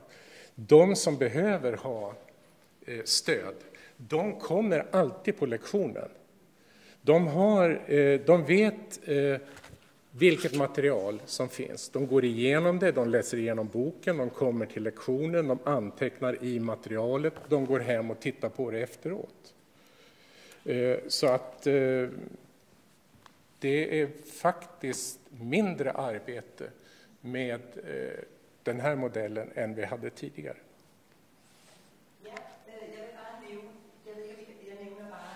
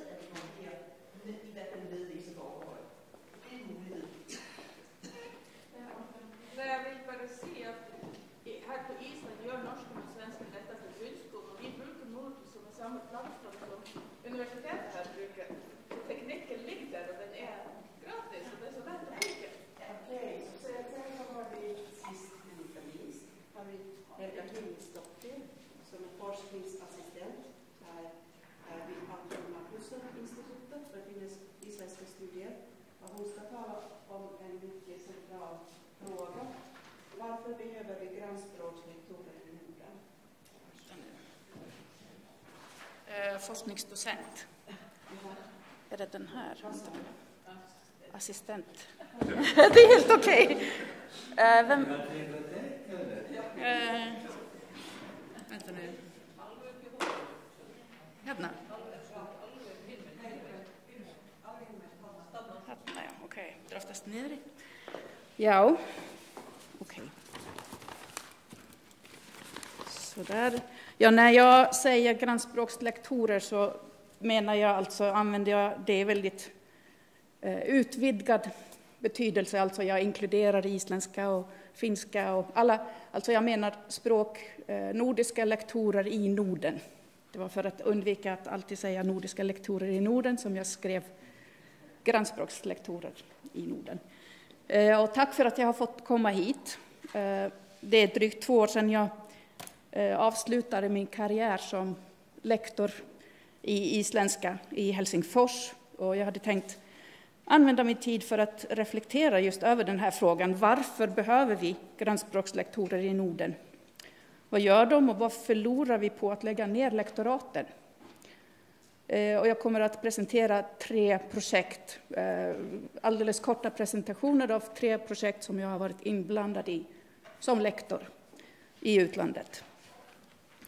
Orsaken till att jag ställer den här frågan är ju förstås att man har sett den här trenden när man lägger ner allt fler lektorat. Islands universitet har till exempel lagt ner lektoratet i finska och norska, som Lars-Göran nämnde här tidigare. Och själv har jag varit lektor i 2 olika länder. Jag var i Winnipeg först i 4 år i Kanada och sen var jag i Helsingfors i nästan 10 år. Och de här institutionerna är ju väldigt olika förstås. I Winnipeg hade vi vår egen institution, Icelandic Studies, och vi var 2 som jobbade med isländska. Så jag kunde koncentrera mig bara på språket. Jag behövde inte läsa all ny isländsk litteratur som kom ut, till exempel. Det är ganska mycket jobb som lektor i utlandet att följa med. I Helsingfors ingick jag i en större helhet, alltså i studieämnet nordiska språk och nordisk litteratur, som är en del av finska, finsk-ugriska och nordiska institutionen. Jag får se om jag... Vi hade mycket fler studenter, ibland grupper med 60 eller 80 personer. En gång hade jag en kurs med 100 personer registrerade. Jag tror inte att alla kom till första timmen, men det var 100 som hade registrerat sig. Och jag samarbetade mycket med mina kollegor i norska och danska och svenska också. Så att vi jobbade mer med ett nordiskt perspektiv än till exempel vi gjorde i Winnipeg förstås. Men vad är det som kännetecknar grannspråkslektorernas arbete? För det första så har lektorerna en akademisk bakgrund. Och när de inleder sitt arbete vid ett universitet så blir de en del av en akademisk arbetsgemenskap. Så de bidrar med forskning, publikationer och utvecklingsprojekt. Till exempel att skapa läromedel, ordböcker och så vidare. Men sen kommer de från olika länder förstås och har studerat olika ämnen. En lektor i grannspråk kan ha studerat litteratur eller språkvetenskap eller andra språksinlärning eller översättningsvetenskap. Så folk har lite olika, en varierande bakgrund som förstås färgar då arbetet eller intresset vart man leder sitt lektorat så att säga. Eller vad man gör åtminstone när man inte undervisar. En utlandslektor måste vara redo att undervisa i allt möjligt annat än det som de har specialiserat sig på. Så jag till exempel är språkvetare i grunden men gav väldigt många kurser i isländsk litteratur. Både äldre och yngre. Så jag var undervisare i isländska sagor och också nyutkommen litteratur. Och jag hade gemensamma kurser med andra litteraturvetare. Och det är ju ganska tufft att undervisa en grupp litteraturstudenter en kurs i litteratur om man inte är litteraturvetare själv. Och sen kan det ju bli svårt att hitta tid att fördjupa sig i sitt eget ämne, för man satsar så mycket tid på att hänga med i det andra. Så det var en utmaning.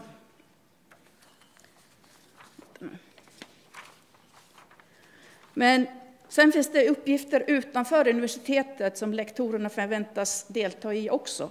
Och som lektor i isländska i Finland så förväntas man till exempel att ställa upp när journalister ringer och har frågor angående stora och små händelser. Det kan vara vulkanutbrott. Kommer Katla att ha utbrott snart? Hur går det för isländska laget i fotboll på VM? Hur är det med Islands hästar? Och så vidare. Och sen när kulturbiografer ringer och vill ha en föreläsning om isländsk filmhistoria så ska man också kunna ställa upp och ordna kulturkvällar och litteraturförfattarträffar och så vidare.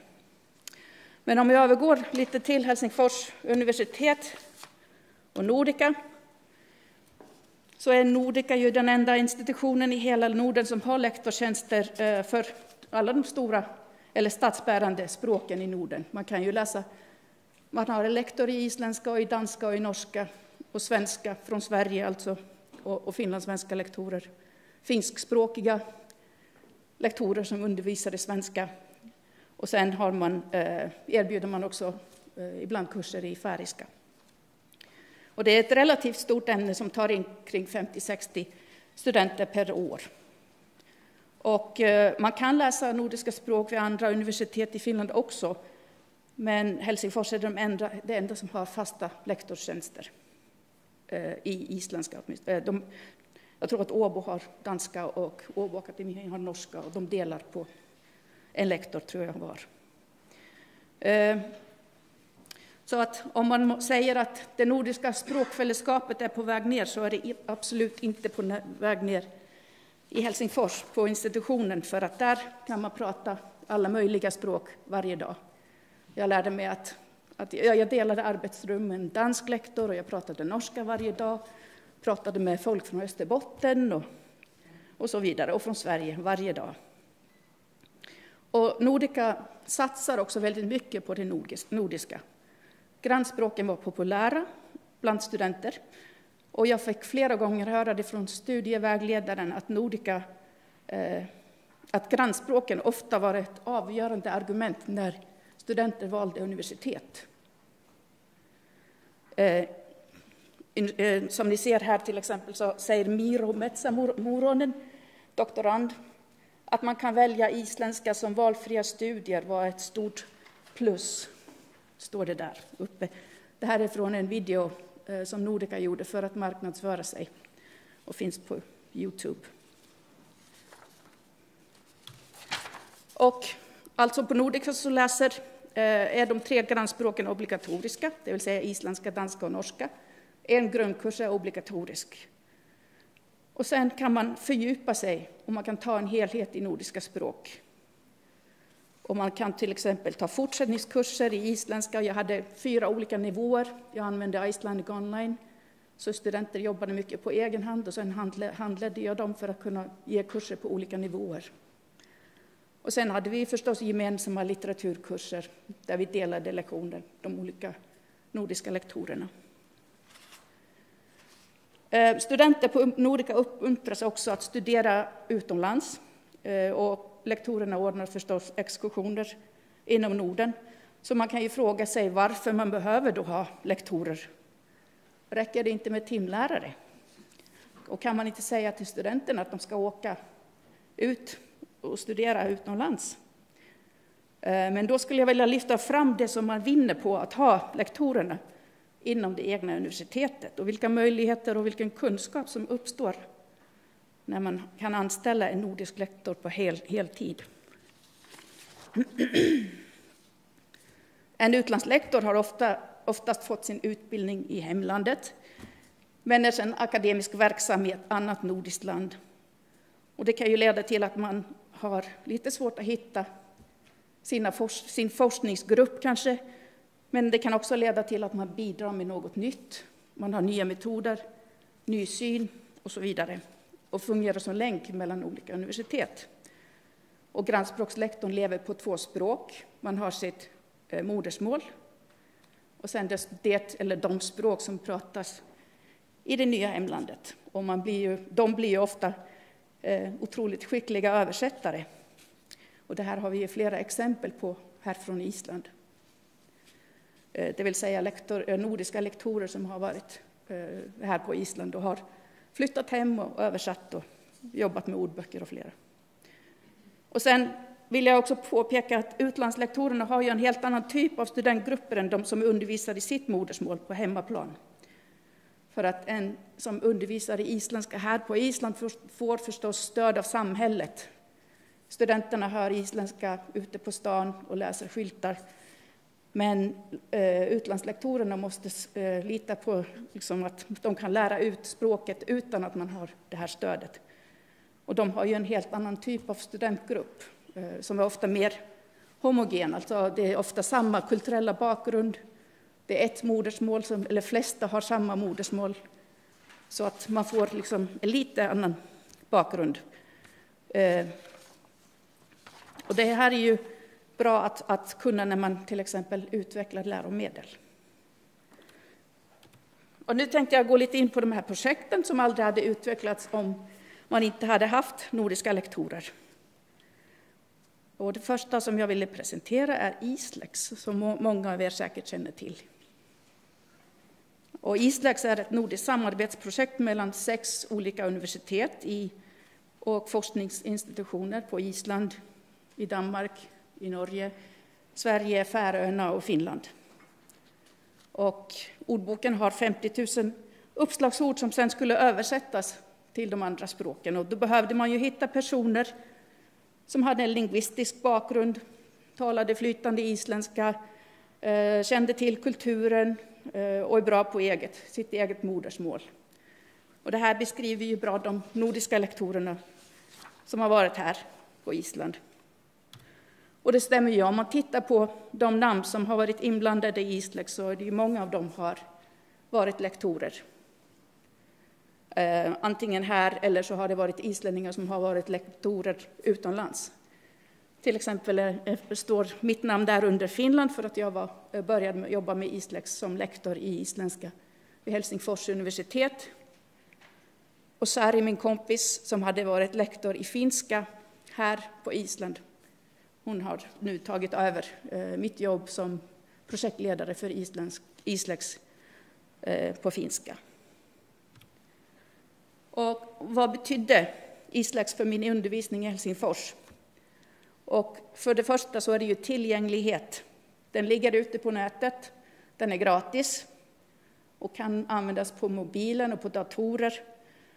Och det här är väldigt viktigt i Finland för att isländska var ju en obligatorisk kurs en termin. Och det är inte många studenter som vill köpa en ordbok bara för en grundkurs.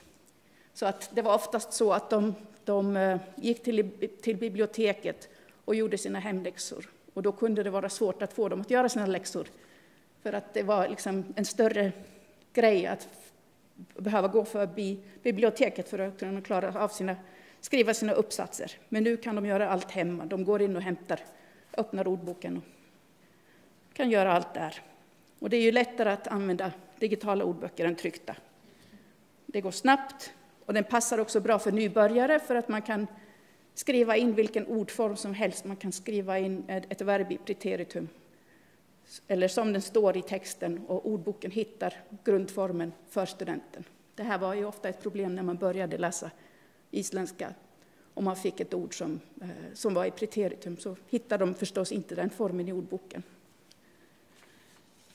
Och sen brukar de också jämföra alla språk så att de tittar inte bara på isländskan eller finska översättning utan också svenska och danska och norska samtidigt. Så att den är väldigt nordisk.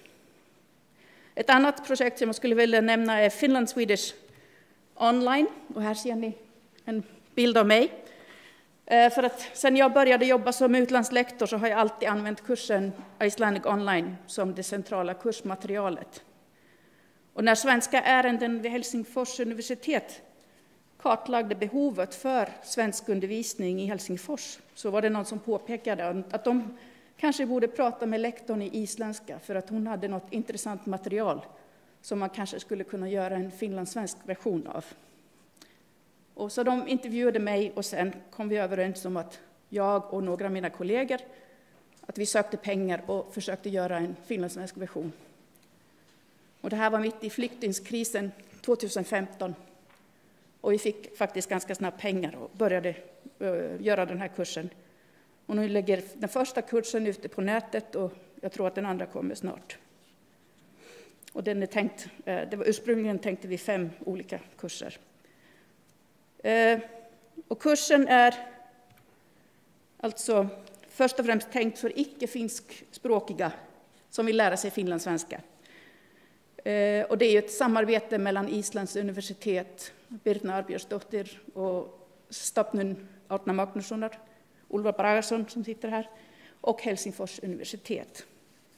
Och här ser ni exempel. Jag vet inte om det syns så bra, men just det här samtalet är taget ganska direkt, rakt över. Men vi gjorde förstås en finlandssvensk berättelse och i finlandssvensk miljö. Men kunde använda en del av det som fanns i filmen.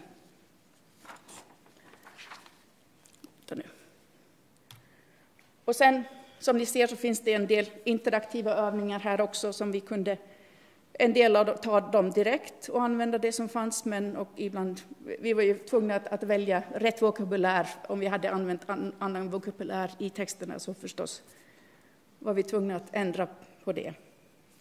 Så att där har vi olika hörförståelser, para ihop-övningar, luckövningar, flervalsfrågor och så vidare. Så att vi kan gå in på finlandsswedishonline.fi och logga in och pröva kursen. Och det sista som jag ville nämna var, eftersom ganska många lektorer har ju sysslat med översättning, så jag hade ju också min egen översättningsuppgift när jag var i Helsingfors. Det började som en studentuppgift på en kurs i fornisländska. Och slutuppgiften handlade om att översätta från fornisländska till sitt modersmål, svenska eller finska. Och sen när jag hade fått texterna så tyckte jag att de var så pass bra att jag kontaktade min vän Sari Päivärinne som hade varit lektor här och frågade om hon ville samarbeta med mig att redigera den här boken och göra den så att man kunde ge ut den. Och hon var väldigt intresserad, för att hon är intresserad av isländskt-finskt språkmöten mellan Finland och Island, eftersom hon hade ju bott här. Så att, och sen fick vi en doktorand med oss som nu har disputerat, Kirsi Kanerva, som doktorerade på isländska sagor. Och den här boken kom ut på ett finskt förlag. Och sen fick vi ganska mycket uppmärksamhet på grund av den här utgåvan. Och vi hade en sagakväll på Kulturkontakt Nord. Ni ser här annonsen på finska, där det står alltså att det är liksom en sagakväll på Kulturkontakt Nord, så att den gick på finska. Vi blev också uppringda av radion och blev inbjudna på bokmässan och sådär. Och jag talade också om översättningen på olika seminarier om översättning på universitetet. Så det blev ganska mycket kring den här utgåvan och den här studentuppgiften. Det är ju ofta så att studenterna inspirerar till de här projekten. Man ser vad som dels vad de behöver och dels kommer det saker från dem som man kan ge ut. Och jag kan ju inte låta bli att nämna den stora utgåvan av Islänninga sagor, och det var ju en lektor i isländska i Göteborg som ledde till exempel den här svenska översättningen, Kristin Johannesson. Så om man ska svara vad med språkfällskapet, så skulle jag, om jag får ha min önskelista, så skulle jag vilja säga till universiteten att satsa på lektorer i de nordiska språken. Ge dem tid och utrymme att utveckla sitt arbete och hitta de uppgifter som de anser vara viktiga. Jag tycker att Lars-Göran är ett bra exempel Att han har ju fått tid att utveckla sitt jobb här och göra saker som man inte hade fått göra om till exempel det skulle ha varit en timlärare i svenska, enbart en timlärare. Eller om man bytte lektorer vartannat år eller så. För det andra så tycker jag att man ska satsa på digitala ordböcker mellan språk i Norden, fler alltså. Att bygga upp till exempel, vi behöver till exempel en finsk-isländsk ordbok, inte bara isländsk-finsk. Och isländsk skulle ju också behöva finnas åt andra hållet. Sen skulle jag vilja se digitala läromedel i stil med Icelandic Online, där man skulle kunna träna hörförståelse på olika skandinaviska språk för skandinaver. Så att en norrman skulle kunna gå in och träna sig att lyssna på skånska.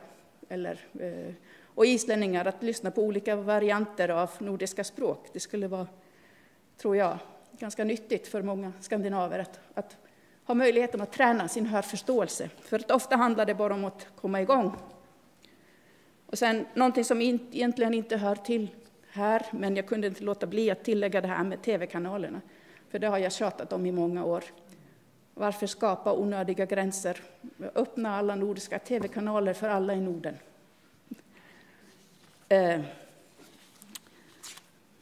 Se.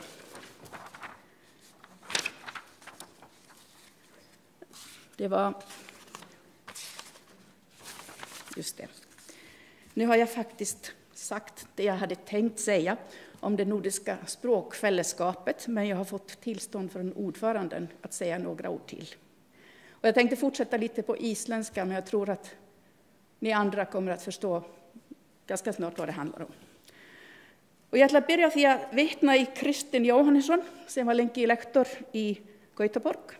Tilvitnunin eru grein sem hann skrifaði 2006 og heitir Mannsaldur í þjónustu íslenskra tungu erlendis. Og hér er hann að fjalla samskipti sendikennara við Ísland. Það var nánast bylting í tengslum við Ísland þegar stofnun Sigurðar Nordal tók til starfa og fékk þá inn á borð umsjón með kennslu íslensku erlendis.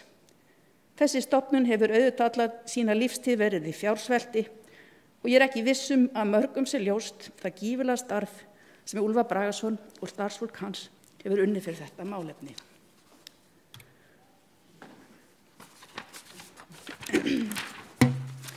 Úlfar Bragason, hann hóf störf sem sagt við stofnun Sigurðar Nordal 1988 og í fyrstu stjórn stofnunarinnar var Svavar sem var hérna áðan allavega, ég held hann sé hérna, hann kannski farinn. Jæja. En nú Úlfar eitthvað farinn að tala að hætta. Allan þennan tíma hefur hann reynst okkur vel sem höfum starfað sem íslenskukennarar við erlenda háskóla. Hann hefur barist fyrir ýmsum hagsmunamálum okkar og hefur undanfarna áratugi séð að halda árlega samstarfsfundi. Þar sem við höfum getað borið saman bækur okkar. Og við höfum setið yfir ársskýrslum í London, í München, í Gautaborg og viðrað áhyggjur og við höfum fagnað framförum og rætt nýjar kennsluaðferðir og kynnt rannsóknarverkefni og þróunarverkefni og við höfum líka farið út að borða því að Úlfar kann að halda gott partí og skilur að maður þarf stundum að gera sér glaðan dag. Og ég hef nú verið gerð út á örkinni til að afhenda Úlfari smá þakklætisvott fyrir hans framlag og vináttu. Og það voru þeir Magnús Hauksson í Kíl og veturliði Óskarsson í Uppsölum og Þorsteinn G. Indriðason í Bergen sem höfðu frumkvæði að því að settir saman rit í tilefni af þessum tímamótum. Og ritið hefur verið að geyma 20 greinar eftir samstarfsmenn Úlfars, bæði erlendis og hér heima. Og hér kennir ýmissa grasa. Til dæmis hér spurt hvort íslenskan sé djók og fjallað ástir á Icelandic Online og á sumarnámskeiðum í íslensku. Og svo eitthvað fjallað heitan pott, lúter og slátur og nöldrandi og hrekkjáta Íslendinga í útlöndum. Og þið getið nálgast ritið á heimasíðu stofnunarinnar. Við höfum kannski aðeins eftir að vinna í því að gera þetta sýnilegt á netinu betur, þannig að þið finnið þetta. En þetta verður undir flipanum útgáfa og gögn. En ég ætlaði Úlfar að bjóða þér upp í dans. Eitt einhverju var í Texter og eitt í Vesturbæ.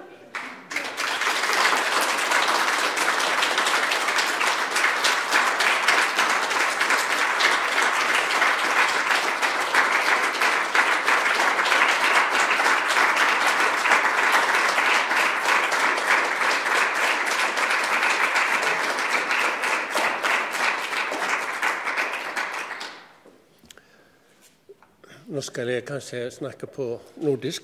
Ett av de mest givande som jag har gjort nästan mer än 30 år är att jobba med isländsk som annat språk på många måter. Och en av uppgifterna som jag fick i 1992 från ministeriet var att ha tillsyn med undervisning av isländsk i utlandet och vid universiteter i utlandet och delta i samarbetsnämnden för Nordenundervisning i utlandet. Och jag har suttit där sedan 1992 och jag är nog blivit sån en gammal man i denna nämnd. Och jag vill tacka sändelektorerna för det här. Det har varit väldigt morsamt att jobba samman med dem. Och vi har träffat varandra på väldigt många städer, både i utlandet och här. Och det har självklart är en speciell, vad ska man säga, speciellt för mig att få det här till utgitt av Helga, för jag har känt henne sedan hon var son, för hennes mor och jag är gamla vänner. Så det är speciellt hyggligt för mig att få det från dig. Men du ger hilsen till alla, selv om jag kan också göra det. Men tack för det.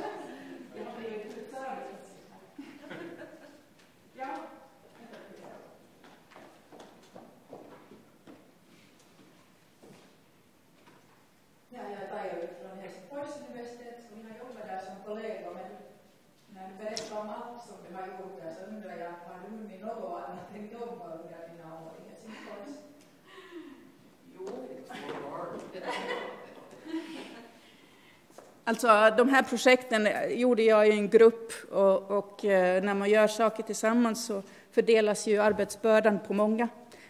Så att jag var väldigt upptagen när jag var i Helsingfors för att jag sysslade ju också med forskning. Så att de här projekten var egentligen sådana som jag tyckte att ingick i min uppgift som lektor, men som jag inte hade kanske börjat syssla med om jag hade jobbat på Island som lektor i isländska. Jag ser det liksom, när man är utomlands som en lektor i sitt språk så har man ett visst ansvar att just jobba med sådana saker som utvecklar ämnet i förhållande till det språk som finns i området. Så jag tyckte att det var mycket viktigt att ge mig tid till de här projekten. Det finns en fråga där.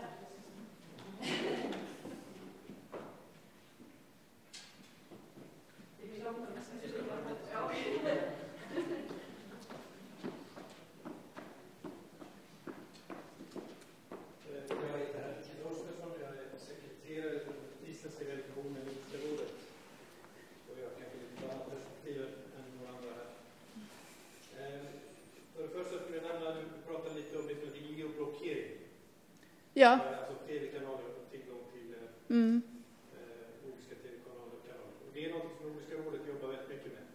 Ja, i många år. Ska det hända lite saker på det området nu närmaste tiden? Ja. Inte minst med ungdomar också. Just det. Men det har hållit på i många år. Det är komplicerat med försöket. Men nu tänkte jag kommentera lite som inte bara hänger ihop med det du sa, utan jag tänkte faktiskt gå tillbaka till Aretas, som sa tidigare att om jag förstod det rätt, att man kan inte förvänta sig att det händer så mycket i utbildningssystemet, i läroplaner och så vidare omkring språkundervisningen. Att det kanske inte kommer att komma stora ändringar här på Island. Men jag skulle vilja säga att det har nog aldrig varit lika bra chanser för att göra någonting på Island som det är nu. För att vi har till exempel sådana som personer som nämndes, Stenklemming och Sökorsson, som är nog de mest radikala nordister som jobbar inom det nordiska samarbetet nu. Seul Rinkli, jag tror även man kan säga Katni Jakobsson och så vidare. Så jag tror att det kan hända saker och ting och att kanske kan man förstärka skandinaviskans position på Island. Men det jag skulle vilja fråga oss, det är vad är det politikerna kan göra för att ändra på den här situationen där vi har lektorstjänster som försvinner och danskans position i systemet, eller i systemet försvinner, försämras och så vidare. Har ni några konkreta förslag, både du och alla möjliga andra? Jag vet från min erfarenhet i Finland, fast egentligen jag tror kanske Taja kommer att prata om det sen efter pausen, men jag tror att i Finland så är det så att vissa universitet får ett så kallat nationellt ansvar för vissa ämnen. Och då får de en summa också pengar som de ska åsidosätta åt det projektet. Så att kanske, jag menar om politikerna menar allvar att de vill värna om vissa språk på universitetsnivå, så skulle de ju kunna liksom öronmärka pengar till ett visst ändamål. Till exempel till att undervisa nordiska språk. Men det finns säkert fler här i salen som har idéer vad man skulle kunna göra. För att jag har varit mer sån här som lärare istället och inte kanske tänkt så mycket på den stora övergripande bilden. Är det någon som har förslag som de vill dela med sig?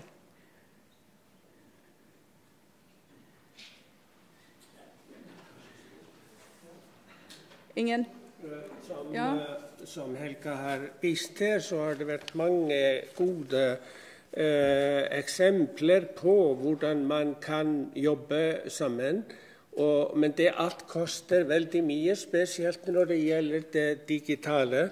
Og det også gjelder å ha folk som vil jobbe med det, når de fleste universitetsansatte som har forskning siden av sin undervisning, og det gir ingenting å jobbe med sånn digital. Vi vet det, jeg og Birna, nå har jeg til og med skrevet i en administrasjonsstilling, men hun i forskerstilling, og har aldri fått noe positivt for å ha jobbet med meg med Icelandic Online i 16 år.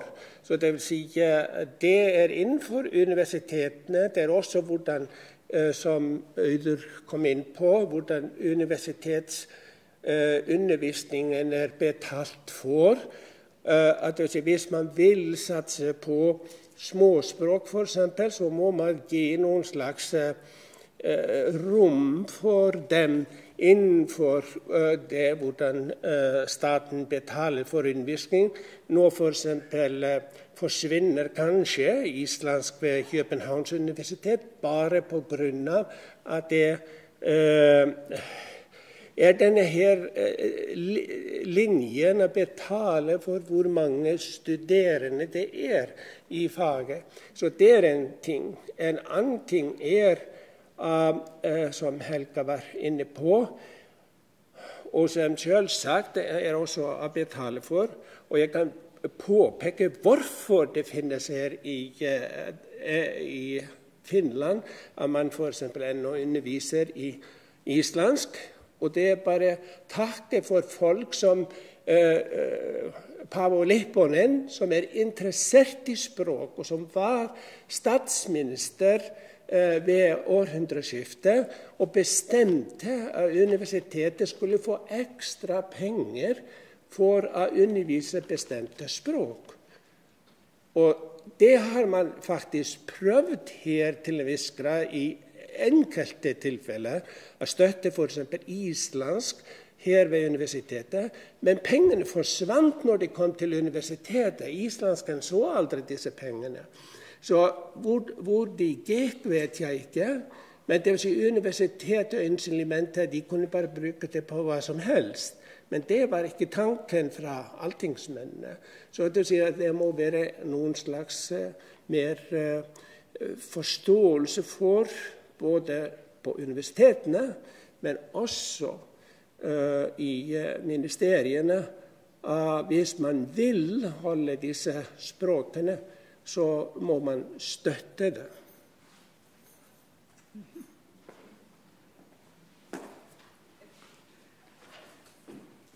Det dags for kaffe då? Eller? Vi kan tala i kaffepausen och fortsätta. Tack.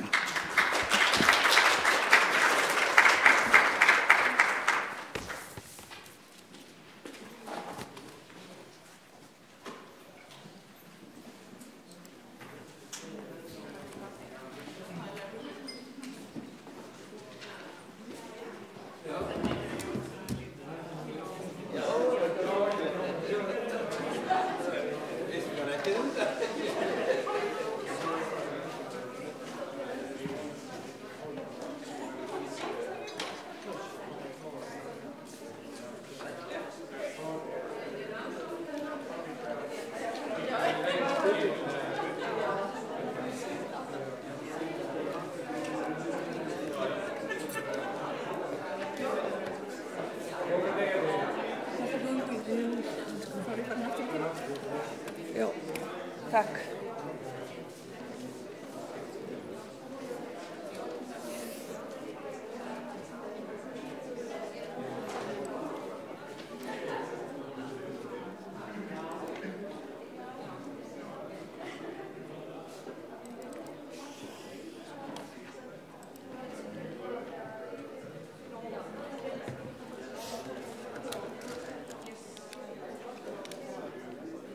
Ja, det var inget som jag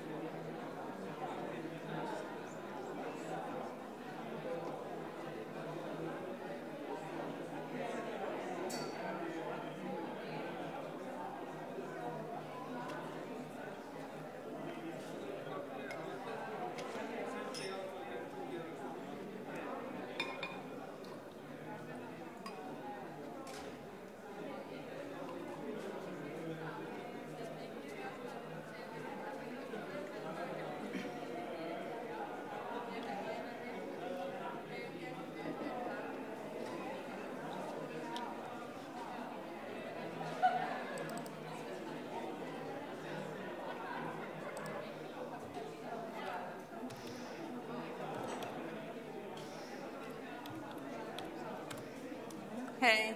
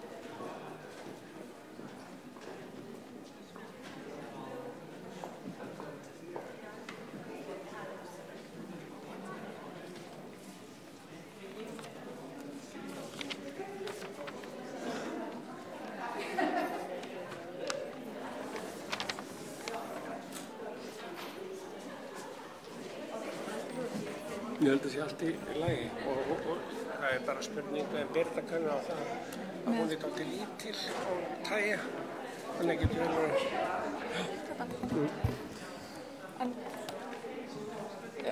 Þetta er hennar. Hún er búin að setja og Birna er búin að setja sitt. Svo þetta á að vera í lagi. Já, hún næst.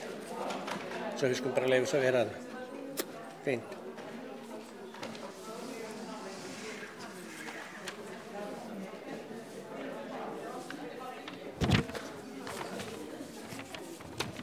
Ja, nu är vi kommit till den sista sessionen, men så efter det så blir det här paneldiskussion som Patrik hade nyss ska styra och det ska bli deltagelse av de här föredragshållarna som har kommit från andra städer i Norden. Men i den här sessionen så är det 2 föredrag.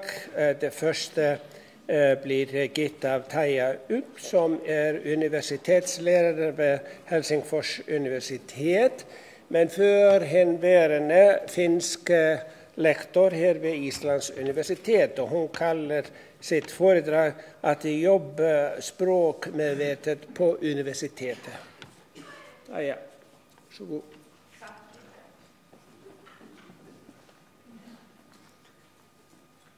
Som alla andra vill jag börja med att tacka för invitationen. Det har varit en ära att få vara här. Jag vill också tacka alla de som har pratat före mig för att det har varit fint att få lyssna på er alla. Och jag måste säga att på morgonen var jag lite nervös att jag står här liksom nästan som sist. Att det är spännande att sitta där och vänta på sin egen tur. Men nu har jag hört att liksom alla ni som har pratat, att allt liksom relaterar och hänger ihop. Så nu känns det att det är en trevlig position att komma efter er. Även om en del av saker som jag hade tänkt att prata om kom fram redan nu när Helga Hilmes pratade. Och sen började vi redan diskutera om pengarna före kaffepauset. Men jag tänker jag kan fortsätta där. Stort sett har jag liksom 2 delar i det här föredraget.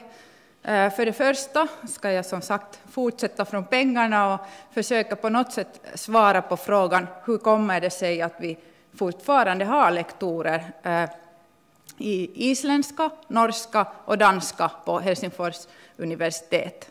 Vad har gjort det möjligt eller vad gör det möjligt? Och sen därefter kommer jag till att berätta lite om en kampanj som vi har haft som har haft språkmedvetenhet som tema. Och det gäller inte liksom först och främst nordiska språk utan kanske den situationen som vi nu har i Helsingfors universitet med 3 språk. Att vi har ju finskan och svenskan som officiella språk och sen engelskan som försöker ta över som i alla övriga länder. Så stort sett har vi samma hot, samma problem, samma utmaningar som till exempel Johan har här berättat om i Norge. Att vi har samma problem, men mitt föredrag är kanske mera om liksom av stilen att hålla det här humöret upp. Vad kan vi göra? Vad har vi gjort? Det är inte liksom bara stora saker. Det är många små saker som liksom gäller och tillsammans kan sen kanske bli något större. Men om det lite senare. Alltså min avdelning som jag representerar heter finsk-ugriska och nordiska avdelningen. Vi har inga institutioner som vi hade fortfarande som när Helga var i Finland.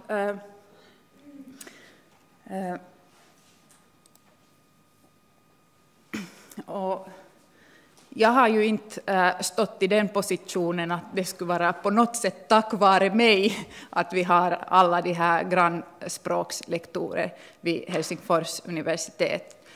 Jag är ju själv universitetslärare i finska jag alltså undervisar finska för icke-finska talande studerande och också koordinerar våra språkkurser. Så på det sättet har jag en hel del administration. Och som ni hörde, jag är heller inte nordist. Så på det sättet har jag inte själv haft mycket med de här sakerna att göra. Men jag har hamnat i många nordiska sammanhang. Jag är till exempel medlem i en nätverk som heter FLIN, flerspråkighet i Norden. Och sen har jag jobbat ju här. Och man kan säga att jag är nordisk sinnad fast jag inte är nordist.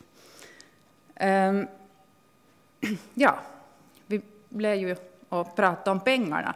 Men innan jag kom hit så pratade jag lite med min nuvarande chef och min tidigare chef som alltså har varit prefekter för detta institutionen och nuvarande avdelningen.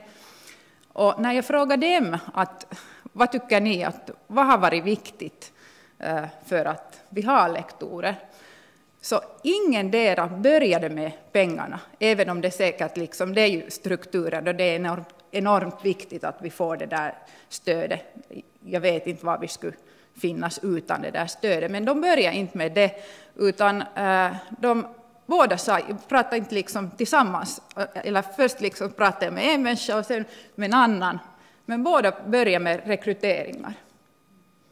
Att vi har satsat på rekryteringar och vi har lyckats få duktiga människor in till institutionen eller till avdelningen. Sådana som, ja, Helga har ju just berättat vad hon har gjort och sysslat med. Så båda tyckte, och det ser vi ju som kollegor, att en duktig grannskapslektor är mycket annat än resurs för islandsundervisning eller danskundervisning, utan kan stödja liksom hela den här forskningen som görs på avdelningen eller institutionen. Eller förstås inte hela forskningen, men från liksom sin synpunkt då, med det kunskap som hon eller han har gjort tidigare. Och när vi får sådana människor in till avdelningen så är det mycket lättare att kanske möta då den frågan att vad med Islands undervisning, att inte det är nu så många studerande som liksom studerar flera kurser isländska. Men vad då? För att den här isländska lektoren gör ändå mycket annat. Och om hon skulle eller han skulle råka vara en litteraturvetare, så kan han eller hon hjälpa i den situationen när någon skriver en avhandling inom litteratur. Det behöver inte vara på isländska, utan det kan gott vara på svenska. Men då är det den teoretiska förankringen som gör att hon eller han har någonting att ge till. Så det är en viktig sak. Det är heller inte bara forskningen, det är också pedagogiken. Vi har till exempel haft en dansk lektor som tror jag blev vald till årets lärare något år. Han var säkert också en duktig forskare, men det var inte bara på grund av, eller mest på grund av forskningen, men jag tror att han liksom hade mycket nytta att ge till vårt sätt att undervisa. Så liksom båda sidor ska uppskattas. Och ibland kan vara ena sidan viktigare än den andra, men att man ska inte bara liksom tänka att isländska lektorn är den som undervisar sitt språk och sitt kultur, utan liksom kan stödja hela gemenskap med sitt kunnande. Så det här var det som de båda började med, och sen kom pengarna. Ja, förstås har det varit viktigt att det har varit situationer att man från universitetsledningen har ifrågasatt att är det nu så viktigt att vi har alla de här lektorer, att ekonomin är ju inte alltid så starkt att välviljan kanske finns, men det inte alltid räcker till. Så det var nu egentligen de här två saker som kom fram då, men sen har jag själv funderat att vilka saker har varit viktiga här. Och tycker att det kan vara något i det att svenskan i Finland är inte bara ett av officiella språk utan har också status som minoritetsspråk. Och då är det ju viktigt att söka kompisar utanför det egna landet. Att något i det är kanske viktigt. Och samma gäller ju finskan på det sättet att fast finskan är majoritetsspråk i Finland, men när vi tittar i hela Europa så hör vi till ju en språkfamilj som står i minoritet inom Europa. Och då är det på något sätt naturligt att vi vill liksom hitta kompisar av de som har andra finno-ugriska språk. Och om man nu tittar på namnet på vår avdelning så heter det finsk-ugriska och nordiska avdelningen. Även om våra största språk är finska och svenska är de inte ens nämnda i namnet. Att det berättar något om den där attityden och det som är viktigt för oss.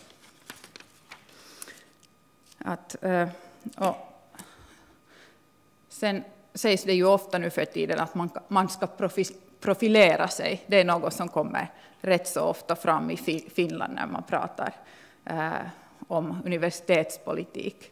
Och jag tycker det är här vi har profilerat oss. Att det är egentligen en ganska unik kombination av språk som vi har nu.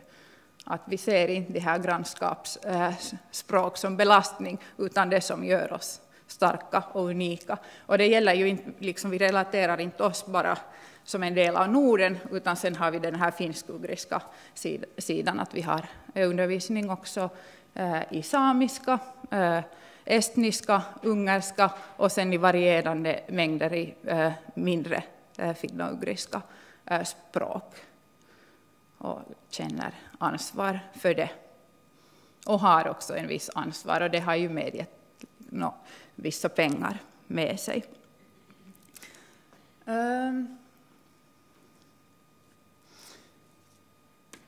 Hur mycket tid har jag? 10 minuter. Ja. Kanske skippar jag då den där videon, men om ni tittar senare så hade jag tänkt att jag skulle kunna visa den här videon var studerande berättar om hur det är att studera nordiska språk. Men jag skulle ännu säga att det är bara liksom inte en mening, utan när vi marknadsför nordiska fag och nordiska språk så det är inte liksom bara det att studera svenska utan nordiskan och alla de nordiska språk kommer tydligt fram. Och sen ska jag kanske ännu ta upp att vi har på Helsingfors universitet våra språkprinciper och där nämns de nordiska språkens ställning. Att det här är ju principer, men liksom, det är också viktigt att det står där. För att man kan sen tyda på det om man börjar ifrågasätta att ska ni ha faktiskt danska lektorn kvar eller isländska lektorn kvar, så kan man liksom komma till det här. Att, hur så? Att det står ju här i språkprinciperna. Så även om principer ibland blir bara principer och praxisen kan vara något annat, men i problemsituationer kan det vara viktigt. Sånt här.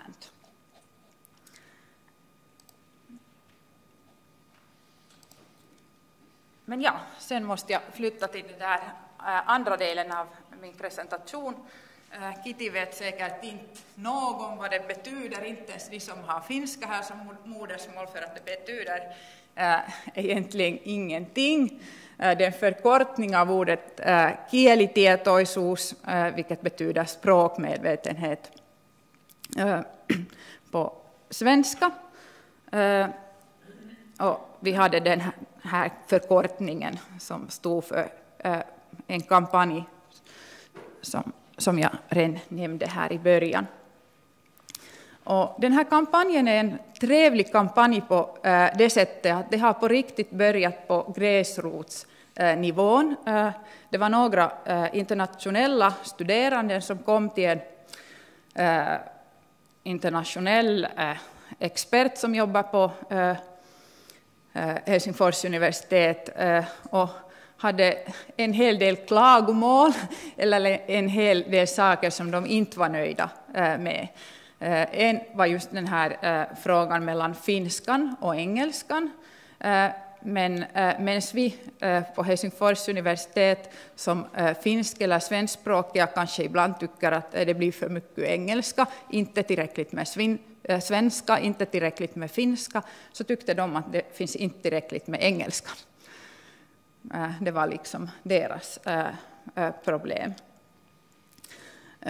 Sen tog de också fram det här att engelskan och svenskan, att något händer på svenska, eller om man har något tvåspråkigt och svenskan är där, så liksom blir engelskan bort. Att de såg liksom de här två språk som motsatser. Att det blir, att de kompletterar inte varandra, utan om en är med så är en annan utanför. Och också kanske lite som en tröskel att har man kommit till Finland, studerat i Finland i 4 år, under den tiden hela tiden studerat finska, så där kommer sen nästa frågan, när ska du lära dig svenska? Och det är ju en utmaning, att finskan är ännu liksom ett annorlunda språk för de flesta, ett liksom helt nytt språk, och sen borde man efter att man har lärt början av det komplettera ännu med svenskan. Och sen hade de ju också en hel del tankar om finsk undervisning som vi har. Och sen den här experten på Helsingfors universitet kom till oss, till vår avdelning, och sa att kunde ni inte göra något av det här? Och vi sa att säkert, och jag var en av de människorna som blev intresserade. Att det var inte liksom något som skulle varit min officiell uppdrag, utan jag helt enkelt tyckte att det är viktigt att reagera på något sätt, och vi var flera som tyckte det samma.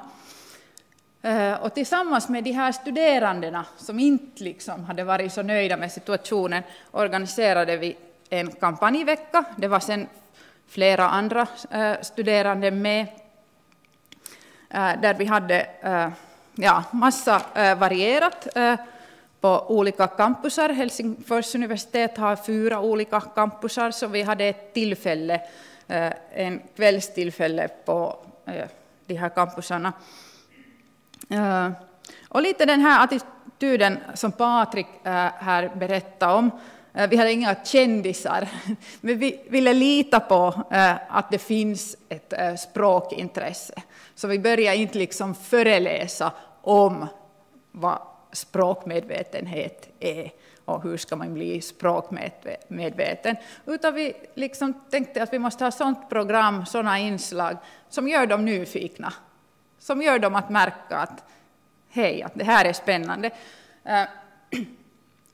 Så vi hade till exempel en kort presentation om finskans intonation. Den var inte en kändis som hade den, men en mycket bra talare. Och man ofta har den uppfattningen att finskans intonation är mycket monotont. Men det stämmer inte. Och han tog det liksom jättefint fram. Och det här var något som liksom kan sen öka intresse mot finskan. Det här var alltså mot icke-finska talande människor. Men sen hade vi också en snabbkurs för finländare. Att hur ska man prata finska på det sättet att det är lätt att förstå. Att studerande möter ju också det problemet att de förstår mycket bra vad Taija säger. Men sen utanför klassrummet blir det mycket svårare. Så vi försökte göra något åt den här frågan. Ja. Och sen ville vi ha också svenskan framme. Vi ville liksom gå mot det där att även om de här studerande såg lite svenskans ställning som problematisk, att vi ska göra dem intresserade. Och vi hade sån här 20 minuters snabb kurs i svenskan. Det här var igen för icke-finska talande studerande. Och sen presenterade vi tvåspråkiga examina som vi har på Helsingfors universitet. Och det här är också något som gör oss ganska unika, åtminstone inom Finland, att vi är det enda universitetet i Finland som erbjuder sådana tvåspråkiga examina som baserar sig på att ha en tredjedel av studierna på finska, en annan tredjedel på svenska och sen tredjedel får man välja själv, att det är fritt om det blir då svenska eller finska eller säkert på engelska kan man också välja någonting. Men åtminstone liksom en tredjedel på våra språk. Det är inte så att man kan ta vilken som helst examen på det här sättet, men vi har det här i många ämnen. Ja. Och sen hade vi en paneldiskussion i slutet, och det var kanske här att det kom mer till det här metanivån, att vi pratade om språkmedvetenhet. Men allt annat hade varit bara sånt som skulle inspirera till att tänka. Det här var bara en vecka och 4 olika tillfällen, och vi hade inte ens mycket publik. Men det var mycket viktigt att liksom få prata om de här sakerna, och vi fick mycket idéer hur vi ska gå vidare med de här sakerna. Och det är det som vi har nu sen gjort efter kampanjveckan. Att det som kom fram under de här dagarna var till exempel att hur kan man lära språket i arbetsgemenskapet utanför skilda kurser. Att hur ska vi liksom jobba tillsammans på universitetet så att man kan använda sin svenska, använda sin finska, använda sin engelska och lära mera av de språk som man önskar. Och sen fick vi också idéer att hur ska vi liksom ha språkkurser i framtiden så att de motsvarar bättre på de önskemål som presenterades där.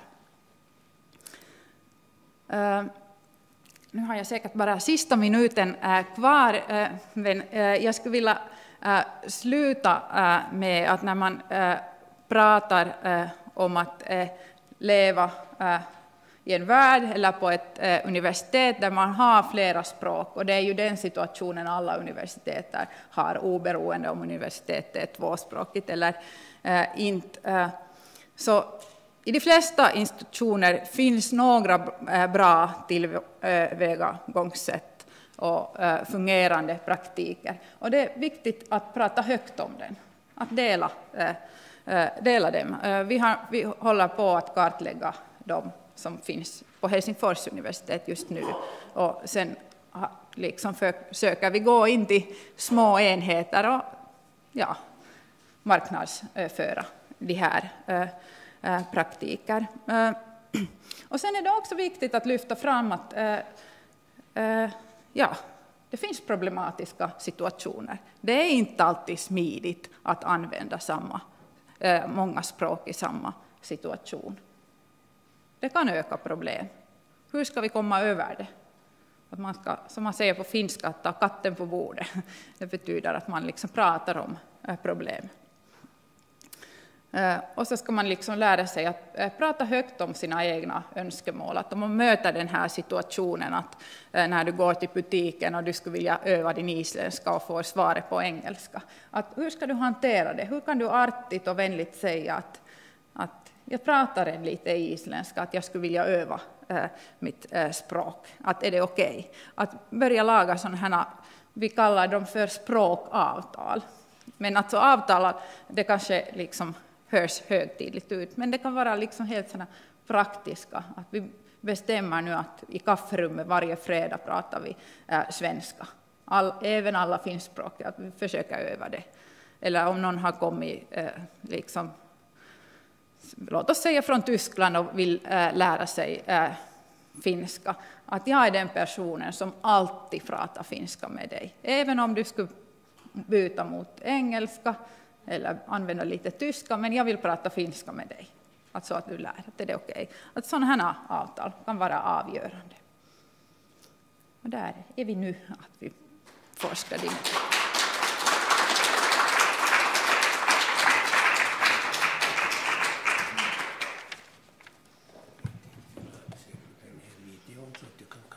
Videon på. Ja, den videon. Ja, för det vill jag höra Ja.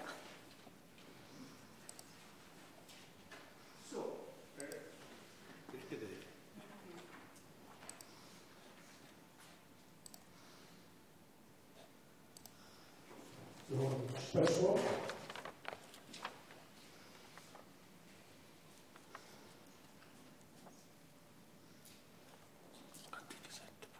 Ja.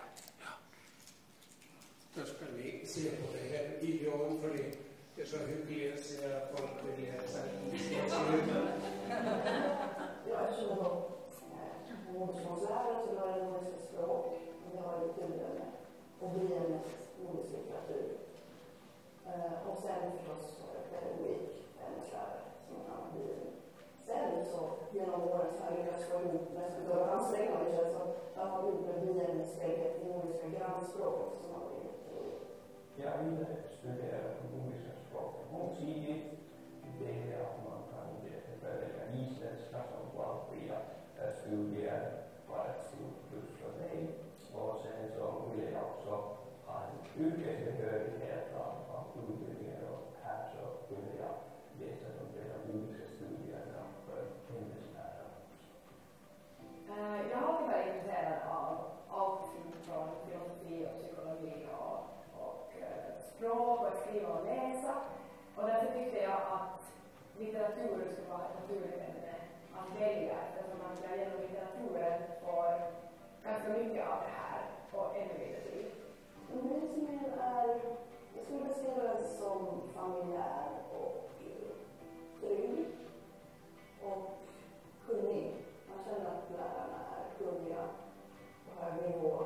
På våra kurser tittar vi till exempel på subtexter som vi ska subtextanalys kan bidra till kritisk förståelse av vad som pågår i en text. Inom samtalsanalys tittar vi på hur social interaktion fungerar på mikroplan.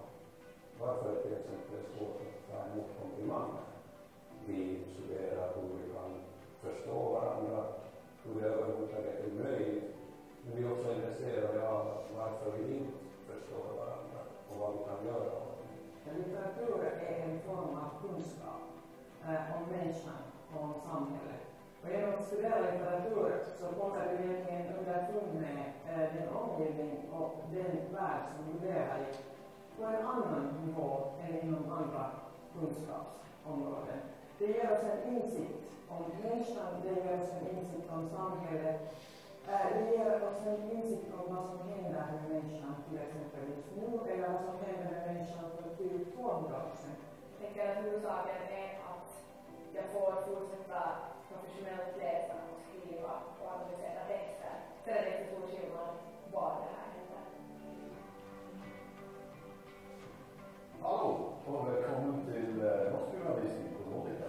Kan du vara det jag skulle läsa? Kommer du cyberklasser? Och välkommen alla här i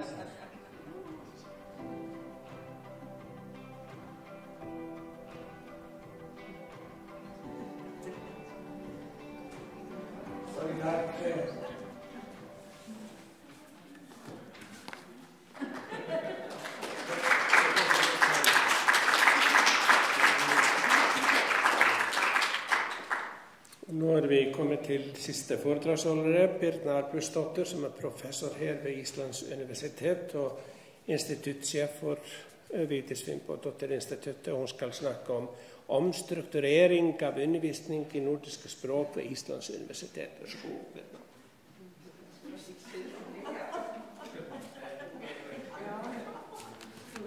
Ikke hva er det gerist henne?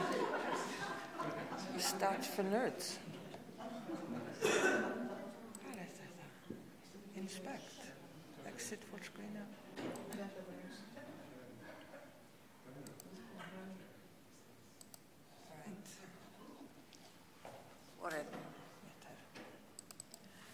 Ja, jeg er professor i engelsk, og måske skulle jeg takke for, at jeg ikke skal tale tysk, fordi dansk er nu ikke mit første eller andet mål.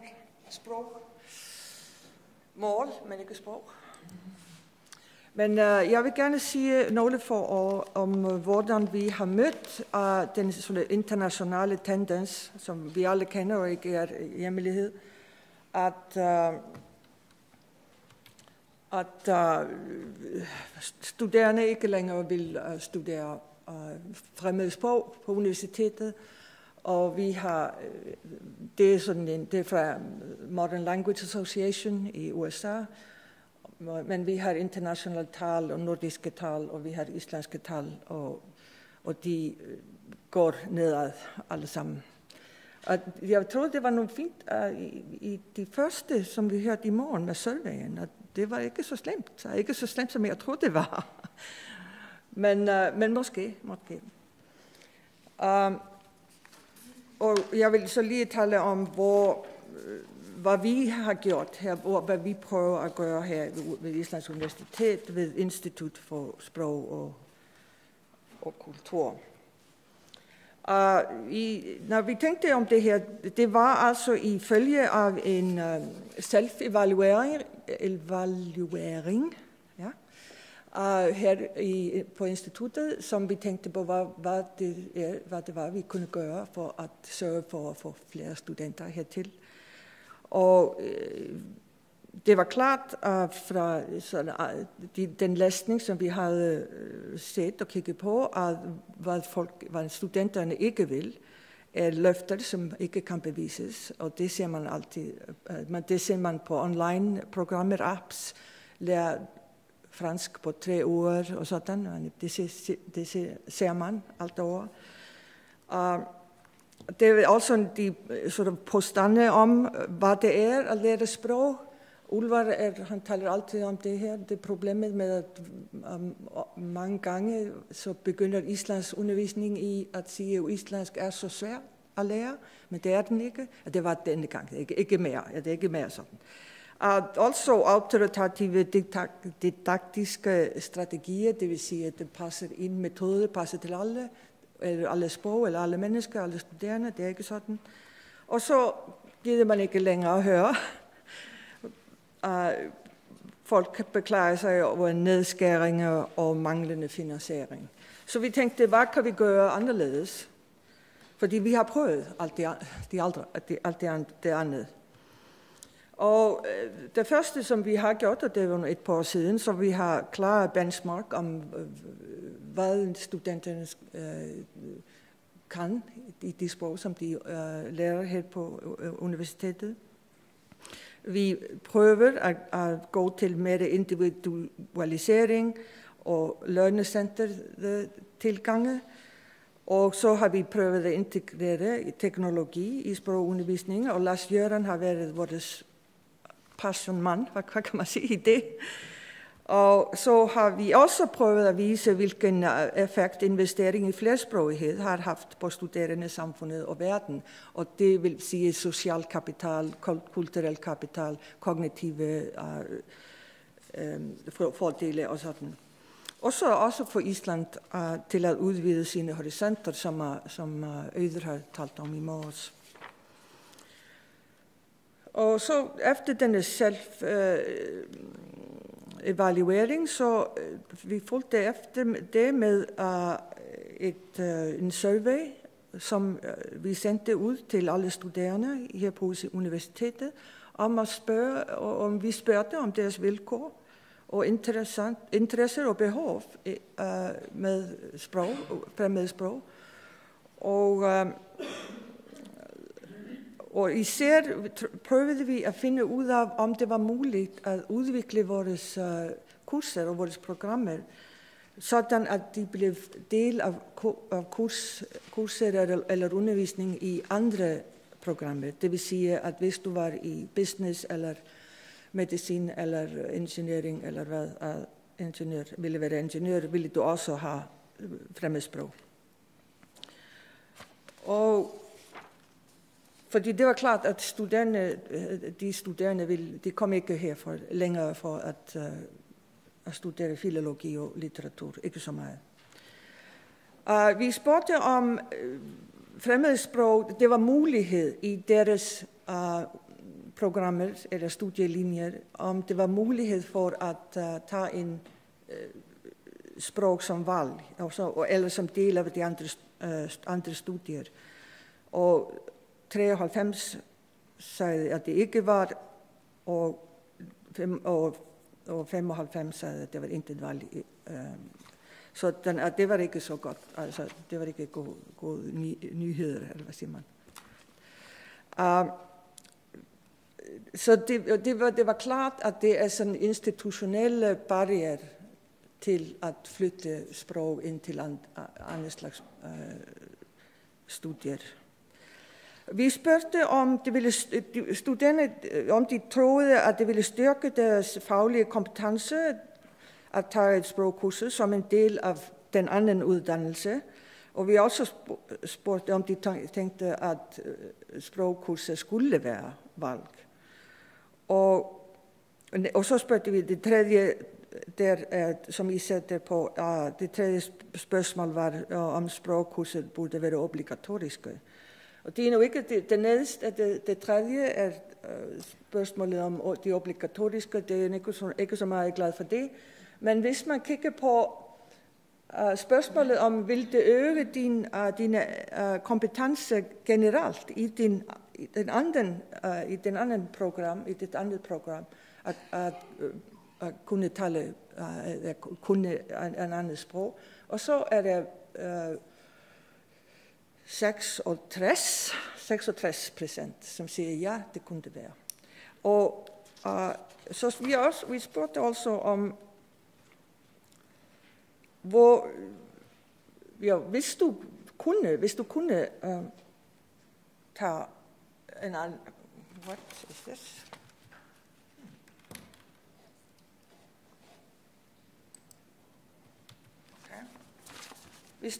Hvis du havde lov til at vælge, eller det var til at vælge andet sprog, ville du gøre det? Det er du ikke helt sikker på. Men de siger, at med den fjerdedel tænker på, at det kunne de gøre.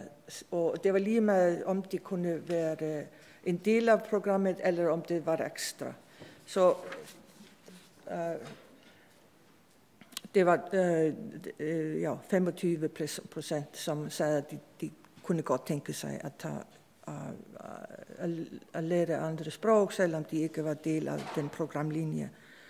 Og det tror jeg, okay, så det var næsten 2.000 studerende, som var med til den survey, og så tænkte vi, at måske, nej, det var 1238, som var med. Og vi tænkte, hvis vi får en fjerdedel af dem, så er det mere end 500 mennesker. Nej, ikke 500, 300 mennesker. Og det ville jo være fint at få dem herinde. Vi spurgte om, hvilket sprog det skulle være, og I kan se, at det er engelsk først, og tysk, og fransk, og svensk, spansk og dansk. Og så andre, vi underviser i 14 sprog her på instituttet, men det var færre, som ville tage de sprog som Italien, Latin og sådan. Så vi spurgte også, hvis du kunne tænke dig at tage dansk, eller svensk, eller tysk, hvilken slags sprog vil du lære? Altså, kan du tænke dig? Er det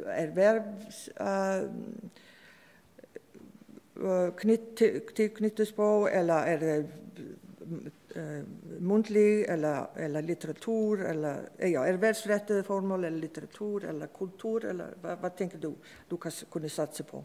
Og det var 2 meget, meget stærke temaer, som vi fandt ud af. Og det var på den anden side var de studerende, som ville sådan almene sprogkundskaber, litteratur, kultur og historie, og det var dem, som valgte fransk, italiensk, spansk, kinesisk, japansk og videre arabisk.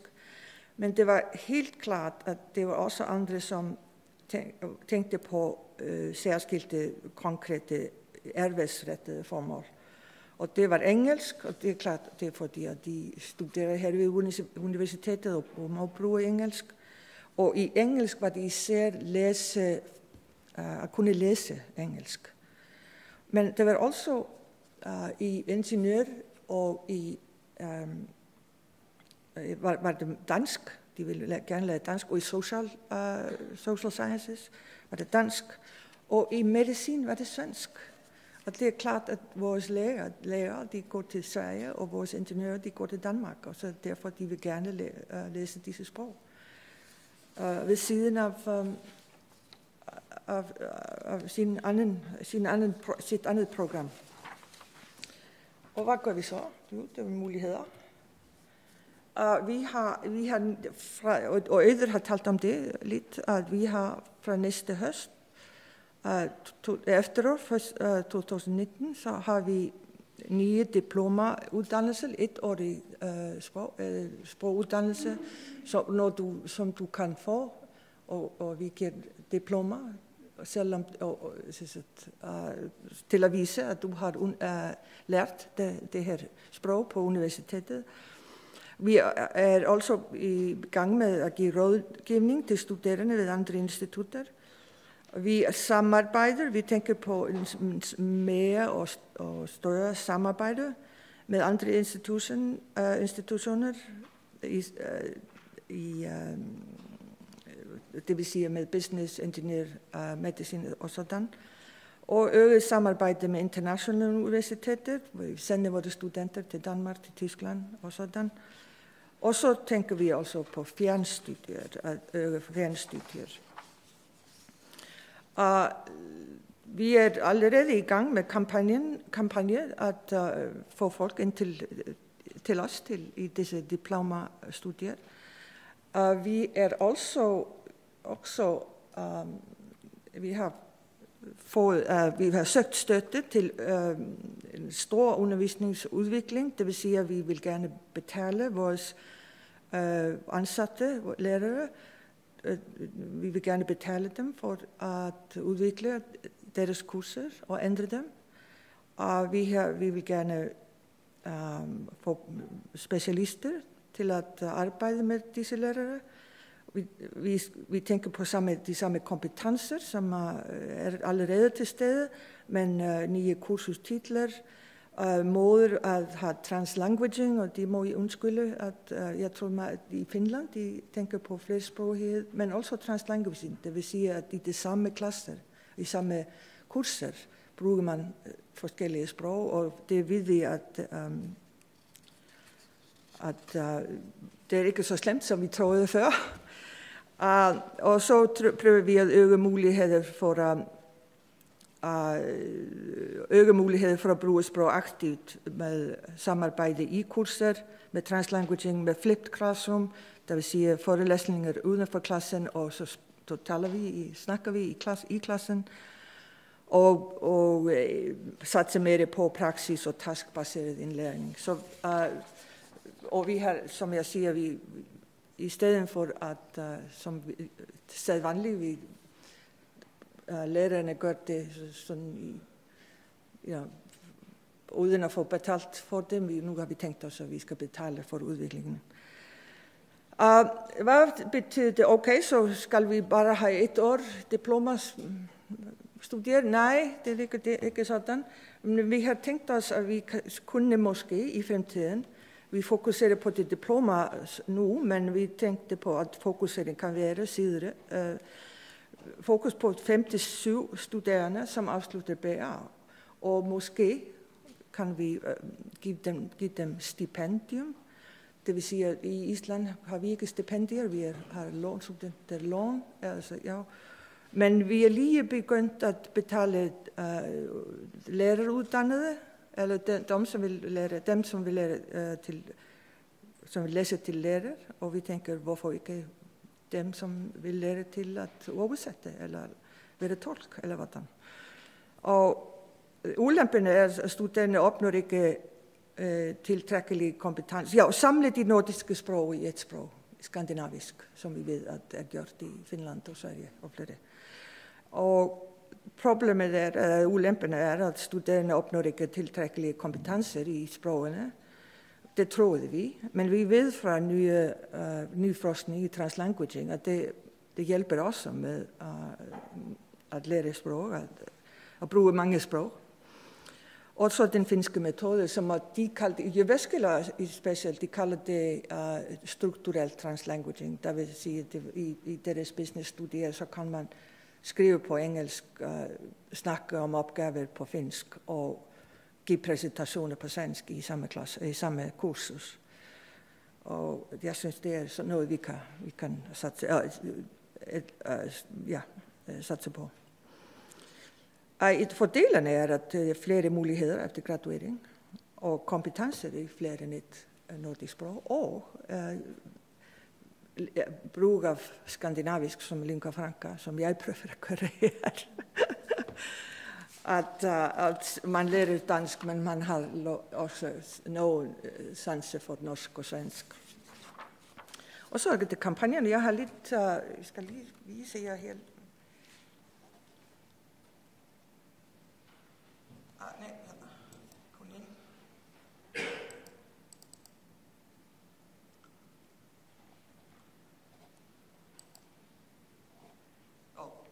Tysk, men...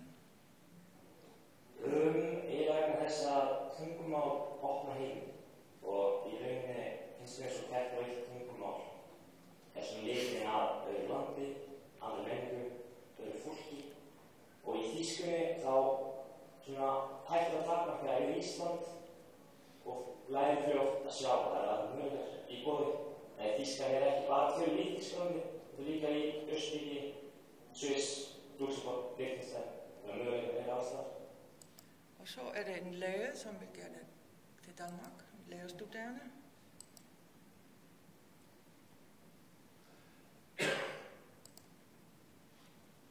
Det har vi sendt ud til studenterne her i universitetet og ud på nettet.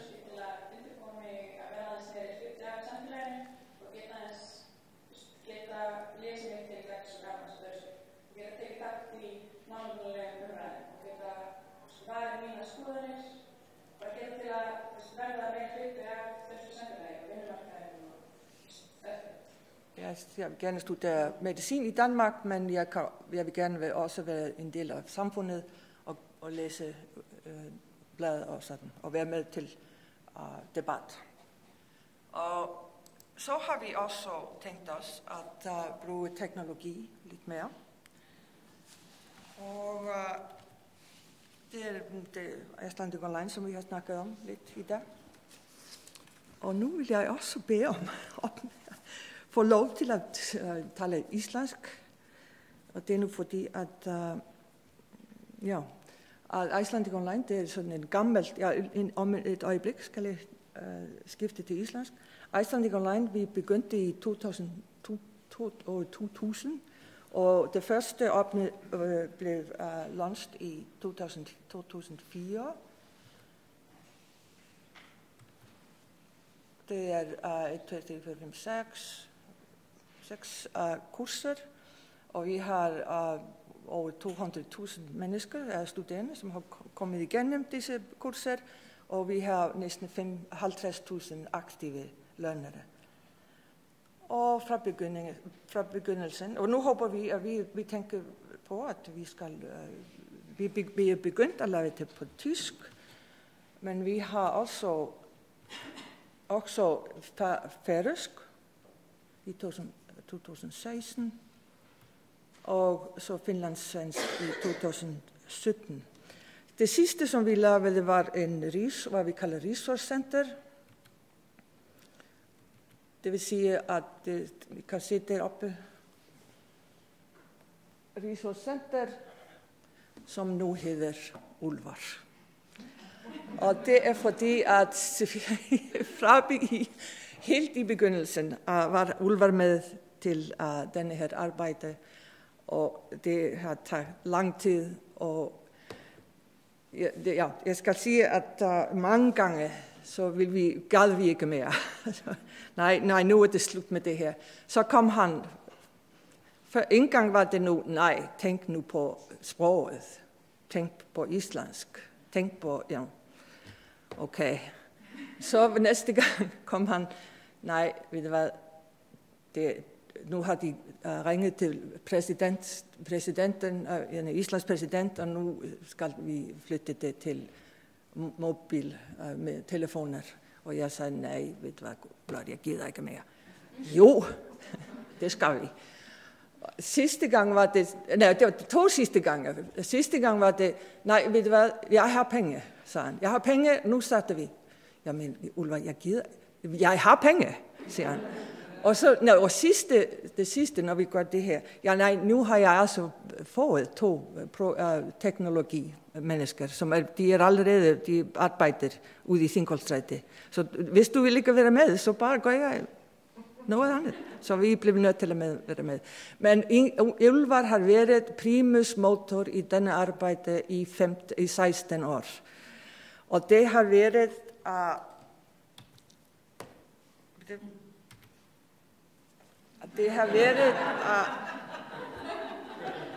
man arbejder, vi talte om det tidligere, at hvordan orker vi det her. Og Ulvar har sagt, det er ikke sådan, at det er et af det, som i vores arbejdsløsning, altså det er ikke det, som vi skal lave. Altså, jeg skal undervise, og jeg skal være i forskning. Men vi har haft det så morsomt. Det har sgu ikke været kedeligt. Og det er derfor, vi orker. Og vi har været, og så vil jeg sige, Kolbrun, gider du komme med Halldóra? Kolbrun Fredriksdóttir og Halldóra Sálasdóttir har været redaktører for næsten alle disse år. Og Brynja, hvor er du? Brynja, kom så læg prøvnene ned. Hvad hedder det? Strikket ned. Brynja har læst, jeg tror næsten hvert eneste år, som vi har derpå, og passet på, at det er helt korrekt. Og ja, næsten siger jeg. Men vi står her på vegne af de, jeg skifter islandsk, for af de 40 eller 50, tror jeg, mennesker, som vi har haft på denne projekt. Og vi vil gerne takke dig, Ulvar, for morsomheden. Han kan holde parti.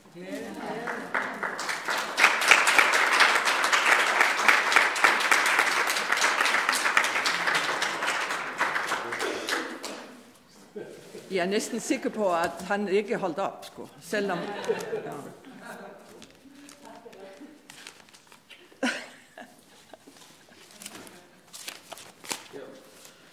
Er det spørgsmål? Er det ikke bare vin?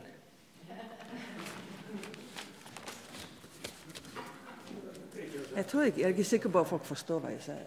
Jo. Nej, okay. Et spørgsmål, fordi vi vil gerne derud. Ja, okay. Spørgsmål.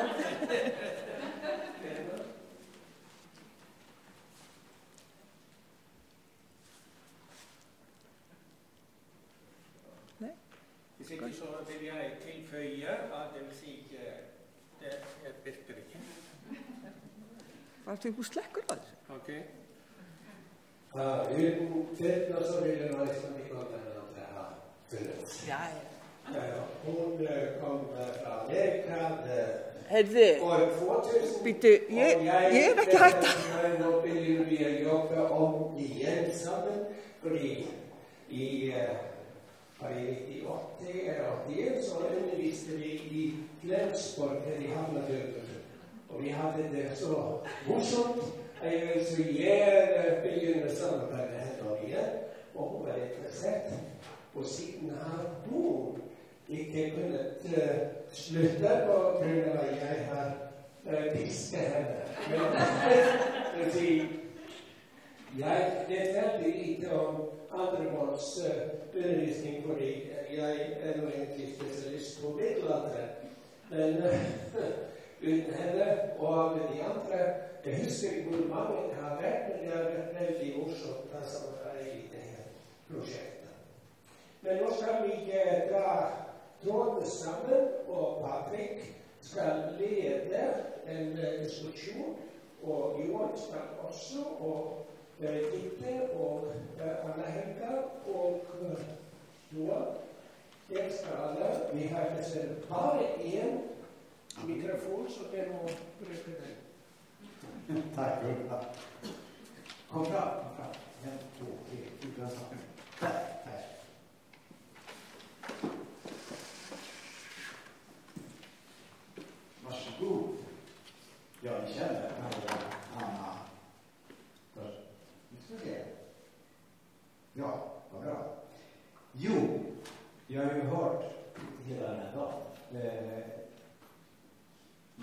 några ljusglimtar, en del mörker. En del nya idéer som vi kanske kan lära oss av varandra. Vi har bett er inför den här sista diskussionen att fundera på om det är någonting som ni särskilt reagerar på eller som ni skulle vilja kommentera. För när man sitter och lyssnar här en dag så fylls man av en massa tankar och så blir man också trött så att man får intryck. Så vi ska försöka göra det här snabbt och spänstigt så att ni håller er lite av. Alltså, vi kommer vara här framme.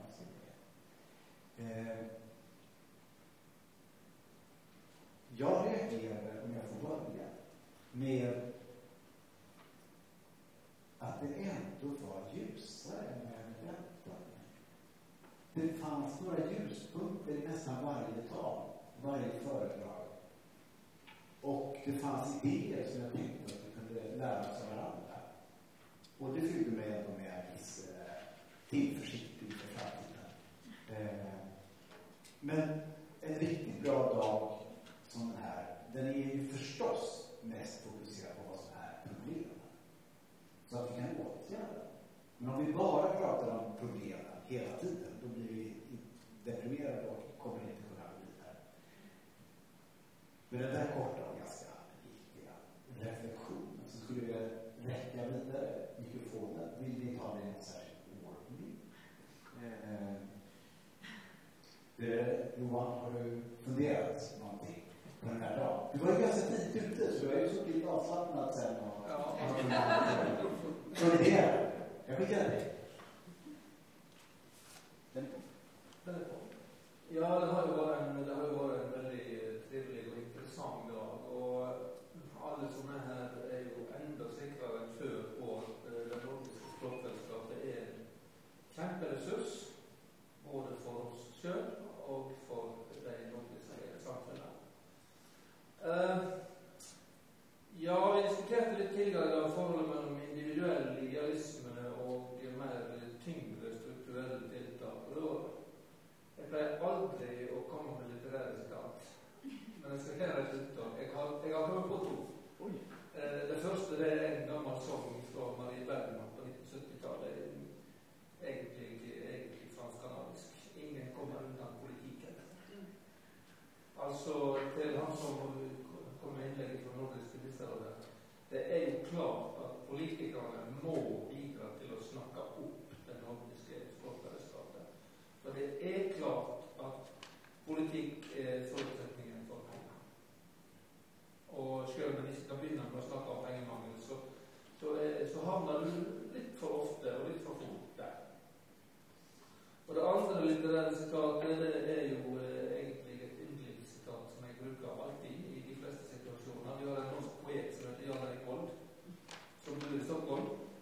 Og han hadde i 1968 et protestdikt mot Vietnamkrigen som han kalte Mor Godhjertas glade versjon Ja. Og det slutta veldig fyndig slik. Det er håpløst, og vi gir oss ikke. Det passer. Anna, visst var det. Ja, jag har inga litterära citat direkt, men om man ska sammanfatta intrycken av dagen efter vår inledning där lite, så är det att det finns ju allt detta fantastiska arbete som görs, allt detta intresse som finns, alla dessa eldsjälar som finns lite avstånd på alla nivåer i systemet, och som trots att det då finns luckor i strukturerna och systemen utifrån och ner till klassrummen, så görs det alltså så mycket på egna initiativ, samarbete i lärarlag, utveckling av läromedel, metoder och så vidare. Det är väldigt lovande så att det frodas så mycket goda idéer och iverksätts så mycket goda idéer. Det har som klagats har vi gjort lite grann också. Det har vi måste ibland. Ja, det måste man få göra. Bland annat på att det är svårt när man kommer med sin i det här idag då med sin isländska, sin lite halvdana isländska, men med ambitioner att få ordning på isländska och få använda den i det isländska samhället. Och så får man då svar direkt på engelska och så gör man sig. Min svenskspråkige make som har halvdana färdigheter i isländska, han har ett knep som jag vill lära er som råkar ut för det här då, och även bekanta studenter och så. Han säger nämligen när han får då replik på engelska, då säger han ha. Ha. Det säger man på isländska man inte hör. Jag tror att det förstår att man inte hör. Ha. Då kommer isländska. Helt automatiskt, omöjligt utan att vi ska vinna. Nu är det bara villkor. Så lite praktiska sådana tips. Vad jag tänkt på ni som har berättat om sånt. Ja, det finns stort och smått. Ja, jag har tänkt på att nu har vi talat om näbospråksundervisning i Norden. Och vi är ju många där utdannar, många där utdannas till att vidareföra det ute i världen. Och det är i alla fall ett lyspunkt. Det är helt otroligt vad det foregår runt omkring i världen på skandinaviska avdelningar och så vidare. Och de inviterar både oss själva, men de har ju också många studerande, som mig och andra, till att hålla föreläsningar. Och så sänder vi ju studerande upp till oss och på kurser, sommarkurser och så vidare. Så det är faktiskt en enorm udväxling. Och nu kan jag inte huske det, fordi der blev lavet en undersøgelse i forbindelse med jubilæet for lektoratsudvalget. Hvor mange var det, at man havde regnet ud, der blev udsat for dansk ude i verden? Det var sådan helt vanvittige tal. Der var sådan 2.000 studerende i verden året, så der er mange flere, der læser dansk uden for Danmark end i Danmark. Ja. Men det kræver jo, at nogen er uddannet til det, og nogen er selvfølgelig lokalt uddannet, det ved vi godt, men de kommer jo faktisk fra os. For når jeg har været ude og forelæse, så er det jo nogen, vi har haft på instituttet, ikke? Altså, som er blevet norske lektorer og danske lektorer, hvad ved jeg. Så det synes jeg også, vi skal lige tage med som et lyspunkt, ikke? For det er altså ikke, men jeg synes jo stadig, og når jeg snakkede med Lotta her i pausen, ikke? Altså, vi har jo været med, nogle af os har været med i mange år, og vi giver os ikke. Så vi er helt med til det der. Vi bliver ved, og vi ser det også. Og vi spreder os, ja, det gør vi. Så jeg tænker, vi må også tænke på det. Men altså, Anna og jeg havde jo vi må have politikerne med. Der er ikke noget at gøre. Og vi må også have Nordisk Ministerråd med herude, ikke? Altså, her ministerrådet op på sidste række. Altså, det er en vældig fin organisation, men det er som om, at den er lidt halvslumrende, når det drejer sig om nabosprogsundervisning. Okay? Ja. Du kommer få chans att svara snart. Vi ska släppa in er alla. Men jag skulle kanske fortsätta vara Anna-Helga blev. Jag tycker när det gäller språkundervisning så är det viktigt att ta upp de här sakerna även i undervisningsplanerna. Att, vad gör du när du hamnar i den situationen att du får engelska fast du skulle önska isländska? Att just att man undervisar inte bara liksom ord på isländska utan man undervisar, du ska säga ha, den här hunden. Ja, och det är bara ett liksom, exempel, men att vi måste ha det med i planerna för att det ska förverkliga.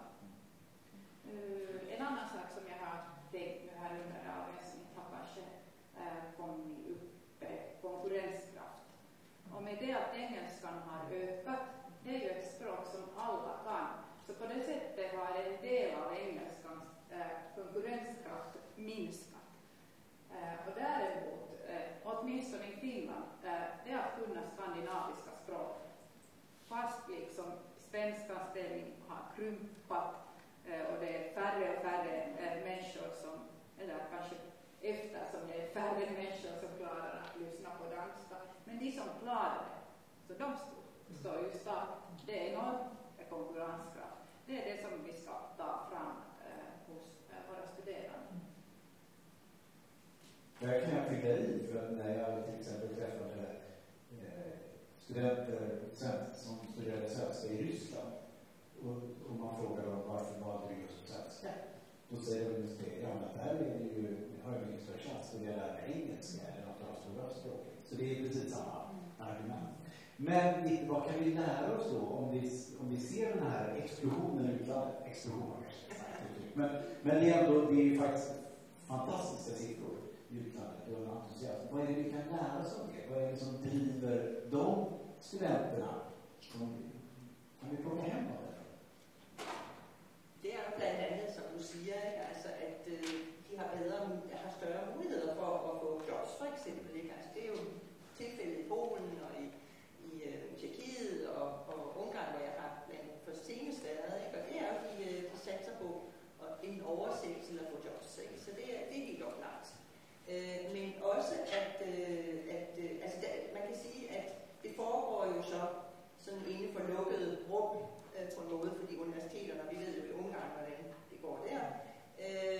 Men det, at man understøtter og viser entusiasme fra de nordiske lande til disse steder, det har stor betydning. Det hører man jo. Altså tænk, i Vilnius, der har de fået det mest fantastiske institut, og alle vil lære skandinaviske sprog, fordi det er det bedste sted at være på universitetet i Vilnius. Ikke? Og det er fordi, der har været vilje til at betale og gøre vældig synligt i de lande. Og så kunne vi også godt tænke os, at det var sådan lidt også i Norden, ikke? Ja.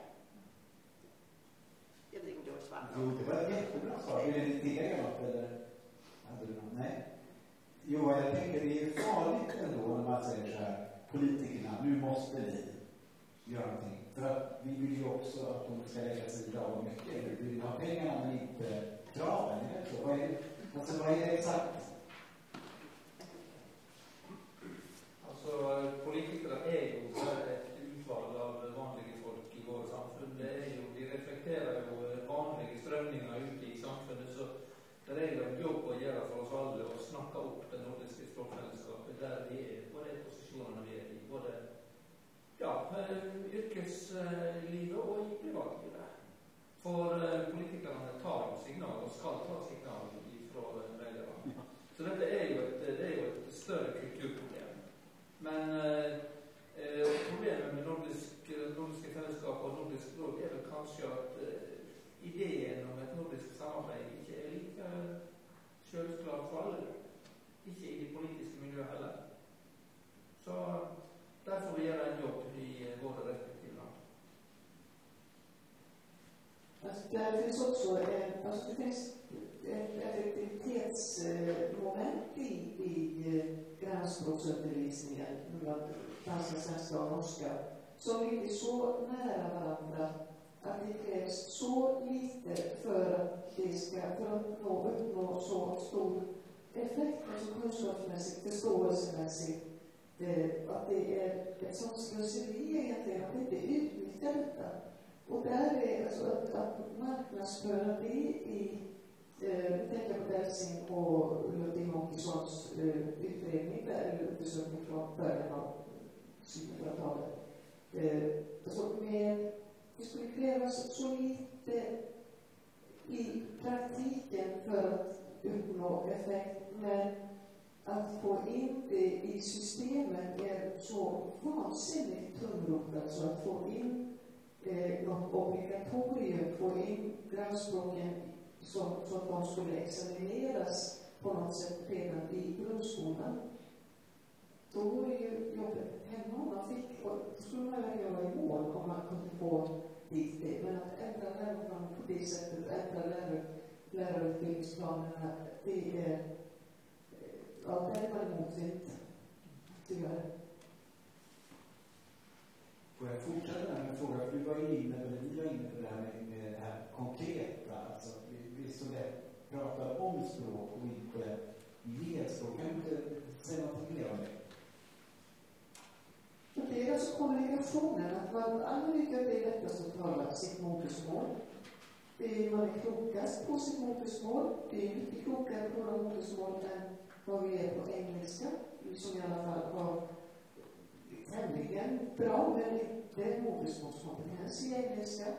Så bara vinsten att kunna tala sitt modersmål med Johan här och med modersmål med Gitte.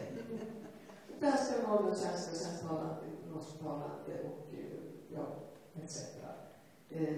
Men så lite, det kostar så lite egentligen, men det är arbetet att få det till. Det är det som är stötestenen. Och kommunikation, det handlar om kommunikation. Det handlar inte om strukturer, det handlar inte om att lära sig pluralisenter eller lära sig och böja epitet, böja värden, personböjningar och konjunktiver och sådant, utan att lyssna och kommunicera. Kommunikativa strategier. Bli så pass säker på att jag förstår danska, och om jag inte förstår så får jag fråga vad sa du, nu förstår inte jag. Det ligger upp och då blir det jättesvårt och då förstår jag inte för andra. För att prata om vedet. Tarja, ger vi upp för lätt, tycker du? Ja, åtminstone ger vi upp för lätt om vi tänker att nordiskt samarbete är gammalmodigt. Att om vi nu tänker Europas situation idag, så Europa står ju i en kris. Och då tycker jag att jag skulle gärna hitta kompisar inom Norden. Så det är något som vi också kan tänka på. Det är ju EU-val snart. Då ska politikerna ut och kan man plocka upp det någonting? Finns det någon möjlighet där? Nej. Då har jag en helt annan fråga. Det var ju, Lars-Göran pratade ju tidigare om de tre olika sätten. Det är helt traditionell undervisning i klassrummet och så helt digital undervisning eller online. Och så hybrid. Hur reflekterar vi kring de där tre olika? Tycker man så rört det? Och att man frågar sig vad är det bäst för studenterna och inte vad är bäst för oss när vi ska här. Altså, der har vi jo lidt forskellige udgangspunkter og situationer, fordi som jeg ofte tænker på, eller siger højt, det er, at jeg faktisk, når jeg er i Oslo og underviser der, så kan jeg undervise, som om jeg var i København eller Aarhus eller Odense, med sådan lidt tillæmpning. Og det er stort set samme krav, man stiller og så videre. De skal jo ikke lære dansk og ikke udtale dansk. Men det der så er, det er, at nu har jeg været i Oslo i mange år, og problemet er, at netop kompetencen i forhold til at høre svensk og dansk. Svensk er også blevet et problem, selvom de jo burde kunne det bedre. Altså over det hele tiden og køber billige varer. Så er det faktisk et problem, at de ikke kommer. Og det så vi jo så også nu i læreplanen, som hedder dansk. Der er det ikke, at det bliver ikke bedre, det bliver værre. Men jeg kan faktisk kun sige, at jeg er heldig, for jeg kan undervise, som jeg kan undervise i Danmark. Så det er vigtigt, om det skal være hybrid eller det andet, det tænker jeg ikke på en måde, for mit vedkommende. Och jag tänker nu på att kanske digitalisation är en sak som gör det lättare att samarbeta till exempel mellan Göteborg och Vilnius, eller Oslo och Vilnius. Så det är någonting som vi kanske kunde utnyttja ännu bättre. Nej. Jag tänker att vi ska släppa in publiken också om ni har frågor, tankar.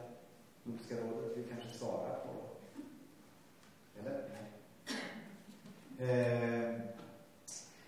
Helga hade ju några punkter. Men räck upp handen om ni vill. Du har en fråga? Nej.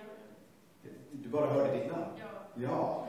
Alltså, du räknade ju upp satsa på din önskelista. Satsa på lektorer, fler digitala ordböcker, mer digitala läromedel och öppna playtjänsterna. Det var så jag kom att tänka på det. Så det är ju något som man jobbar för, vet jag, att det är ett krav som gör det komplicerat. Men i den där önskelistan, om ni skulle rangordna den på något sätt, vad är det, kommer ni ihåg önskelistan?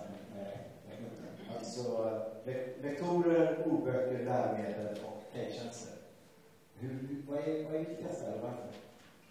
Det är något som vi börjar. Ja, playtjänster som ser det på som ett generellt krav, och det är riktigt, men det är inte egentligen universitetets jobb som specifikt. Så jag är inne i en process nu med mitt universitet, där utveckling av digitala ordböcker är väldigt viktig. Så utan att sätta det i motsättning till andra ting, så vill jag säga att ordbokskraven är bra.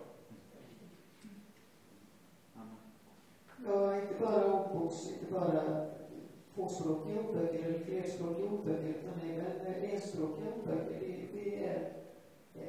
Det är väldigt kostbara projekt och väldigt viktiga projekt. Och bra enspråkiga ordböcker är ju också väldigt bra för de som håller på att lära sig språket.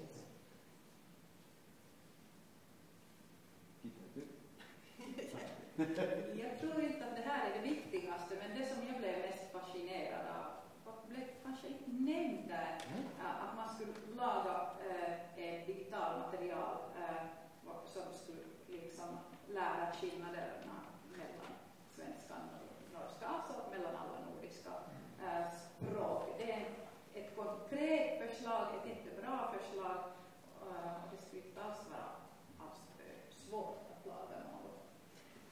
Men tænker du på sådan nogle ordlister, som man lavede gamle dage i bøgerne, hvor vi havde svensk, norsk og dansk? Nej.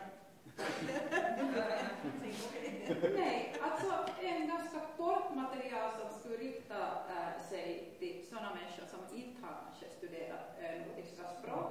Där man skulle först prata lite svenska, sen lite danska, sen lite norska, sen lyfta upp hur det var annorlunda. Helt sån här basmaterial, men åtminstone i Finland skulle det vara efterfrågan för bland de finskspråkiga människorna. Och nu har vi en händer som räcks upp här i publiken, så jag går iväg med 3 stycken. Säg vad ni heter också. Hej, Lotta från Svenska institutet och med i SNU. Nu ska vi se. Jo, det här materialet, jag vill då knyta an till vad ni 3 säger, Paja och Gitte och Anna. Sånt material finns ju utanför Norden. Och alltså, jag vill poängtera just det här arbetet som görs utomlands, som vi just nu då jobbar med. Hur många universitet är det nu? Så har du varit 240 eller någonting universitet. Och det är inte bara det att det är ett jättestort intresse för att lära sig till exempel danska eller svenska, utan där finns den nordiska språkgemenskapen. Och där finns det där tas det fram sådant material som liksom gäller det här internordiska språkförståelsen, och bland de studenterna så är det ju många som resonerar just så. Att här får vi inte bara tillgång till ett språk utan 5 länder mer eller mindre. Och det tycker jag att man inom Norden är alldeles omedveten om man inte jobbar med det själv.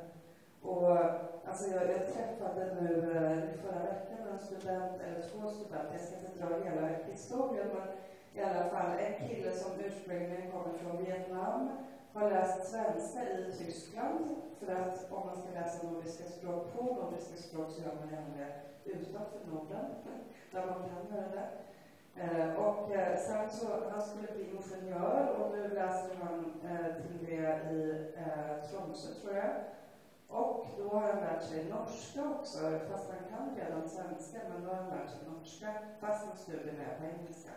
Så jag vill bara säga, poängtera den här gruppen som är så många utanför Norden, där vi kan lära oss jättemycket. Och jag önskar att det skulle synas mer inom Norden. Är det någon som vill kommentera? Vi nickar igen. Vad hade ni med här? Där. Jag tar det i ordning här. Ja, jeg hedder Ebbe Rasmussen, og er født dansker, men er i stilling i dag. Jeg vil godt bede jer om at prøve at få fingre i en hindring, en hurdle for internordisk kommunikation.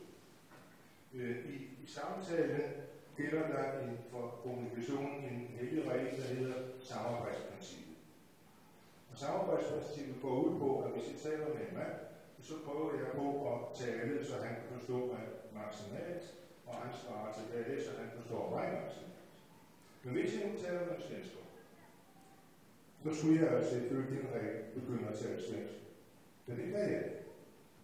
Det vil sige, at hvis jeg kan tale med en svensker, og kommunikationen skal fungere, så skal jeg bryde den regel, som ligger ubevidst i mig, at jeg skal samarbejde om mig. Og så pludselig, så kan jeg ikke tale sammen. Så I og jeg har lært på en eller anden måde at bryde den regel, så vi kan tale med en svensker eller en nordmand og modtage svar på vores eget sprog og modtage svar på den anden måde. Mange mennesker kan det ikke. Jeg kender adskillige islændinge, som mener, at det er deres heldige pligt at prøve på at tale svensk, når de står overfor en svensker. Men det kan de ikke. De kan godt tale dansk, men de kan ikke tale svensk.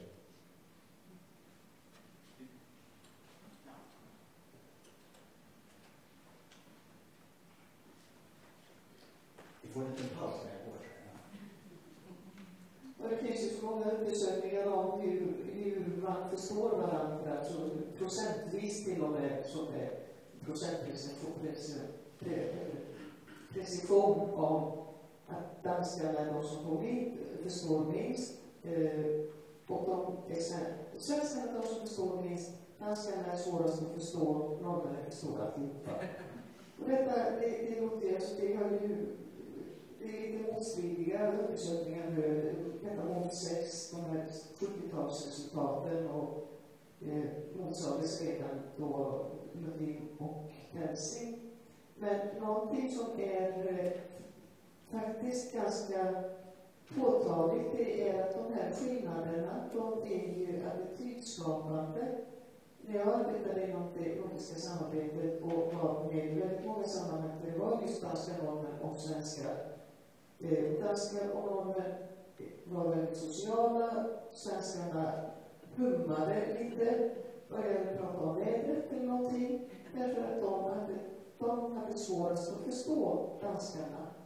Och då istället för att efterfråga, istället för att be om anpassning, alltså nu förstår jag vad du säger, så gav man upp och avbröt kommunikationen. Då blev man ju högfärdig, för då svenskarna höll sig till varandra. Jag räknas ju som svensk då, så då går vi inte till att rätta.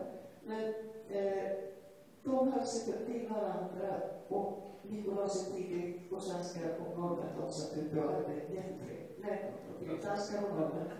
Och ja, på kvällarna var det trevligt svenska Nikolaus. De var till med i gemenskapen. Jag vet inte om det var riktigt så på det pratade om att jag hörde inte. Jag förstår inte heller. Vi får ju bevisa senare i minnet där att vi vågar fråga. Nu går vi vidare i...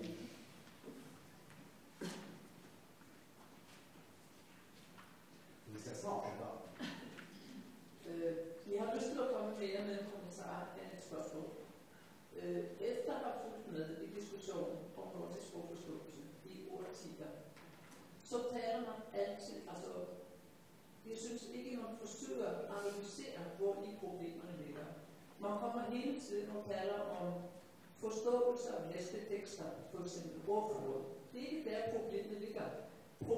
Problemet ligger i forståelse af talsprog. Og hvis man koncentrerer sig om at arbejde med det talsprog, og hvor de barrierer, der ligger i forståelse af talsprog, så tror jeg, man ville kunne komme et skridt videre. Jeg har aldrig lært mig svensk, og jeg har heller ikke lært mig norsk. Men jeg har sagtens forstået de sprog ved hjælp af dansk. Hvorfor? Fordi de sprog ligner hinanden i den grad, at der ikke er en større forskel på at forstå svensk, end det er at forstå jysk i dansk kontekst. Og hvorfor kan jeg det her? Fordi jeg har trænet mit øre til at høre på det. Det man ikke gør i skandinavisk kontekst, man træner ikke børn til at forstå nabosproget. Man træner dem i at læse. Men problemet ligger ikke der. Så jeg synes, hvis man bare kunne flytte sig en lille smule der, så vil det måske se ud så ud for kommende generationer. Der er intet, som er så motiverende i forbindelse med sprogundervisning, end at man oplever, at man bliver bedre til noget. Hvis man kunne give børn i Skandinavien den oplevelse, at de bliver bedre til at forstå deres naboer, så vil det gå fremad. Vill du kommentera? Ja, och så hade vi, var det någonting? Nej? Vill du kommentera? Ja. Eller var det nej? Ja. Ja. Ja. Jeg vil bare sige, at jeg er fuldstændig enig. Men, og så er vi jo sådan set tilbage til det, vi talte om før med at give adgang til de forskellige nordiske tv-kanaler. Det har altid undret mig, at man ikke laver børnefilm. Altså, vi har jo voksenfilm med danske og svenske skuespillere. Hvorfor laver man ikke børnefilm, hvor danske og svenske og norske børn osv.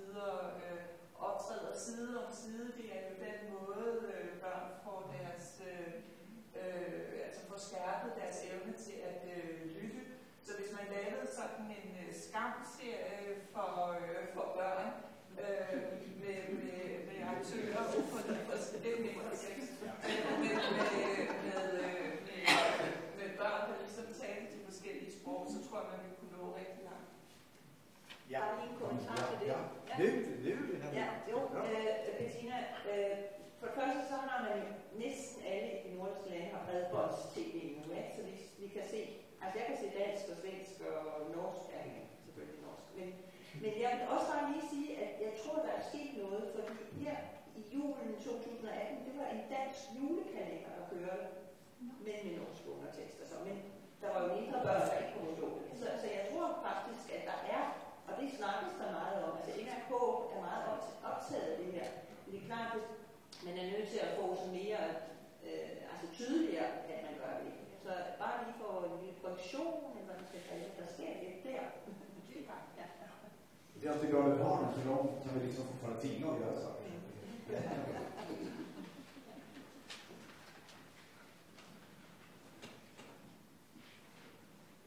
Jag har naturen att jag jobbar faktiskt inte för Nordiska ministerrådet. Ja, okay. Jag är alltid oskyldig. När det blir fel omkring någonting, då är det Nordiska ministerrådet, det är de som verkställer. Men däremot, om man vill ändra på förutsättningarna för någonting, till exempel språkundervisningen, då är det ett ganska bra sätt att börja med att kontakta Nordiska rådet. Och i det land man är, till exempel om man är i Danmark, då är det väldigt bra idé att prata med Petter Rådet. Men han sitter med i Nordiska rådet, presidiet. Och när man pratar med honom så börjar det hända saker och ting. Och samma sak på Island. Om man vill ändra på saker och ting, säg till exempel att man ska börja undervisa i danska före engelska igen. Om man har bra argument, varför inte försöka prata med Nordiska rådet, sen gå vidare och se om man inte kan ändra på saker och ting. Om man har bra argument så är det inte omöjligt. Jag skulle vilja nämna en liten sak som jag tycker är ett bra argument för att undervisa ner i, nu kan jag prata mest om Island. Det är att på Alltingi, där jag jobbar, så har vi något med en informationstjänst som samlar olika typer av information och gör rapporter och så vidare för oss. Och jag bad dem göra lite rapport om nordiska nätverk. Och har de tagit ett exempel på Island om olika nätverk i fackföreningen och allt möjligt. De började på Alltingi, alltså på parlamentet. Och då kom de fram till att förutom Nordiska rådet så hade talmännen ett nordiskt samarbete, direktörerna hade ett nordiskt samarbete, IT-avdelningen hade ett nordiskt samarbete, informationsmedarbetarna hade ett nordiskt samarbete, arkivmedarbetarna, alla hade ett nordiskt samarbete. Det finns överallt. Och där är det väldigt bra att kunna ställa av sig på.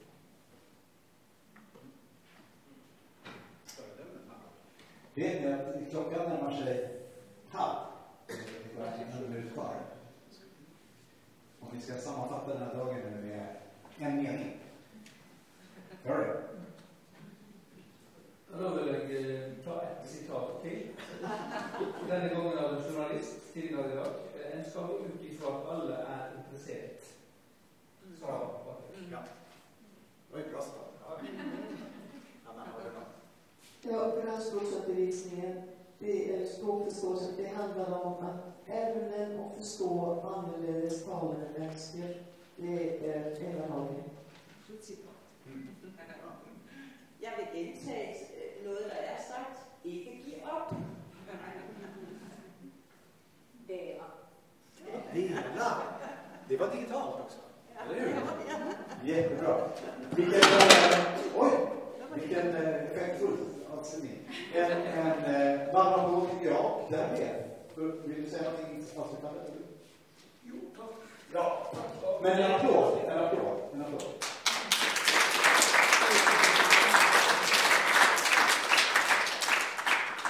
Ja, nå den programmet kommet til ende. Og dere som sitter her i panelen får en takk fra Vigdis Finnbogadottir for å ha deltatt. Så, vær så god.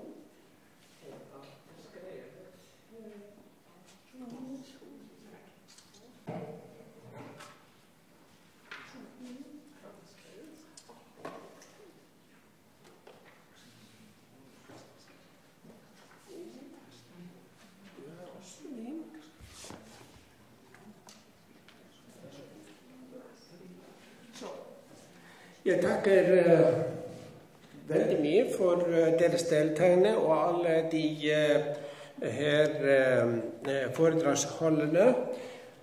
Jeg vil også takke samarbeidsnemnden for samarbeid med å få dere til Island. Det er nemlig så, ettersom vi har snakket her om nordisk samarbeid, i 2014 så bestemte Nordisk ministerråd å ta fra samarbeidsnemnden for nordenundervisning i utlandet pengene som vi hadde hatt. Så alt som vi gjør nå, må vi betale fra våre kasser, og vi må da skjære det fra annet som vi gjør, men vi bestemte likevel, selv om vi får ingen støtte, ikke engang takk fra Nordisk ministerråd, vi fortsetter å jobbe, fordi vi synes at det er så viktig å holde kontakt innenfor Norden med disse her prosjektene som vi har holdt på med. Vi har, som det jeg sa i morges, kontakt med 240 universiteter rundt om i verden, og det er veldig viktig at vi holder kontakt med dem, og de forstår at vi fra Norden er interessert i det, hva de gjør, og tenker på all den undervisningen og den forskningen som de gjør. I begynnelsen av mai så skal jeg deltage i et årlig møte for Scandinavian Studies i Amerika. Det pleier å komme 300 mennesker til disse konferansene og snakke om forskning som foregår der, og så kommer da folk fra Skandinavia også. Så det er som sagt et veldig viktig samarbeid som foregår rundt om i verden. Men dessverre har Nordisk ministerråd ikke forstått det, og jeg må også si at Nordisk råd ikke har forstått det, fordi vi har mange ganger prøvd å ha kontakt med dem, og denne forskningen som Gitte og Anna Helga gjorde på undervisningen i Norden, i Nordistikk, kom egentlig som en følge av at vi gjennom en forhenværende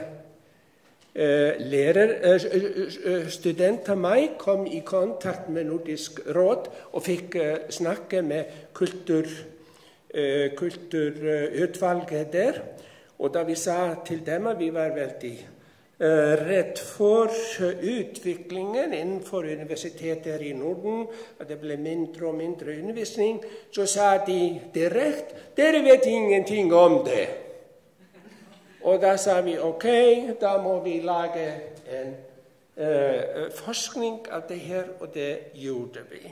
Det her møtet var veldig, hva skal man si, vanskelig, fordi vi trodde at de ville høre på folk som har noen kjennskap med det her.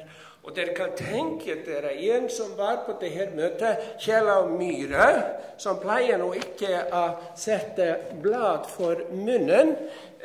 Hun ble bare sjokkert at vi var møtt på det settet, at de ville ikke snakke med folk som hadde kjennskap på alle utviklingen i de 5 nordiske land. Men jeg har som sagt takket samarbeidsnemnden for det her.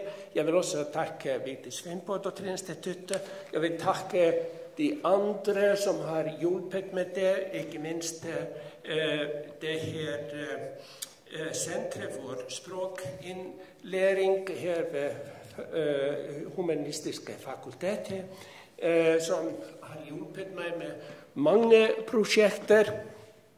Og så vil jeg takke undervisningsministeriet, som ga oss penger til å betale for Gittes og Anna Helgas jobb. Og jeg vil også takke Islands universitet for støtte til det her seminaret, og ikke minst den hilsen som svenske ambassaden og den norske ambassaden sendte til her seminaret. Og nå skal vi glede oss for å skåle i den hilsen som de sendte. Så takk for i dag, og vær så god, det er resepsjon her utenfor.